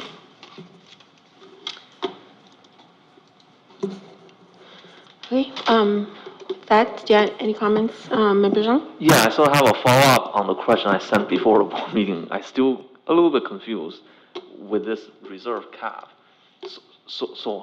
Is this the state requires that your reserve cannot exceed 10%, or like, what is this? Because it looks like this reserve is different from the definition we use as a reserve. Because generally, when we say reserve, is the balance on the general fund plus that fund 17 for economic uncertainty. We add them together. The board voted on a resolution to have more than 13% of that, and we achieved that last year.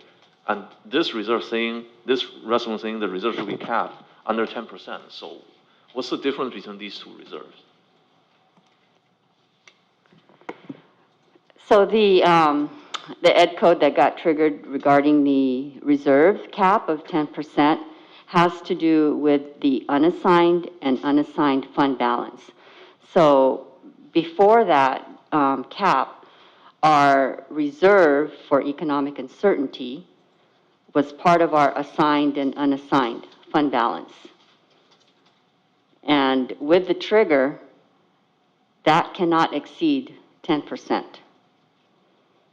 So if you have a reserve for economic uncertainty at 13%, you're going to exceed the reserve cap. And that's what we're trying to avoid. Because if we go over the 10% reserve cap, the reserve for economic uncertainty, then the county will probably not approve our budget. What this does, this resolution, it commits our fund balance to specific purposes. So it doesn't become part of the assigned or unassigned reserve for economic uncertainty. So remember in our study session, I went over the different categories that we could put our fund balance into. I said there were the assigned, the non-spendable, the unassigned, and the commitments. So what this is doing is putting our fund balance into commitments for specific purposes. And that amount doesn't count towards the cap. I see. However, my understanding is this does not represent an increase in spending. We're essentially renaming the reserve that we had. We're not increasing the actual spending in the budget. Is that correct? That is correct. So think about it. This is the fund balance, which is similar to like your savings account. So now we're committing our savings, our reserves, for these specific purposes. But the board can, the board can, in the future, reallocate these to other locations by resolution, just as we're doing here. Correct. So, yeah, I feel really uncomfortable with the speed at which this is happening, because it's my understanding, correct me if I'm wrong, right? So we have guidance from the state that essentially says we can have only a certain percentage of reserves. So we got extra money, and we have to now reallocate that extra money. Am I doing okay so far? Not so much reallocate, but to categorize our fund balance Right, into so we can't have it in the reserve bucket. the reserve for economic uncertainties or in the assigned or unassigned. Right, so we got 5.8 million that we can't keep in the existing bucket. And so now we're going in and we're peanut butter spreading it across these items, which we, the board, have not discussed, right? But technically, these are categories, and if we put that money in there, that is effectively increasing the potential budget, and we could spend and that could be drawn down. It's not like a true savings account, right? So this money is being allocated for specific line items, and I don't think that we've had a discussion as a board as to whether these are the priorities. So I don't know whether, I don't know what the timeline is for us needing to make this decision. So what ultimately, by what date is the state saying that you have to solve this reserve problem? This is, okay, I don't want to call it a problem, but this is part of our adopted budget. We have to submit it with our adopted budget. If we do not submit this with our adopted budget, then the county will probably not approve our budget or give us a conditional approval because we will be over the 10% reserve cap. Okay. So again, just to clarify once more, we're not increasing the spending in the budget. So to use these funds for these purposes would require a change in the budget, which would be before the board. Yeah, we have not moved this into the expenditure category. It's reserved for these specific purposes. It's just a renamed reserve, or it's a different type of reserve. But if to spend any of these dollars would require a budget change that the board would have to approve. Yes. I don't think that's correct. Yeah, you would have to approve any changes to this budget. And if we are moving any of this into the budget section, then we would be asking approval from the board. So again, just to make it crystal clear for people who, maybe are not familiar with the nuances of this, But so we're saying, when we look at these categories, we're saying, for example, technology refresh and upgrades. And so what I think that Member Grandal is sort of alluding to, I don't want to put words in your mouth, is that there is a technology refresh and upgrades checking, and then there's a technology refresh and upgrades saving. And that basically we cannot go and pull money out of the savings account and use it in checking, that would require an authorization from the board. Is that a correct statement? Okay, so in order to spend this money, yes, we would have to move it into the budget. So the way that gets approved by the board could be in the form that we do now in terms of, contracts that go into consent, or POs that go into PO reports, or warrant reports that go into consent. So there will be a way that the board will see it in order to be approved. And just going back to, the board didn't approve this. I remember during our study session, we did present these different categories. That's and correct. I thought we received agreement or some sort of a Well, consensus that. We did. I would hope that we would not, again, look, we have the budget is balanced. Yes. However, the year out, we know unless we get increasing enrollment, and with Star Academy, going crazy, and everybody paying attention to that, and people doing that, enrollment's going to increase, right? But if we don't, we know we've got a problem 3 years out. We're going to have other cuts. So we could have to use all of this in that out year. And so I would hope that we're not going to be seeing any changes in a small way, that the board would be aware that if we're going to be using any of these funds, that it be brought to our attention in those actions, and why we'd be looking at doing this. And I liked your checking and savings, that we're essentially moving this from savings into out the door. I would hope we would be alerted to that, and we'll all be paying attention carefully. But that's just a side note. These savings accounts need to remain until we have that third year figured out. That's just one board member speaking, but I just want to be clear about that. So, one last question. When the board voted for the resolution to keep 13% reserve, why at that time? Because looking back, this 13% resolution is no longer valid. So by the time when the board voted for the 13% reserve goal, why wasn't that being triggered at that time? Because if that were triggered, then board resolution will no longer be valid by that time. Yeah, thank you, Member Jean. I understand what you're asking.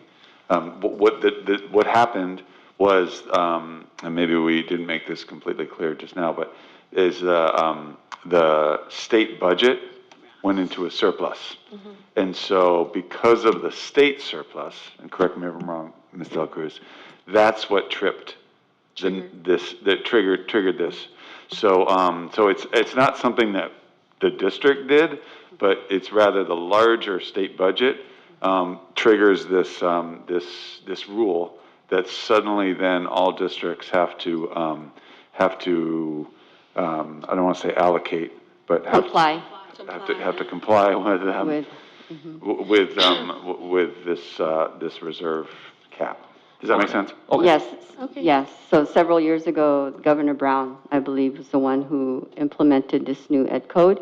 Yes. And when the state reaches a certain level, then all districts statewide have to comply with this cap. Yes. So I guess And I think this is the first time it's ever happened. Yes, first time since it So was- if next year, by the EDCO, if next year the state budget doesn't have a surplus at all, do we go back, or we do keep it at 10%? No, we could. So for now, it's for 22, 23. It's only for one. So if there is a things way. change- Yeah, so if the budget condition on the state level changes, Yes. we can go back to our 15, 16, 17% reserve for. Okay, Yes, that's correct. good to know, So, yeah, because when the Because board, because I'm pretty confident that next year California state budget will have some serious problems. Okay. yeah, no, when the board approved the 13 or 17% goal, this trigger had not been triggered. Was it- The way I have that confidence is looking at the stock market, you know what's going to happen next year for state budget. Thanks. Thanks, And, Member you know, Zhang. and just on an editorial note, it's very good that we did have that, that goal of that high reserve. It puts us in good stead to weather the storms that are ahead. Yes, thank you, Member Grandel. With that, I'm ready to make a motion to approve resolution number 2021.22.49. May I get a second, please? I'll second that. Oh, seconded by Member Marquez. Member Zhang, how would you vote? Yes? Member Marquez? Yes. Member Hill? Yes. Member Grandel? Yes. I'm also a yes. 5 ayes on item 14.1. We did 14.2 already. Yeah, middle school design team, that was the first Oh, one. it's been moved around, so Yes. 14.2 is now NUSD marketing, because the middle school was moved up. Okay. Yes. Never, not on my screen. 14.3, request for proposal draft NUSD marketing strategy. Yes, thank you. So, is everyone clear about that, that we're on 14, that's the new 14.2? Okay. So, I know, I was thrown off too when I was refreshing my computer.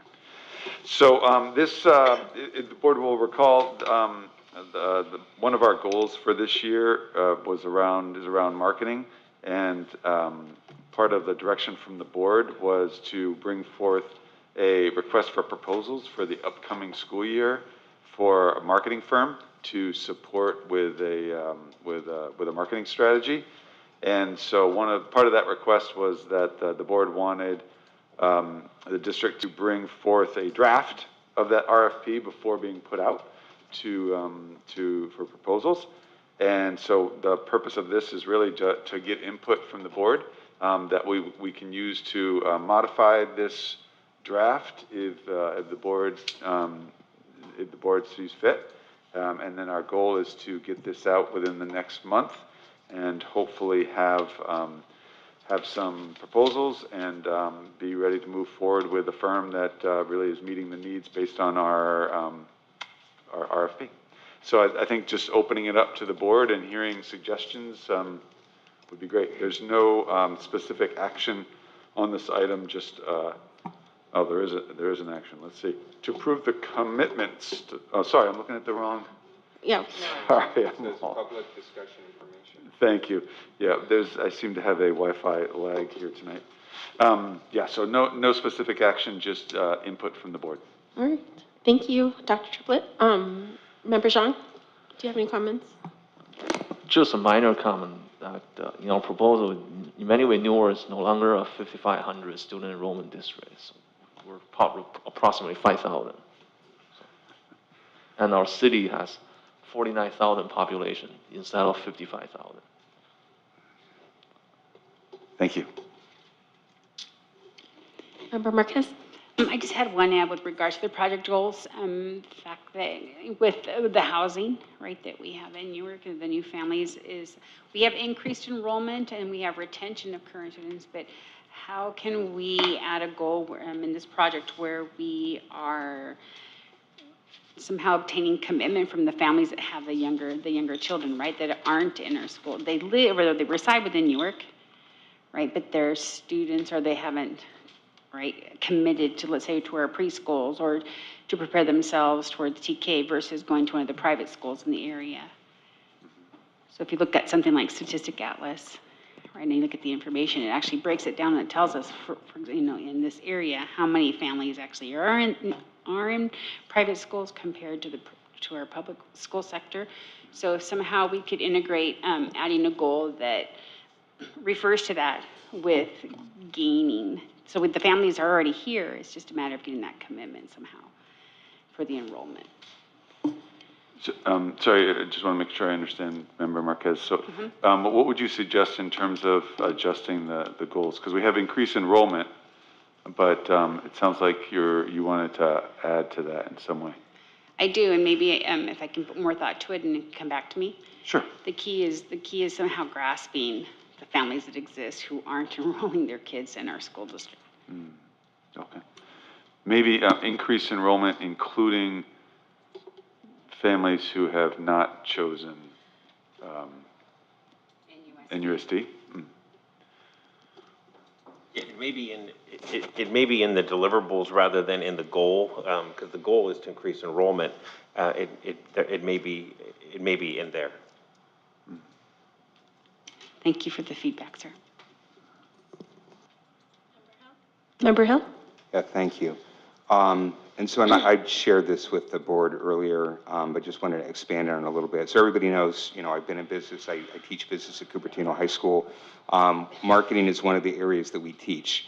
So in our textbook that we use when I introduce students to the concept of marketing, we use the American Marketing Association's definition. And there's different definitions, but this is not a bad one. It says the activity set of institutions and processes for creating, communicating, delivering, and exchanging offerings that have value for customers.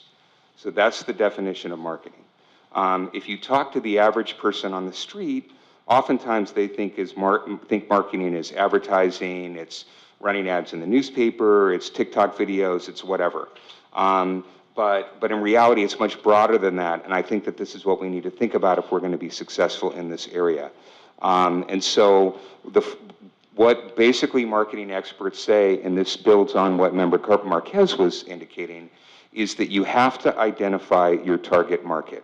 And it could be more than one target market, but you have to identify who are the customers, because different customers have different needs, and they will have different marketing messages. And so that's a part of your marketing strategy, is you're figuring out who your target markets are, and you're starting to collect data on what their needs and wants are. Based on that, then sort of the best practice in marketing is you put together what's called the marketing mix, which is how do you then pull different resources together to essentially send a marketing message to those people. And the 4 categories, and there's people that have slight variations on that, but the traditional 4 they're called the 4 Ps: product, price, place, and promotion. So product is what is it that you're actually selling, and what are the goods and services, and what are the benefits and essentially that you would be getting from that. Price is fairly straightforward, although there are some complications. Place is how do you make it convenient for your customer to access your services. And then finally promotion, which is once you've got all these elements together, how do you communicate, how do you get your message out? So what I actually did is I did a little research on this, and I'm forwarding this off, and if you could forward a copy to Dr. Triplett as well. So interestingly, there have actually been some professors who are coming from University of Indianapolis in Indiana, and then also in Shippensburg, Pennsylvania. And they wrote I think, a really great article. It says Applying Marketing in the Public School Setting. And it's about 8 pages. It's a quick read. But what I would like to say that we should think about, because I want to read this last section because I think it's really important, is they conclude by saying adopting a marketing orientation. As a result of increased competition, most school administrators realize that they respond to the challenges of the operating environment in which they now operate. Many have expressed the desire to do more marketing. In most cases, doing marketing translates into putting out press releases or running ads in the local paper. While such communication efforts are often the visible end result of a carefully planned marketing strategy, they do not alone represent an organization's marketing orientation. As we have advocated, marketing is an operational philosophy. The full marketing mix of product, price, place, and finally promotion work together to create the value proposition that meets the customer's needs. Many non-marketers look for a quick fix, such as a checklist or a playbook to follow in order to show marketing activity. Sadly, there's no checklist that covers all the marketing objectives, and the simple reason is that consumers have different needs. There cannot be a single checklist because products, prices, places, and promotions all vary. The same holds true for schools. An organization that has truly adopted a marketing orientation focuses on customers and produces what they want. And I want to emphasize that. An organization that has truly adopted a marketing orientation focuses on customers and produces what they want. The truth is that while the coordination and communication activities may reside within a marketing or communications function, marketing is an enterprise-wide undertaking that transcends apps, websites, and public relations. And I won't read the rest of it. I would encourage everybody to look at this, but I would really appreciate it if staff took a look at this and then came back with maybe a revised and I think much broader RFP that reflects this sort of orientation. Because if we just think it's about kind of pre-canned ads of things that we're going to go out and sell, we're not going to be successful. And I can tell you that there are so many failed Silicon Valley companies here that where some engineer dreamed up what he thought was the most amazing product in the world, but he never talked to a customer and wakes up, 3 months, 6 months, a year out, and finds out that nobody's interested in it. So we have to Solving a problem that doesn't exist. Right, exactly. And so I would say, let's look at this at a very broad, from a broad perspective. If we all board can maybe look at this, I'll also maybe bring additional information to the table, and then we could have a discussion and make a decision. I think we could put together a really successful marketing effort and find a good consultant who can help us achieve those goals. Thank you. Thank you for sharing the article. I look forward to reading it, Member Hill. Thank you, Member Hill. Member Grindel? I'm largely in alignment with Member Hill on this. What's key is, well, first of all, Superintendent and your team, thank you for bringing this forward. I keep hammering on the fact that we need to tell our story better. And it's not just about YouTube videos. It's not just about flashy videos. Those are products. That's the end part of the process. We need an overarching strategy that looks at our customers, looks at the 4 Ps, and says what our message is, what we're trying to convey, and how we want to do it. That's what a strategy is, and you indicate that in the first line of your scope of work is to develop a strategy, but there's nothing in the deliverables that address that. So that the deliverables need to indicate that they assess our communication needs. That we look at what our brand is, how we're perceived, and how we want to be perceived. Now, the good news is sometimes you can do a relatively short RFP like this, and the proposers will show you that they know what they're doing by addressing these things. So sometimes walking them through it isn't to our advantage, because if they know what Member Hill's talking about, it'll be reflected in their response. If it's not, then we're not going to hire them because they don't get it. If they read the RFP and think, oh, good, we're going to do YouTube videos, they're going to be rejected. The firm needs to have expertise in soup to nuts marketing and not just about marketing pieces and marketing campaigns. So I think if you included something like what Member Marquez indicated about what our target is, and some of the issues that are alluded to by Member Hill, I think you can get this moving and out in the world. What I don't want, the part where I do disagree with Member Hill is I don't want to wait until August to get this process started, because that's what it would mean to bring it back to us.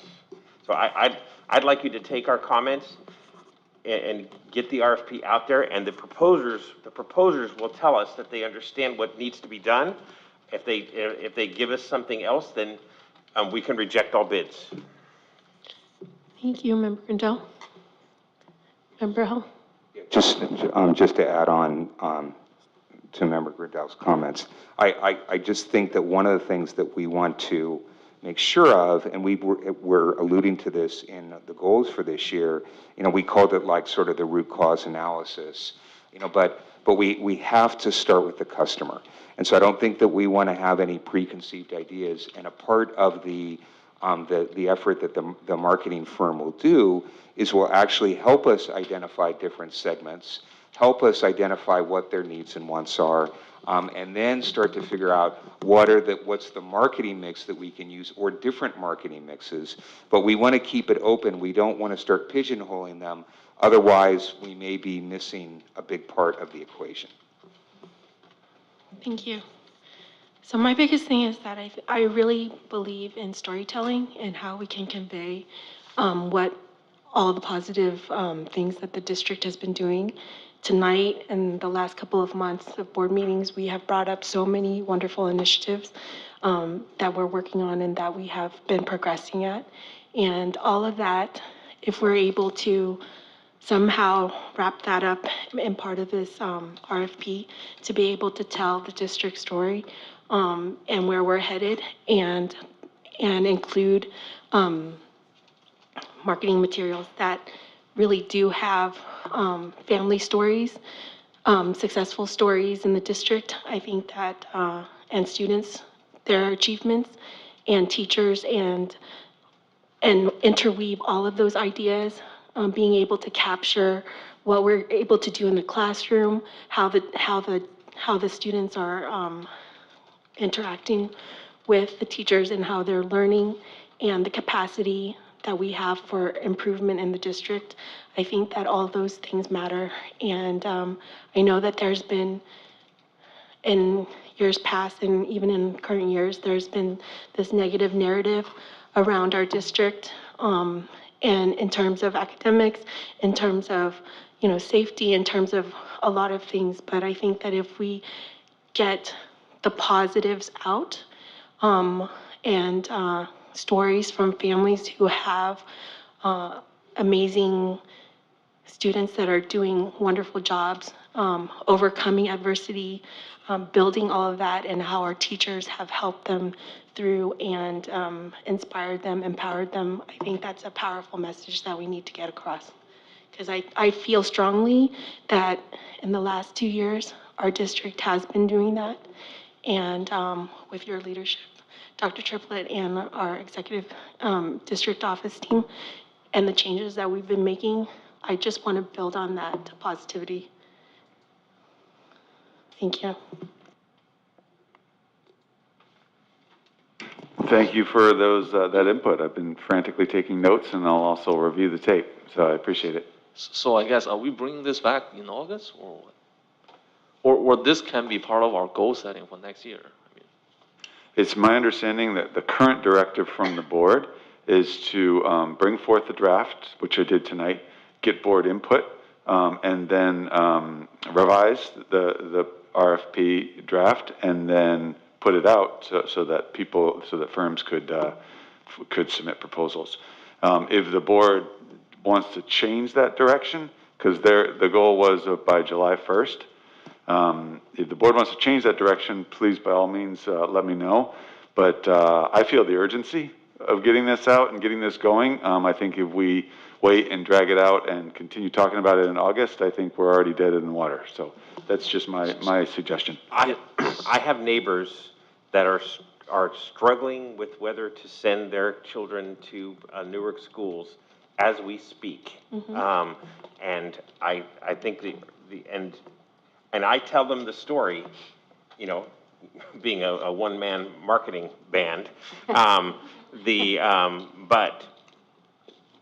it's not the same as a coherent strategy that would really address their concerns by a firm that knows how to understand what they need and to deliver it. So again, I'm sorry for beating a dead horse, but I believe it is urgent. I don't want to see it roll back. So we did say there are two key components to this campaign. One is obviously the publicity, the marketing. The other is the survey, the engagement with the community member. That's what we said, right? Particularly, we said the engagement, the survey to the community member is really important. It may not need to be a survey. We really should leave that up to with the professionals. They may want focus groups. They may want to talk to us. But I think, again, to some extent, if you lead the horse to water, you're hurting yourself. You should tell them what you want, and if they know what they're doing, they'll come up with a good proposal. Otherwise, they'll separate themselves. Thank you, Member Grandel. So I guess there will be multiple vendors coming in the next board meeting. Okay, I see. Thank you.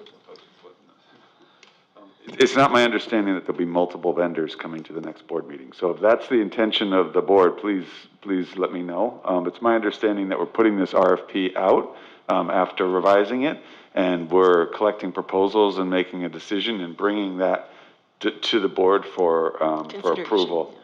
I think that but this is such a critical issue for us, that this is, I think, that we want to interview the potential vendors, and we want to make the selection. I mean, this is the core of what we're doing as a district. It's a strategic decision. Sorry, I mean, but that is getting into the weeds, and that's why we hired superintendent. It's not how other boards would pursue this. Well, no, it still has to come to us. We still have the ability to reject the last findings if No, we don't want approve it. to see the offerings.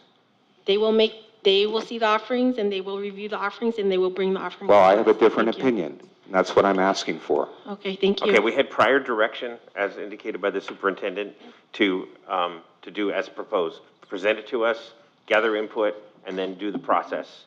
And I'm not inclined to change that if there's unless others want to make. We've wasted over a year on this item because of miscommunication and misunderstanding. And we've given the superintendent a couple of ideas, and each time, or direction, and each time it hasn't hit the mark, and we are redoing this process. And so I don't, at this point, have confidence, and I am fine with giving the superintendent, based on our input this evening, the opportunity to put together an RFP. But I believe that we as a board, since this is a strategic issue, they send out the RFP, we have different firms come in to present, and we can pick the top three, whatever, but we need to make this decision because our future is dependent on this. Our future enrollment is dependent on this, our finances is dependent on this. It is of absolute importance, and this is not an issue that we should delegate. Thank you for your comment. With that, I just want to make sure I have a majority of the board giving me a direction here. So do I understand that I should continue as directed, or is there a new direction? continue as directed. Thank you. I agree. I'm actually okay with both options, whether it's multiple vendor next meeting or just the finalists. Well, the only suggestion I have is if the superintendent is going to provide finalists, let us see the other competing offer and articulate your reason why you are selecting the finalist, if that's possible. No, I think we already have a majority. Thank you. Sorry, I just want to make sure. Member Marquez, do you want to weigh in? Continue with direction. Thank you. I just have one question. Are we allowed to see the proposals via email, or would it be considered a special at that time of week? Because this is an action item, then we would need to go ahead and call for a special meeting if we wanted to just observe what you received. So you're saying to not proceed as directed, but to actually come forth with multiple proposals and have the board review them and make a decision? No, continue with direction. My question is, the information or what you have chosen from, would we be able to see that via email, or would that require a special meeting? Would we have to come together as a board in person to review what it was that you made your determination from? So let's say five agencies, and then you got together as a board or as an executive cabinet, and this is what you decided, and then we move forward. But if we wanted to see that information, does it require that we go into meeting, or that we call a special meeting, or does it become public information? That's my question. Okay. I think, I guess I would suggest that if the board is interested in seeing a whole bunch of proposals, I would much rather you see them in advance and make a decision for me versus, because I wouldn't want to like make a decision and then show you all of the different proposals that I looked at to make that decision, and then it's sort of like, then I'm being second guessed after the fact. I think If the board wants to micromanage this, then please, by all means, but I think I just need direction. My request is, or my opinion doesn't change. I want to go ahead with direction. I was just simply asking a question. Okay, great. Thank you. Member Grandel, did you have an? Okay. So the direction is, you want to state it? No, the superintendent received direction. This item is just to have discussion and information. Is that not correct? So we can move on to the next item. Thank you. President Nguyen, just Yes. before moving to the next item, just wanted to state for the record that there was a written public comment from Christine Clinton that was given to the board members prior to this meeting. Oh, Thank you. Thank you. And you'll include that with the minutes? Thank you. It was sent to the entire board prior to this meeting, so. I think this morning, right? Can we read it? It's in the email. Yeah. It's in your email. It's sent to the board. When was it sent? It was sent to the board today, prior to the meeting. So the public comments can be sent to the board for. It was a written public comment, and written public comments are sent to the board prior to the meetings. Yes, And then they're included. in the minutes. Thank you. Okay, on to consent agenda item personnel items. We do have a public speaker on item 15.2, Ms. Villa.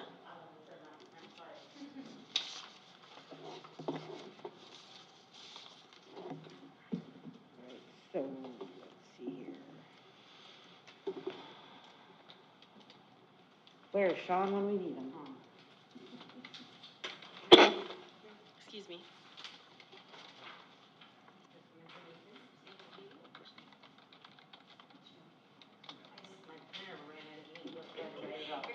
That's what I was doing. Thank you. Wasn't doing it.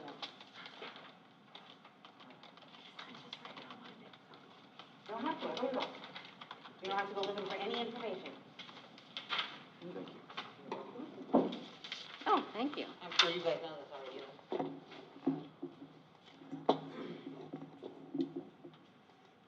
Okay, so at the last board meeting, I made comments regarding exit meetings and our teachers. So and thank you, Ms. Waters. I do believe that some have happened, but not knowing that until recently, I did our own NTA exit meetings. And I just wanted to share with you guys just some of the information that I've been getting from, I haven't talked to all of them. I've got most everybody, but not all of them, that are leaving the district. And if there's any question, you know, the top front runner reason is absolutely compensation. Now it's mixed in with the amount of work that teachers are asked to do in compared to compensation, but still number one front runner there. There's other reasons, but compensation is definitely coming into play now. So that what with negotiations coming up, you know, we're always throwing around the terms attrition and teacher turnover and things like that. So with negotiations coming up, my concern is that we're losing teachers. Last year there were 20 from the junior high. This year 14 from the high school. It worries me to think about the following years. At one point, you know, and this was years ago, a teacher that was roughly, you know, somewhere in the middle of the pay scale, you know, it seemed like they had to stay because if they went to another district, they would be taking a big pay cut, but that's not the case anymore. We have teachers who are going to neighboring districts with 10, you know, they've been in the district 10 to 20 years. But they're going to our neighboring district, they're getting to take 10 years with them, and they're still making $3,000 more on their salary. So retired teachers, they're going out a year early, and the $1,000 difference that they would make, you know, per month, not worth it anymore. So I gave you the information on the entry level, the salaries for our neighboring districts, because this is thinking about what was talked about at the meeting, the Williams Act teacher misassignments. I mean, we have classrooms all year long with long-term subs in them because no one's picking up those jobs. No one's applying for them. So the ask for retention bonuses, that's coming from a place where trying to get people to stay. That's where that was coming from. So thank you. Thank you, Ms. Villa. Okay, with that, may I get a motion to approve the personnel report? I move that we ratify the personnel report. Motion made by Member Zhang, Second. seconded by Member Marquez. Member Zhang, how do you vote? Yes? Member Marquez? Yes. Member Hill? Yes. Member Grindel? Yes. I'm also a yes, 5 ayes on item 15.2. And then on to item 15.3, MOU between CSEA and NUSD concerning summer work opportunities. May I get a motion to approve? I move to approve the MOU between CSE and NTA concerning summer work. Thank I'll you. second. Motion made by Member Zhang, seconded by Member Grindel. How do you vote, Member Zhang? Yes? Member Marquez? Yes. Member Hill? Yes. Member Grindel? Yes. I'm also a yes, 5 ayes on item 15.3. And on to consent calendar. Yes, Member Hill? So I'd like to pull 16.12, 16.13, and 16.17, please. I'm sorry, 16.12. 16.12, 16.13, and 16.17, please. Great, thank you. May I get a motion to approve 16.2 through 16.11 and 16.14, 16.16, and 16.18, please. So moved. So moved. Thank you. I'll second. Motion made by Member Grindel, seconded by myself. Member Zhang, how do you vote? Yes? Member Marquez? Yes. Member Hill? Yes. Member Grindel? Yes. I'm also a yes. 5 ayes on items,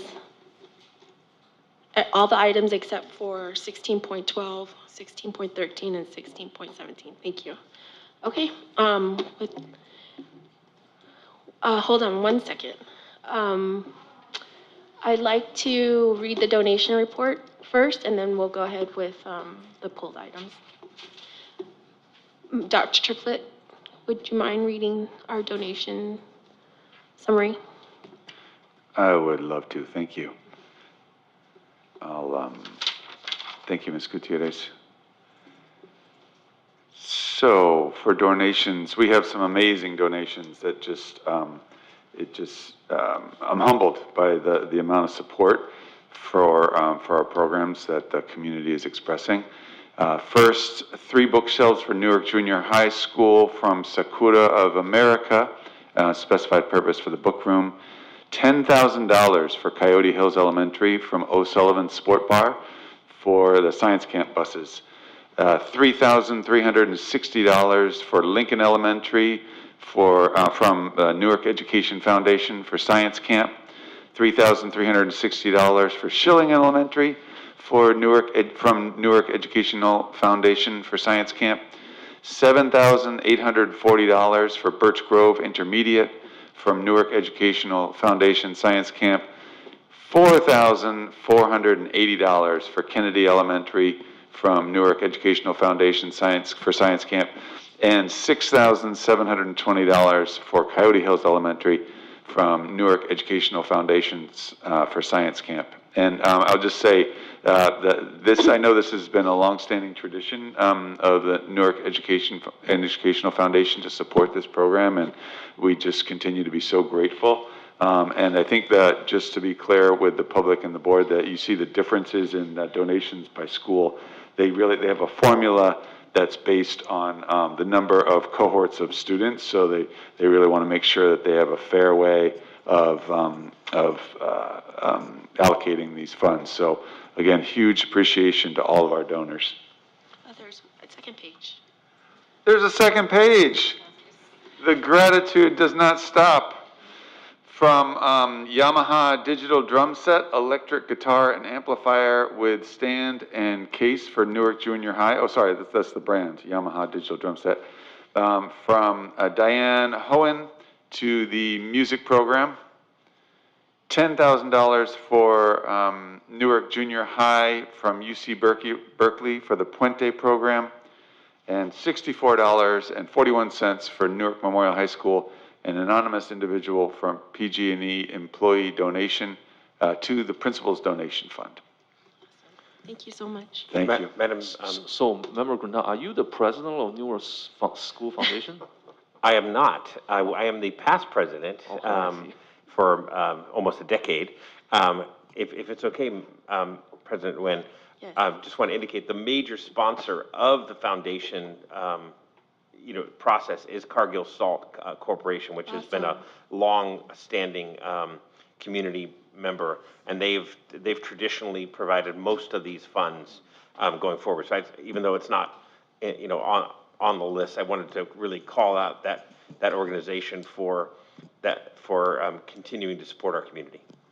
Thank you, Member Grandal. Thank you, Member Grandal. Okay, with that, I will hand it over to Member Hill for item 16.12, Resolution 2021.22.41, budget transfer for 21-22 year end. Yeah, so 16.12 and 16.13 are connected. So, I mean, I'm just going to speak to both of them unless people feel that I have to speak to each of them individually, but they're effectively the same thing. It's just that 16.12 is for the current year end and 16.13 is for the new fiscal year. And so it's a resolution, both are resolutions related to budget transfers. And what it says here is the resolution allows the superintendent and chief business officer, official, or designee thereof to authorize and make necessary budget transfers to allow for the payment of obligations incurred by the district during the end of the 21-22 school year. And then the other one is for the upcoming year. So I do not support this. I think that this encourages sloppy accounting. And I think and sloppy budgeting, and also makes for complicated oversight. We need to have fiscal discipline, and we need to really be focused on creating proper forecasts and putting together proper budgets, and then measuring our adherence, and not creating a safety valve where if we are all of a sudden not in compliance, being able to move money from one bucket to the other. And so, and this gives basically superintendent and chief business official the opportunity to do this without board oversight. It gives blanket authority. And so I would like to advocate to the board that we do not pass these resolutions, and that if there are requirements that we need to move funds from one budget code to another, that these are presented and we have a discussion and we agree to this. Thank you, Member Hill. Any other comments, Member Zhang? Could Superintendent explain the reasoning behind the transfer? Ms. De La Cruz, would you just explain how this is just a standard protocol? Mm-hmm. Yeah, these two resolutions are annual resolutions that we present to the board. It's part of our closing process. And sometimes it's just a minor technicality where we have to transfer budget from one account code to another. It's the same impact. It could be, that a school codes a purchase to object code, for example, 4310, when it should have been 4311. Things like that. It's really not, any authority for us to spend irresponsibly or anything like that, but it's just part of our, one is for closing of the books, and then the other, again, to start the new school year in order for us to process orders. Sometimes, we get requisitions that aren't in the right code or the budget. It's just technicalities that just allows us to keep operating and not have to. So the interesting thing I want to ask, because this is my fourth time voting on this, because every year we have this formality, voting on a transfer. Well, at the end of the year, you need to transfer back. You need to pay back what you borrow, right? So the interesting thing this year is, normally before, I remember we only have one resolution to do this. Why is this year we suddenly have two resolutions to do this? No, I believe we've always had two. And then remember, we have our unaudited actuals, so you'll see the impact at the end of the year. or Yeah, in because I September definitely when we remember do our. every June, like, this is my fourth time voting on this. Every Mhm. June we have this formality vote, but I always remember that's just one item rather than two items. You have a bad memory? Yeah. No, I'm just I mean, teasing. I, These I mean, are I just, can check, but I thought it was always the 2 years. I know for sure the year end we do. okay. I mean, last year we have two resolutions, but the other one has to do with every 2 or 3 years they have this LCAP rating where Ms. Pierce, Davis actually explained very clearly last time. That's why we have two resolutions, but they're not really related. Ms. Pierce? My question was if there was common practice, and I immediately pulled up last year, and it was 15.5 for June 17th, 2021 meeting. That was the budget transfers for 2021 for year end, and then 15.6 was for the new fiscal year for June 17th of 2021. Yeah. So it is an annual. Thank you, Member Marquez. Thank you. I can tell you from a corporate perspective, it isn't done this way. Well, Again, with all again, due this is respect, a, we're public. we're a public entity, and the school district has different operating procedures as in private industry. So just want to make that clarification. With that, I would like to make a motion, unless Member Grindel has a comment. I was going to just make the comment that this is, whatever changes are going to be reflected in the audited financials, correct? Yes. Thank you. Okay, with that, I'd like to make a motion to approve 16.12, Resolution 2021.22.41, and Resolution, and 16.3. Oh, sorry, do I have to do it one at a time? Separately. Okay, I'd like to make a motion to approve 16.12, Resolution, to approve Resolution 2021.22.41. May I get a second? Ma'am, so, President, so per our governance handbook, when it talks about the role of the president, it's my understanding that normally the president allows the body to actually make these motions. And so it doesn't preclude you from doing it, but it's usually sort of a standard protocol, and I think it would be best if we followed that protocol. I generally do, and I always ask for a first and second, but I would like to end this meeting as soon as possible, so it is getting late, and therefore I made the motion, but I generally ask you. And I Thank second you. that motion. Thank you. So how do you vote, Member Zhang? Yes. Member Marquez? Yes. Member Hill? No. Member Grindel? Yes. I'm a yes, 4 ayes and 1 no. May I get a motion to approve 16.3? I'll move to approve 16.3. Thank you, Member Grindel. It's 16.13. 16.13, I'm sorry. May I get a second? I second. Thank you, Member Marquez. Motion made by Member Grindel, seconded by Member Marquez. How do you vote, Member Zhang? Yes. Member Marquez? Yes. Member Hill? No. Member Grindel? Yes. I'm also a yes, 4 ayes on item 16.13. And then, 16.17, the warrant report. yes. You have the floor, Member Hill? Okay, great. So, yeah, I asked to pull this item because on page 3, I saw a warrant for Jeffrey Vu for video and photo production in the amount of $4,600. And as you may recall from our last meeting, I had identified and I had shared information with the board that we have serious issues around how we're conducting independent contracting. And Mr. Vu was an example of this. And I just want to read briefly from that statement so that, again, to remind everybody. So in the example of Mr. Jeffrey or Jeff Vu, whom Superintendent Triplett personally contracted for video production and website services, instead of being a legitimate independent contractor, Mr. Vu appears to be a longtime Oakland Unified School District employee.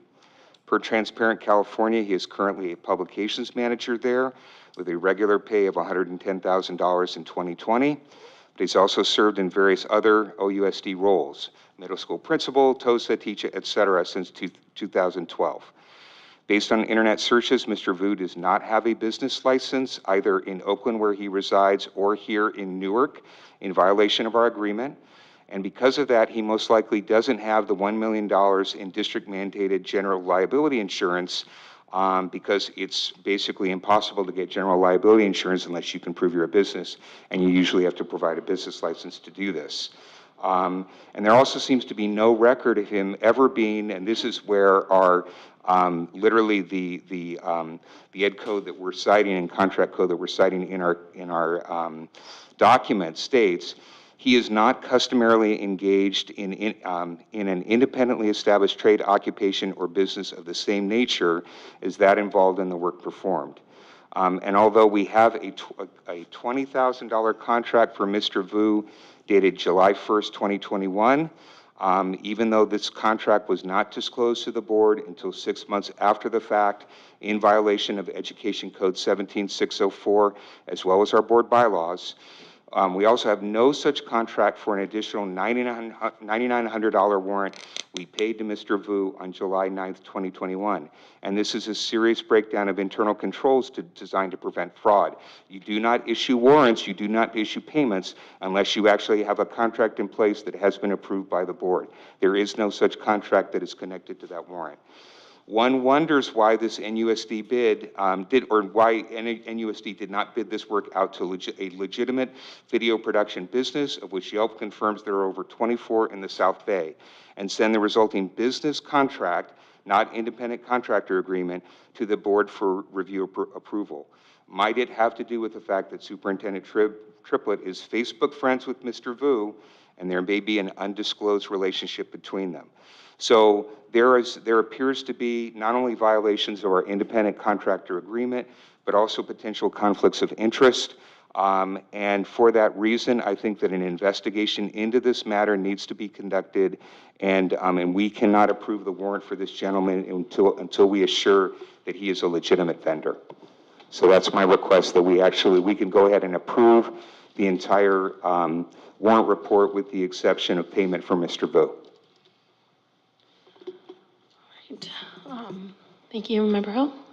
Any other comments, Member Zhang? No.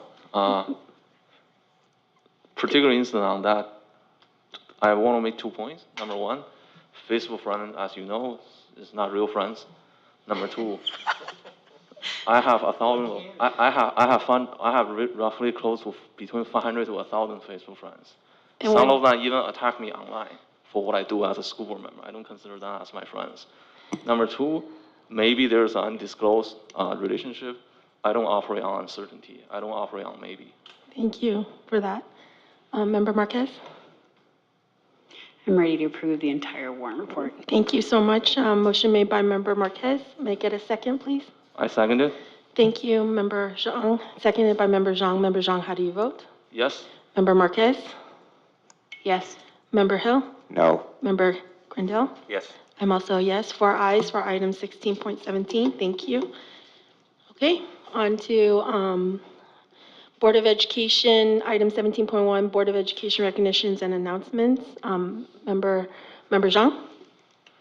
Just want to wish everyone a great summer break, and I know for our executive cabinet, you still have several days, maybe several weeks to work, but thank you for your great work. Thank you for finishing a year very strong, and enjoy some of the downtime. Thank you, Member Zhang. Member Marquez? Yes, thank you. I wanted to share something because I know we won't be here, but in honor of Juneteenth, first and foremost, I just wanted to share the fact that it's one of the events that I miss from working with the juvenile hall and at Camp Sweeney, especially when it comes to J.O. Good and J.O. Wadu, for the amount of work they put into teaching our students and to expanding their knowledge when it comes to various cultures, traditions, and celebrations. So I want to go ahead and read this in their honor. In 1863, during the American Civil War, President Abraham Lincoln issued the Emancipation Proclamation, which declared more than 3 million slaves living in the Confederate States to be free. More than 2 years would pass, however, before the news reached African Americans living in the state of Texas. It was not until Union soldiers arrived in Galveston, Texas on June 19, 1865, that the state's residents finally learned that slavery had been abolished. The former slaves immediately began to celebrate with prayer, feasting, song, and dance. The following year, on June 19th, the first official Juneteenth celebration took place in Texas. The original observances, included prayer meetings and the singing of spirituals, and celebrants wore new clothes as a way of representing their newfound freedom. Within a few years, American Africans in other states were celebrating the day as well, making it an annual tradition. Celebrations have continued across the United States into the 21st century and typically include prayer and religious services, speeches, educational events, family gatherings and picnics, and festivals with music, food, and dancing. So at this time, I'd want to recognize that it was in 2021 that Juneteenth was made a federal holiday. So I'd like to acknowledge our federal holiday and that everyone enjoy June 19th, and thank you. Thank you, Member Marquez. Member Hill? Yes, I just want to recognize everybody in the district. So all of the district staff, as well as all of the teachers and CSEA and everybody, as well as all of the students and parents for all of their hard work in making this year a success. And so, and I wish them a happy summer break. Thank you, Member Hill. Member Grindel?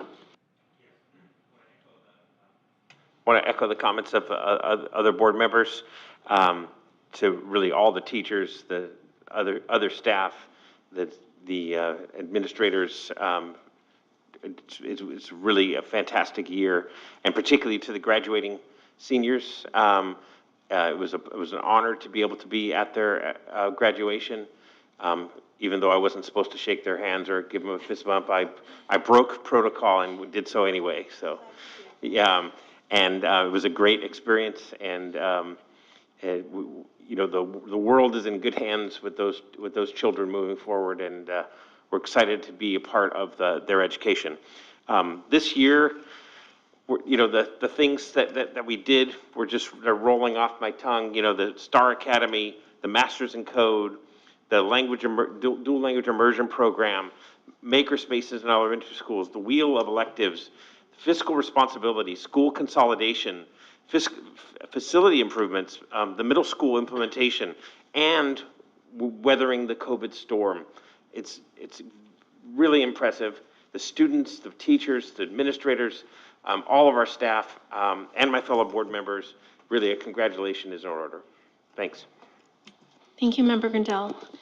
I made a long speech last week, so I'm going to keep it short this week. But I just wanted to also echo the sentiments of Juneteenth and that it is a federal holiday, and I'm excited for us to be celebrating that.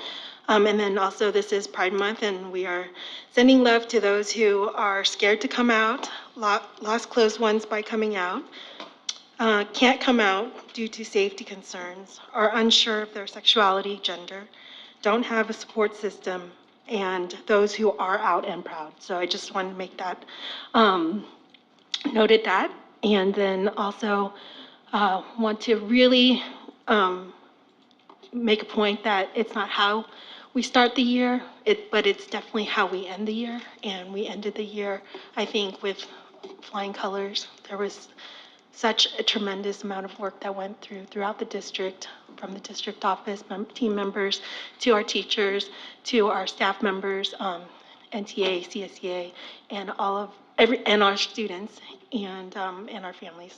So everybody did a wonderful job, but quite honestly, I just really do want to commend you, Dr. Triplett, with the comments that were made by staff tonight, telling us and letting us know how much you have empowered them and worked collaboratively on these key initiatives for the district, and that just sums it up. So congratulations on all the hard work that you guys and your team have been doing. Thank you. Okay, on to Board of Education Committee reports. I know that we are committed to these committees, and we should definitely, if we aren't able to attend some of the meetings, we should let our executive assistant, Ms. Gutierrez, know so that the alternatives can take our place. But with that said, Is there any report back from ROP? Mission ROP? There's nothing to report. Okay, thank you. Is there anything from SELPA?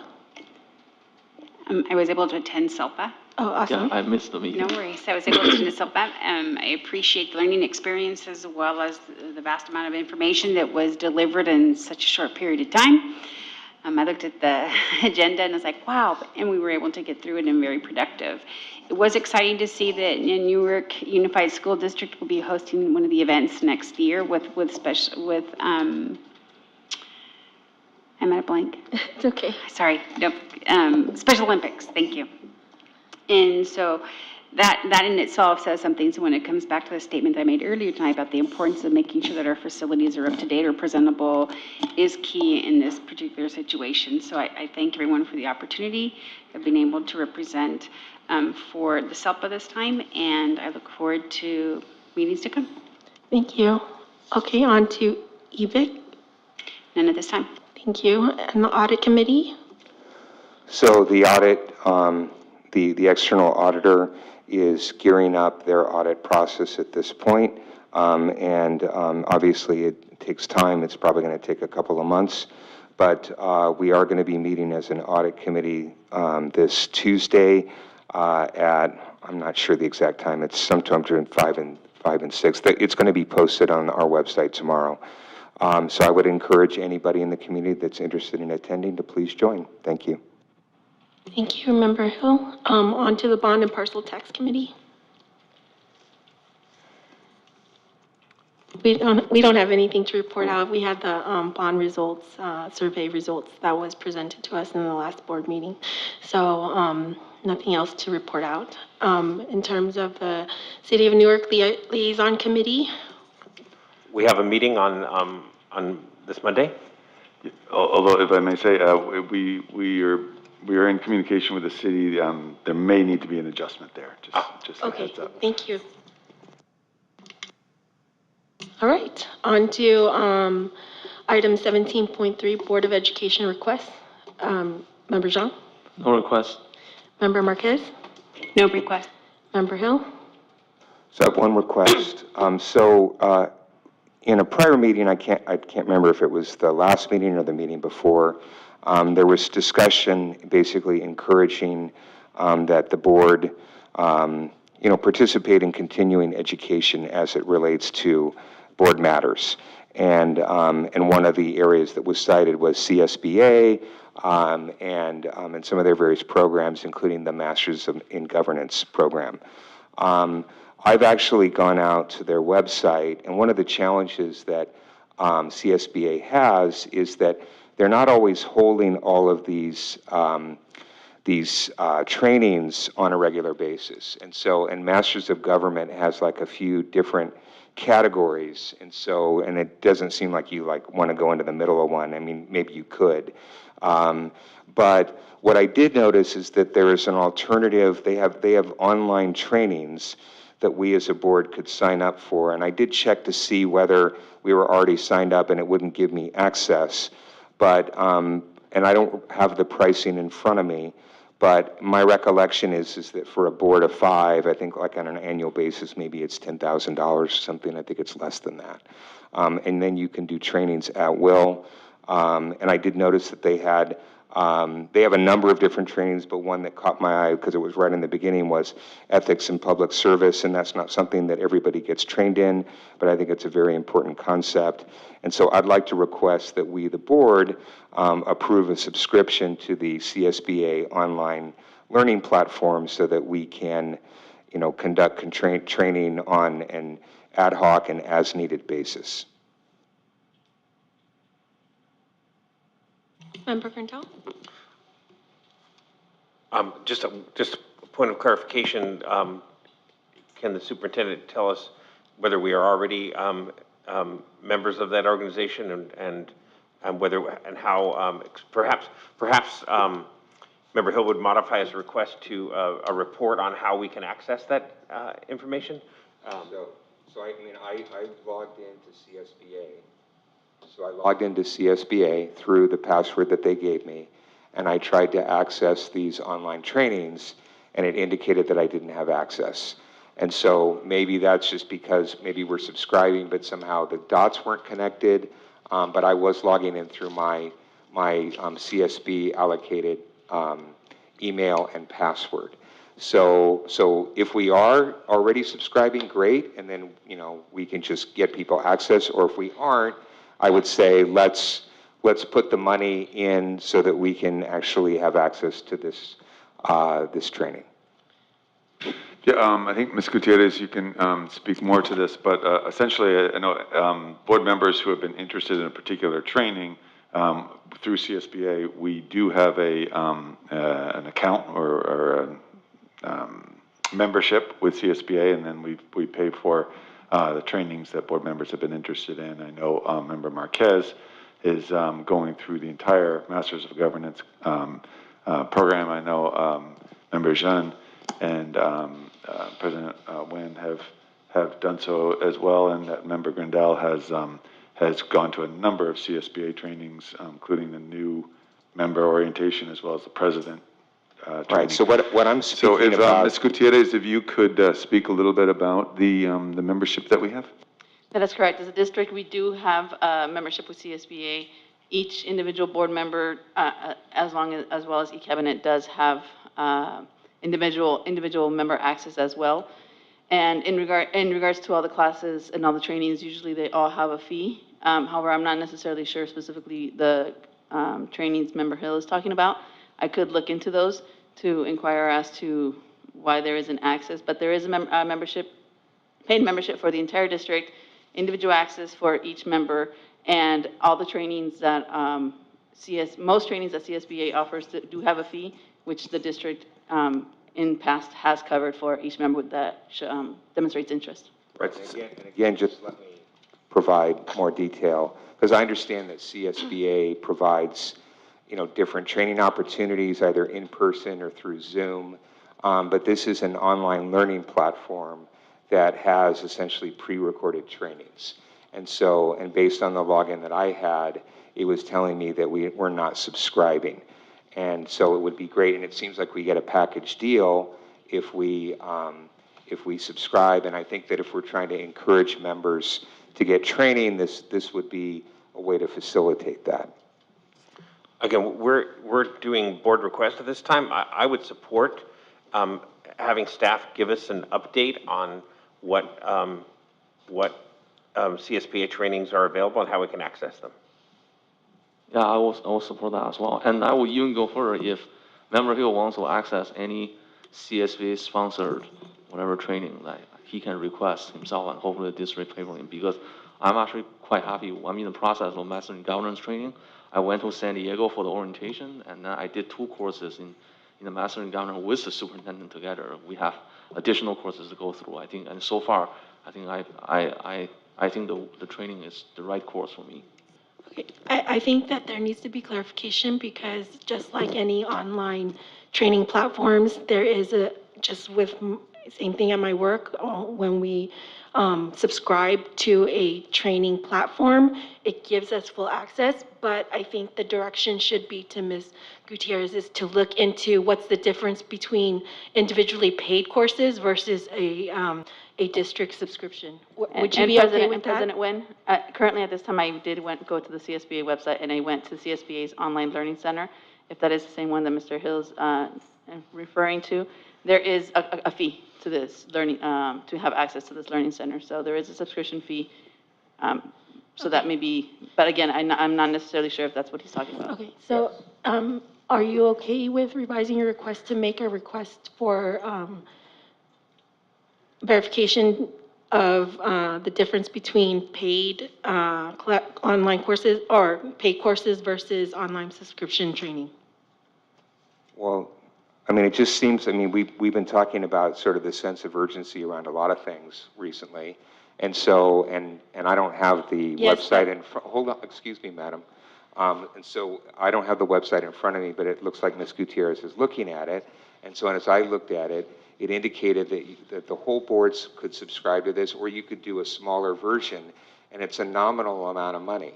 And so I don't know why we have to belabor this process. So if we want to have our board members get access to training, let's just sign up for it. I believe even for the whole board, it's less than $10,000 for an annual basis. And it's all you can eat. You can watch as many videos as you want. Again, not to be a stickler, but what's on the agenda is a request from board members. So we can't direct the payment of staff's resources. You're correct. I'm making a request so that to subscribe to this service. I don't see why that's not an agenda item. So it sounds like, is there a majority who want to direct, request for us to come back with the different options so that then the board can make a decision?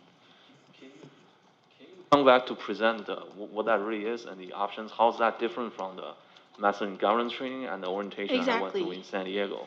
Yeah, we can. I would support that. I guess, remember Gundel, I remember, President, when you two went to the Las Vegas training, right? No, the San Diego. Okay, I see. Oh my He's God. joking, right? Yeah.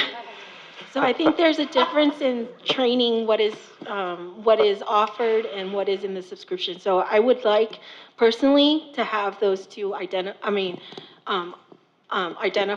and then, I want that information myself, because I know for a fact with my own work that, we pay a subscription, but what's good of the subscription if nobody's using it, or the content of the subscription is different from the actual live trainings that are being provided. So I do want to know the difference.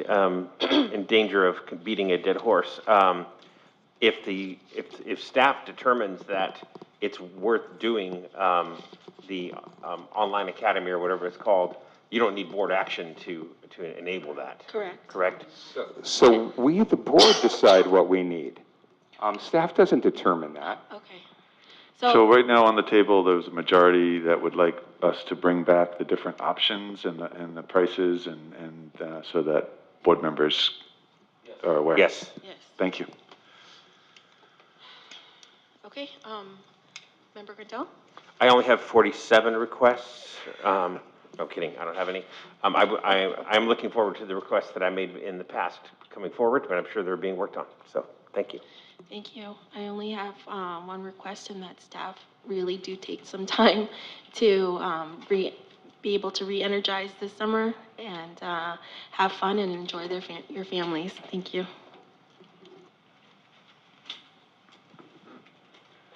Okay, with that, we're moving on to item 18.1, Superintendent concluding comments, updates, and future agenda items. Thank you, President Nguyen. So I'll try to keep it short. This has been just exhausting, exhilarating, amazing year. I want to appreciate the board for their faith in me and in my team to do this work. I'm super proud of what we've accomplished this year as a team.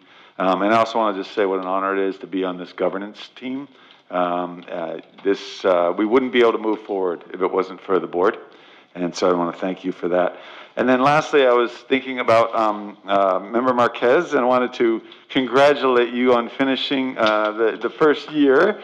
And also just appreciate you, Member Marquez. Well, first of all, I want to apologize. I think I misunderstood your question earlier around the RFP, so I'm happy to check in with you offline about it. But I also just want to appreciate you. You have made an immense contribution just in this time since you've joined the board, and I think I speak for all of the team and really being grateful that you've come on board. You advocate for equity. You are always lifting up the voices that aren't in the room, that don't traditionally have a voice, and I really see that, and it means a lot to me. And you bring so much positivity to this board. And then lastly, I've just been in awe of how your perseverance in coming up to speed. I mean, figuring out what it means to be on a school board is is crazy. And you have dived in and you are determined, and you clearly already have more knowledge than a lot of us, I think, because you've been digging into it so thoroughly. So I want to really thank you and welcome you and congratulate you. Thank you. I concur. I'm so appreciative that you are here with us and doing this work, so thank you. Okay, with that, can I get a motion to adjourn the meeting, please? I move to adjourn the meeting. Thank you. Motion made by Member Zhang. May I get a second, please? A second? Seconded by Member Marquez. Member Zhang, how do you vote? Yes. Member Marquez? Yes. Member Hill? Yes. Member Grindel? Yes. I'm also a yes. Meeting adjourned at 11:24 p.m. Thank you.